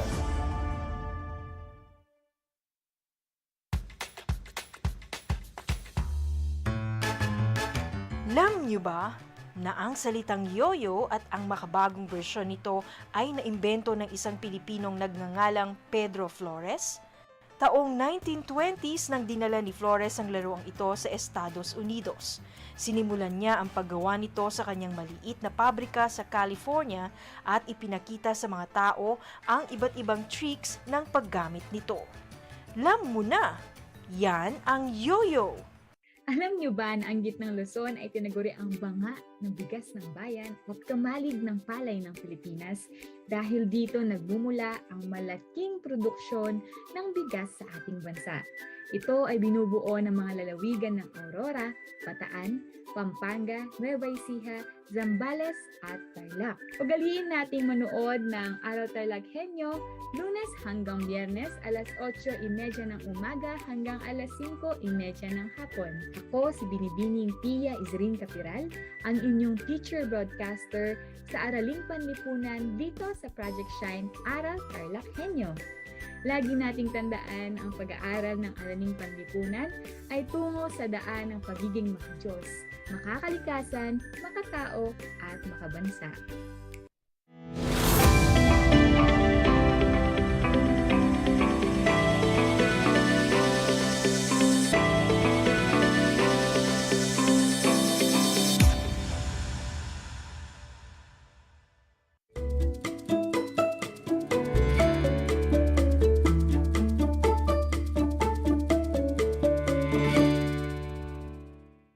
Hapon po sa lahat ng taga-subaybay ng ating Project Shine, Aral TarlakHenyo dito sa RTV Tarlac Channel 26 at sabay napapakinggan sa DEPED 828 FM Radio at napapanood via Converge TV Channel 100 sa FB Live ng FB page ng RTV Tarlac Channel 26 at FB page ng DEPED tayo Tarlac Province. Ako po ang inyong segment host, Sir Kevin Chasser M. Pura, ang AP leader ng Arangoren Integrated School High School Department at isang kasalukuyang enthusiast. So ngayong hapon ay makakasama po natin ang isa sa napakahusay ng guro ng Araling Panlipunan. Walang iba kundi ang Master Teacher 1 ng San Pedro High School, Ma'am May R. Tolentino. Magandang hapon, Ma'am May. Good afternoon, Sir Chester. Alright, so kasama din po natin ang magaling na kasamahan natin sa Araling Panlipunan na feeling ko memorize niya lahat ng DEPED orders. Walang iba kundi ang Master Teacher 2 ng San Felipe High School, Dr. Jomel P. Calderon. Magandang hapon, sir. Good afternoon po sa inyong lahat. Alright, so muli magandang hapon, Doc May and Doc Jomel. So welcome po sa ating Project Shine Aral TarlakHenyo sa Division Virtual Project na sa Losa Radio. So bago tayo magsimula sa ating talakayan, may gusto po kayong batiin, Ma'am May at Sir Jomel. Mauna tayo, of course, kay Ma'am May. Naimbag naman lang, magandang hapon po sa ating lahat ng taga-subaybay sa ating Project Shine, Aral TarlakHenyo, kasalo sa radyo. Naway na sa mabuti po tayong kalagayan and always safe sa banta ng COVID-19 virus. Inaanyayahan namin kayong lahat na tumutok mula umpisa hanggang sa dulo ng pagtalakay sa panibago na namang kaalaman tungkol sa ating kasaysayang lokal sa Tarlac. Specifically, nakapokus ito, iti-ili, iti-anaw, bayan ng Anaw. Alright, maraming salamat, Ma'am May. Sir Jo, may gusto po ba kayong batiin? Na imbag nga malem, kada kiti amin nga kuibuya, kan agdingdingeg dito ay RTV Channel 26, lalong-lalo na po sa mga guro at mga estudyante ng aking pinagsisilbihang paaralan, ang San Felipe National High School dito sa bayan ng San Manuel. Tara na po at samahan niyo po kami sa pag-aaral sa araw na ito.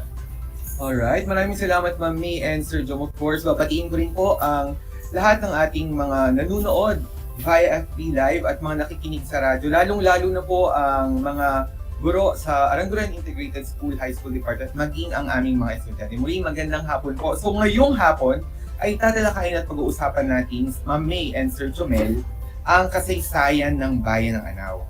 Right? So ang bayan ng Anaw pala ay unang nakilala bilang Siksumong Balite dahil ang unang tirahan ng mga mamamayang lumikas dito ay katinang sapa or ng Danau kung saan maraming mga puno ng balite. Ngunit sa kalaunan, napalitan ang pangalang Balite sa Anaw. Okay? Ang pangalang Anaw ay inango sa salitang anahaw, anawang at danaw na karaniwang tumutubo, ginagamit at tinitirahan ng mga mamamayan na lumikas sa pook na ito. Pero papaano nga ba ang kasaysayan kung bakit naging bayan ang Anaw, Ma'am May? Actually, Sir Chester, ang bayan ng Anaw ay dating baryo ng bayan ng Paniki, na dati namang sakop ng lalawigan ng Pangasinan. Ito ay naging ganap na nagsasariling bayan noong ika-16 ng Marso 1870 sa pamamagitan ng tulong ni Don Juan de la Torre ng Paniki. Pinangalanan itong Anaw de la Torre ng Paniki, hango sa tumulong sa kanyang ganap na pagsasarili. Sa kalaunan, ang bayang Anaw de la Torre ay naging Anaw na lamang. At sa kasalukuyan, ang bayan ng Anaw ay kilala sa halamang ilang-ilang at ilan sa mga produktong galing sa bulaklak na ito. Actually, ang Anaw ay tinagurian siyang ilang-ilang capital of the Philippines. Natatandaan ko ang nagpasimula ng pagtatanim ng ilang-ilang sa bayan ng Anaw ay ang dating mayor na si Mayor Clemente Apuan. At sa pamamagitan ng ilang-ilang na ito, nakapagbigay ito ng kabuhayan sa mga taga-Anaw na kagaya ko. Dahil sa yung ilang-ilang ay pinaprocess nila ito. Yung extract ng oil ay ginagawa nila ito na ginagamit ito para sa aromatherapy. Andyan din na ginagawa na pabango, even also sabon at saka shampoo. At sa katunayan, bilang pagkilala sa tulong ng ilang-ilang sa bayan ng Anaw, ay meron silang ginaganap na ilang-ilang festival tuwing Marso 16 kada taon. At ito ay kasabay ng founding anniversary ng Anaw. Alright, Ma'am May, napaka-informative ng senior nyo. Sigurado ako na napakahalimuyak ng bayan ng Anaw dahil sagana ito sa bulaklak ng ilang-ilang. At pati na rin sa mga produkto mula sa bulaklak na ito. Pero, paano nga ba nagsimula ang Anaw bilang bayan? Ano-ano yung mga pangkat na unang nanirahan sa bayan ng Anaw, Sir Jomel?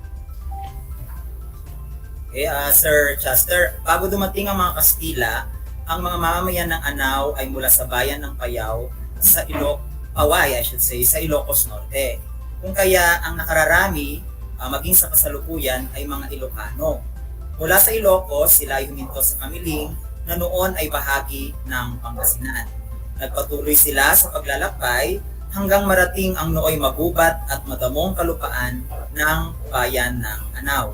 Kabilang sa 12 pamilyang unang nanirahan sa Anaw, ang pamilya nina Gregorio Concepcion, Cosme Capuciano, Bruno Evangelista, ang pamilyang Javier, Blanco, Hurtado, at Pagindo. Actually, if I'm not mistaken, Sir Chester, isa sa mga pamilyang ito, ang apelyido ng mga pamilyang ito ay hinango ang isa sa mga tinuturing ngayong barangay ng Anaw. At yun ay ang Pagindo.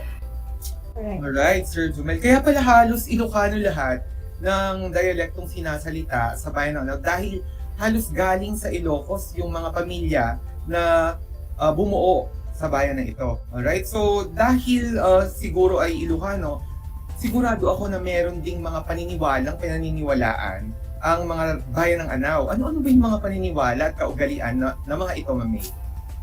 Naku, Sir Chester, tama ka. Na talagang ang mga Ilocano ay masyadong mapamahiin.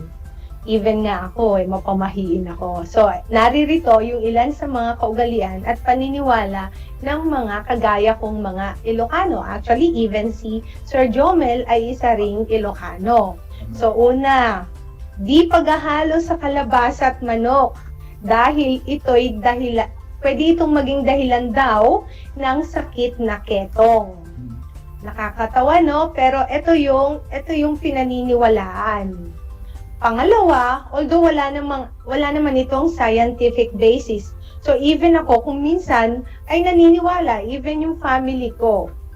Pangalawa, pag-aalay ng pagkain sa patay na tinatawag nilang atang dahil sa paniniwalang may buhay sa kabilang buhay. Pangatlo, Di paglilibing ng patay na kamag-anak kung Martes at Biyernes dahil mahihirapan daw ang patay sa kabilang buhay. So ang mga ito walang mga scientific basis pero kaming mga Ilocano is sinusunod namin ito dahil naniniwala kami, wala namang mawawala kasi kung susundin mo. Kasi baka kung may mangyari, ito yung parang, kasi hindi ko sinunod itong mga bagay na ito. Kaya kami, na mga Ilocano, hindi ko lang alam kung lahat ay sinusunod itong mga ganitong paniniwala at mga pamahiin. So naririto pa ang ilan pang mga pamahiin at paniniwala namin. Pangapat dito ay paggawa sa sabsabit, tipas, pasipit, parawad at pamamanhikan, kung saan ang lalaking ikakasal ay magbibigay ng bigay kaya sa pamilya ng babae.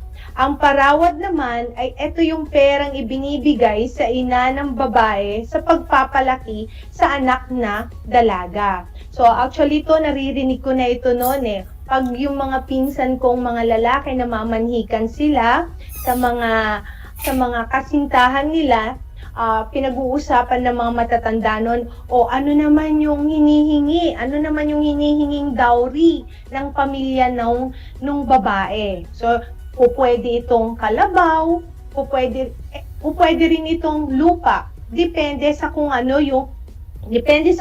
yung hilingin nung pamilya nung babae. Parang kabayaran ito sa pagpapalaki, pag-aalaga ng pamilya, specifically ng nanay, sa anak niyang babae. Actually, ito sa Pangasinan naman, ito tinatawag itong pasuso naman sa Pangasinan. Okay? Parang sa atin kasi, ang nagbibigay ng dowry, mga lalaki.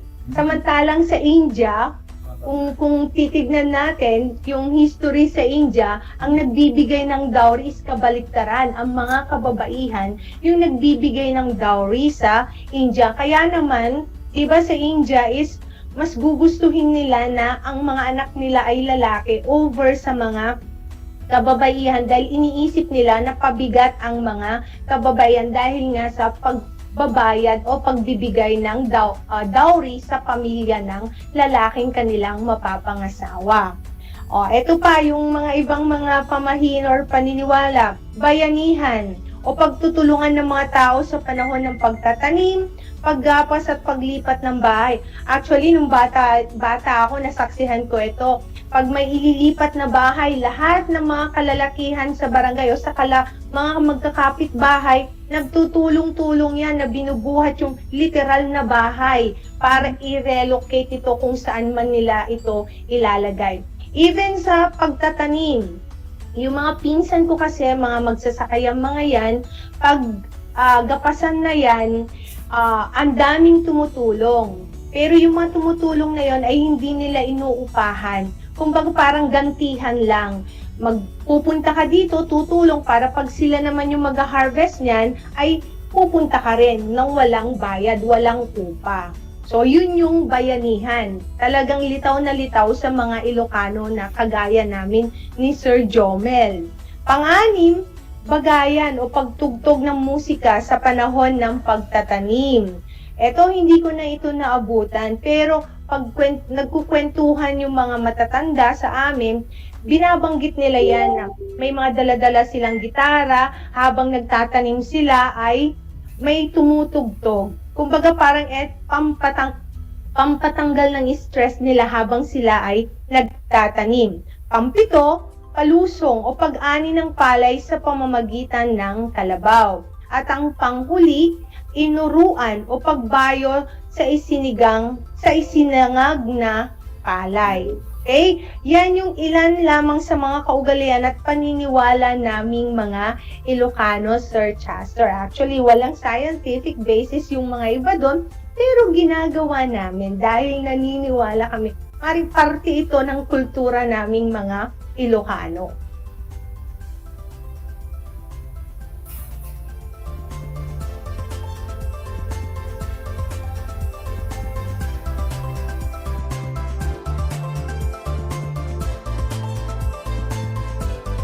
Sorry, nakamute pala. Actually, familiar ako doon sa ibang mga kaugalian ng mga Ilocano. Kasi kapag nagpupunta kami sa mga kaibigan kong Ilocano, yung atang, kumukuha Yes. sila ng kaunti, tapos ilalagay nila somewhere. Na, parang nagtataka, para saan po yun? Tapos ang sabi nila, atang. And then, yung in-explain nyo nga, paniniwala na merong buhay sa kabilang buhay. Tsaka doon sa mga, para daw doon sa mga hindi natin nakikita. Alright? So, napakarami palang mga kaugalian at paniniwala ang mga taga-Anaw, lalong-lalo na yung mga kababayan nating Ilocano. Pero sa Anaw naman, ano ba yung kanilang pangunahing hanap buhay, Sir Jomel? Sir Chester, bago ako magpatuloy, kasi nakita ko kanina dun sa slides, mayroon yatang typographical error. So bilang paglilinaw lamang po, ang kasaysayan na tinatalakay namin sa araw na ito ay kasaysayan po ng bayan ng Anaw at hindi ng lungsod ng Tarlac. So, upang sagutin ang iyong katanungan, Sir Chester, sa panahon ng Kastila, pagsasaka at pangingisda ang mga pangunahing hanap buhay ng mga Anawenyos. So, sa kaalaman ng lahat, Anawenyos ang katawagan sa mga mamamayan ng Anaw. Palay ang kanilang mga pangunahing itinatanim. Nagtatanim rin naman sila ng mga halamang ugat at mga gulay. Ang pangisdaan ay malapit rin sa kanilang mga samahan. So, batay sa impormasyon na aking ibinigay, malalaman na bago pa man dumating ang mga Kastila ay katulad din ng iba pang mga lugar sa Pilipinas, pagsasaka at pangingisda ang karaniwang ikinabubuhay ng mga taga-Anaw. Alright, so Sir Jomel, katulad din pala ng ibang bayan ng Tarlac ay pagsasaka ang pangunahing hanap buhay ng mga taga-Anaw at palay ang kanilang pangunahing itinatanim. Nagtatanim din sila actually ng ibang mga halamang ugat at mga gulay. Sila rin ang naghihilo ng mga isda sa mga sakahan. So ang mga industriya sa panahon nito ay pagsasaka katulad ng iyong sinabi, Sir Jomel, at pangingisda. Okay? So paano naman ang kalagayan politikal ng Anaw sa panahon ng mga Kastila, Ma'am May? Sir Chester, naitatag yung bayan ng Anaw noong March 16, 1870 sa pamamagitan ni Don Juan de la Torre. Ang unang naging kapitan munisipal nito ay si Don Fruto Pastor. Samantalang si Don Florentino Flor Blanco naman ang kahuli-hulian bago sumiklab ang revolusyon. Ang president municipal ay inihalal sa pamamagitan ng pagtayo sa likuran ng mga pabor sa kanila. Nahirang sa tatlong naglaban si Francisco Flor Blanco. Pinasiyaan ng konseho noong Enero 3, 1908. Isang resolusyon ang naipasa para ibalita ang pagkamatapat nila sa pamahalaan ng Estados Unidos. Gumawa ng resolusyon bilang 4 ang Komisyon ng Pilipinas na papalitan ang Anaw ng San Jose. Subalit, hindi ito pinagtibay ng pamahalaan panlalawigan. Alright, Ma'am May. So ganoon pala yung kalagayan politikal ng Anaw noong panahon ng mga Kastila. Pero ano ba yung kalagayan ng Anaw, Sir Jomel naman, noong panahon ng mga Amerikano? Okay, Sir Chester, sa panahon naman ng Amerikano, taong 1905, nang pansamantalang itinalaga ang luklukan ng lokal na kapangyarihan sa bahay ni Senyor Juan Bagisi, isang kilalang Anawenyo. Naging pinuno naman ng pulisya noong panahong ito si Francisco Tinio.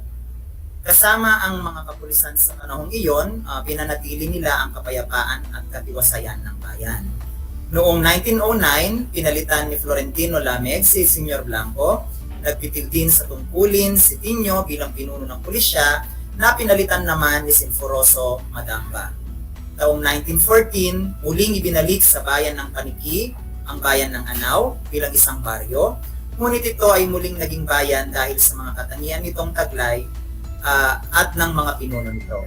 Dahil ang mga pinuno nito ay nakipaglaban din para sa pagiging malayang bayan ng Anaw at hindi na lamang isang maliit na baryo ng bayan ng Paniki. Napalitan naman ang tawag na pinuno ng bayan mula kapitan munisipal sa alkalde. Ang pinakaunang alkalde ng bayan ng Anaw ay si Roman Evangelista na nagsilbi mula 1938 hanggang 1946. Alright. Yan lamang ito sa mga tala, Sir Chester, patungkol sa kasaysayan ng bayan ng Anao sa panahon ng mga Amerikano. Alright, Sir Jomel. Napakarami palang mga mahalagang pangyayari ang naganap sa bayan ng Anao noong panahon ng mga Amerikano. Pero kumusta naman ang Anao noong panahon ng Ikatlong Republika, Ma'am May? Okay, Sir Chester, sa panahon naman ng Ikatlong Republika, ang Anao ay nagkaroon ng pagbabago ng pamumuhay ng mga mamamayan. Nagpetisyon ang mga taga-Anao sa Land Tenure Administration na igawad sa kanila ang mga pagmamay-ari ng lupa na kinatitirikan ng kanilang mga tahanan na nilakad ng kasalukuyang alkalde noon na si Alkalde Dionisio Dumlao.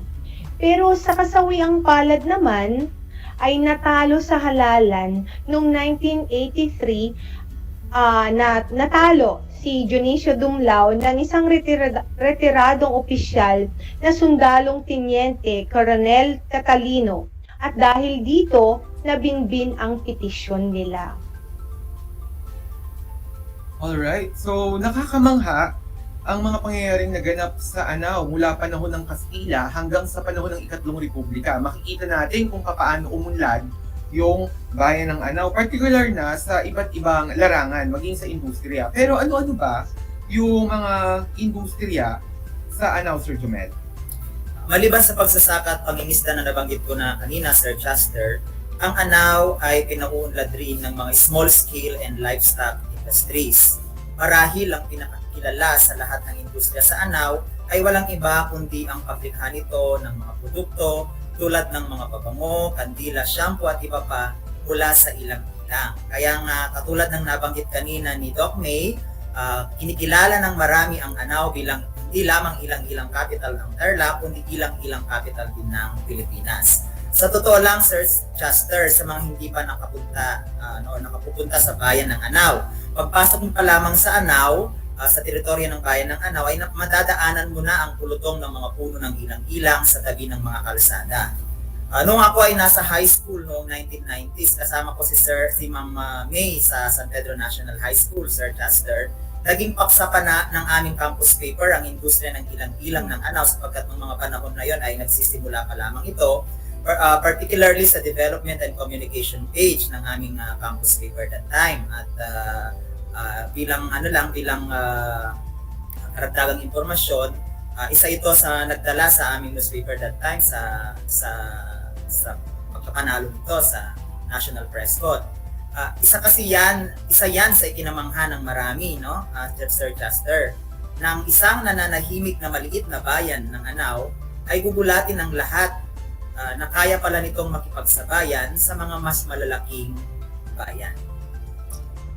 Alright, Sir Jomel. So, kitang-kita at bakas ang pag-unlad sa Anao sa pagdaan ng panahon. At saka nakakamangha yung kinuwento mo na katulad ng sinabi mo, isang nananahimik na bayan. Oo nga, kung titignan natin sa mapa ay napakaliit lamang ng Anao. Kaya nakakagulat na merong isang paaralan ang kayang makipagsabayan sa mga malalaking paaralan sa larangan ng pagsulat. Okay, Sir so Chester, yes. gusto ko lang ding mag-add dun sa sinabi ni Sir Jomel na actually maliit nga lamang yung bayan namin ng Anao. Kung makakapunta ka dun, para lamang siya, pag nasa bayan ka, para lamang siyang barangay. Pero ang interesting dito is imagine mo nga, yung maliit na bayan ng Anao na parang barangay lang yung kanyang bayan ay itinuturing na isang ilang-ilang capital of the Philippines. Actually, pwede rin yung makonquer sana yung global market. But the problem is, unfortunately, masyadong lang maliit yung area para sa pagtatanim. Area para pagtamnan ng mga puno ng ilang-ilang. And at the same time, lalong lumiit ito dahil sa pagpapatayo ng triplex, yung portion ng lupa, yung actually 1.7 hectare na parang mini forest ng mga puno ng ilang-ilang ay nasagasaan nung pinatayo ang triplex. So yun yung isang hindi magandang epekto ng pagpapatayo ng triplex. Nabawasan yung area na pwedeng pagtamnan sana ng mga ilang-ilang. And so kahit na pwede nilang makonquer yung global market is doon sila nahihirapan, hindi sila makapag-produce ng sapat na oil para matustusan yung pangangailangan ng global market. And at the same time, manual pa rin yung kanilang ginagamit. So yun yung additional information lang, Sir Chester. Sana'y matutukan ito ng local government ng Anao, maging ng ating national government kasi malaking industriya at napakaganda kasi ilang-ilang capital ng Pilipinas, hindi ba? Sana ay matutukan ito ng pansin para mas mapakinabangan pa ng hindi lamang ng mga taga-Anao kundi maging ng ating buong bansa. Alright, so Ma'am May, ngayon naman, sa larangan ng edukasyon at kalusugan, kumusta naman ang Anao? Okay, Sir Chester, sa paglinang naman ng karunungan ng mga mamamayan dito, marami ang mga paaralang itinatag, 17 daycare center, 2 preschool, 4 ang mababang paaralan. Pero actually, sa ngayon ay 6 na, at isa lamang yung sekundaryang paaralan, at ito yung Anao National High School. So marami rin ang mga naging abogado, doktor, inhenyero, guro at empleyado na may mataas na katungkulan sa pamahalaan at sa mga pribadong opisina. When it comes naman sa pangangalaga ng kalusugan ng mga tao, meron itong panglalawigan, pampurok, pampribado at pampublikong ospital.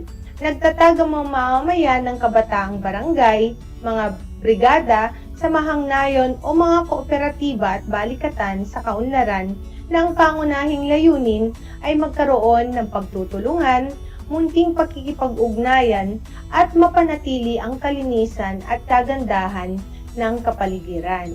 So, sa barangay na lang namin, may schedule kami na tinatawag na IKAP. Ito yung schedule ng paglilinis ng mga kabarangay. So, para nang sa ganun, mapanatili yung kalinisan ng bawat barangay. So, uso pa rin dito, pinapakita pa rin dito yung bayanihan when it comes sa pagpapanatili ng kalinisan. Alright, tunay nga na malaki na ang pinagbago ng Anao noon magpasa hanggang ngayon sa kasalukuyang panahon. Bawat munisipyo ay binubuo ng iba't ibang mga barangay. Ano ba yung mga barangay na bumubuo sa bayan ng Anao, Sir Jomel?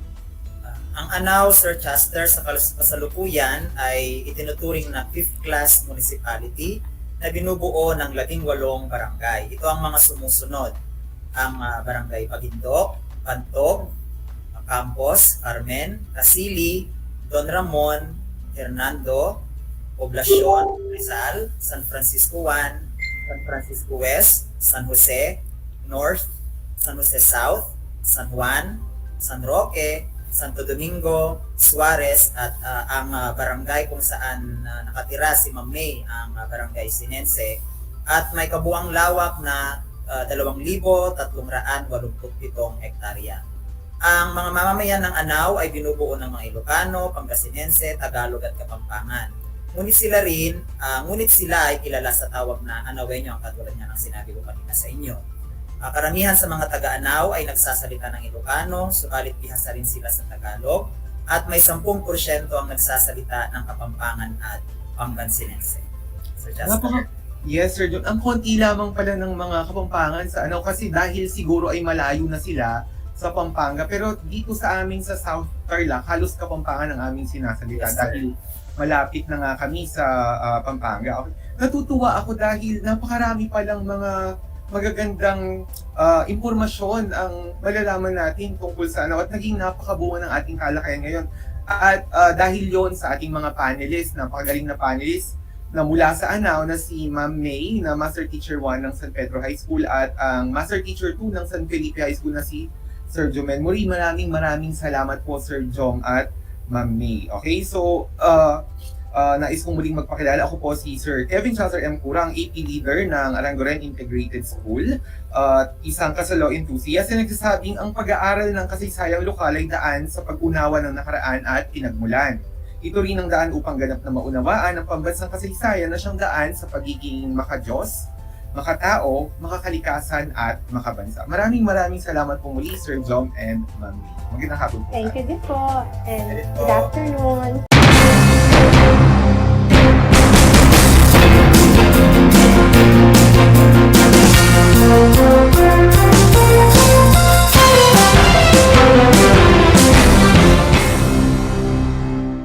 Alam niyo ba na ang gitnang Luzon ay tinaguri ang banga ng bigas ng bayan at kamalig ng palay ng Pilipinas? Dahil dito nagmumula ang malaking produksyon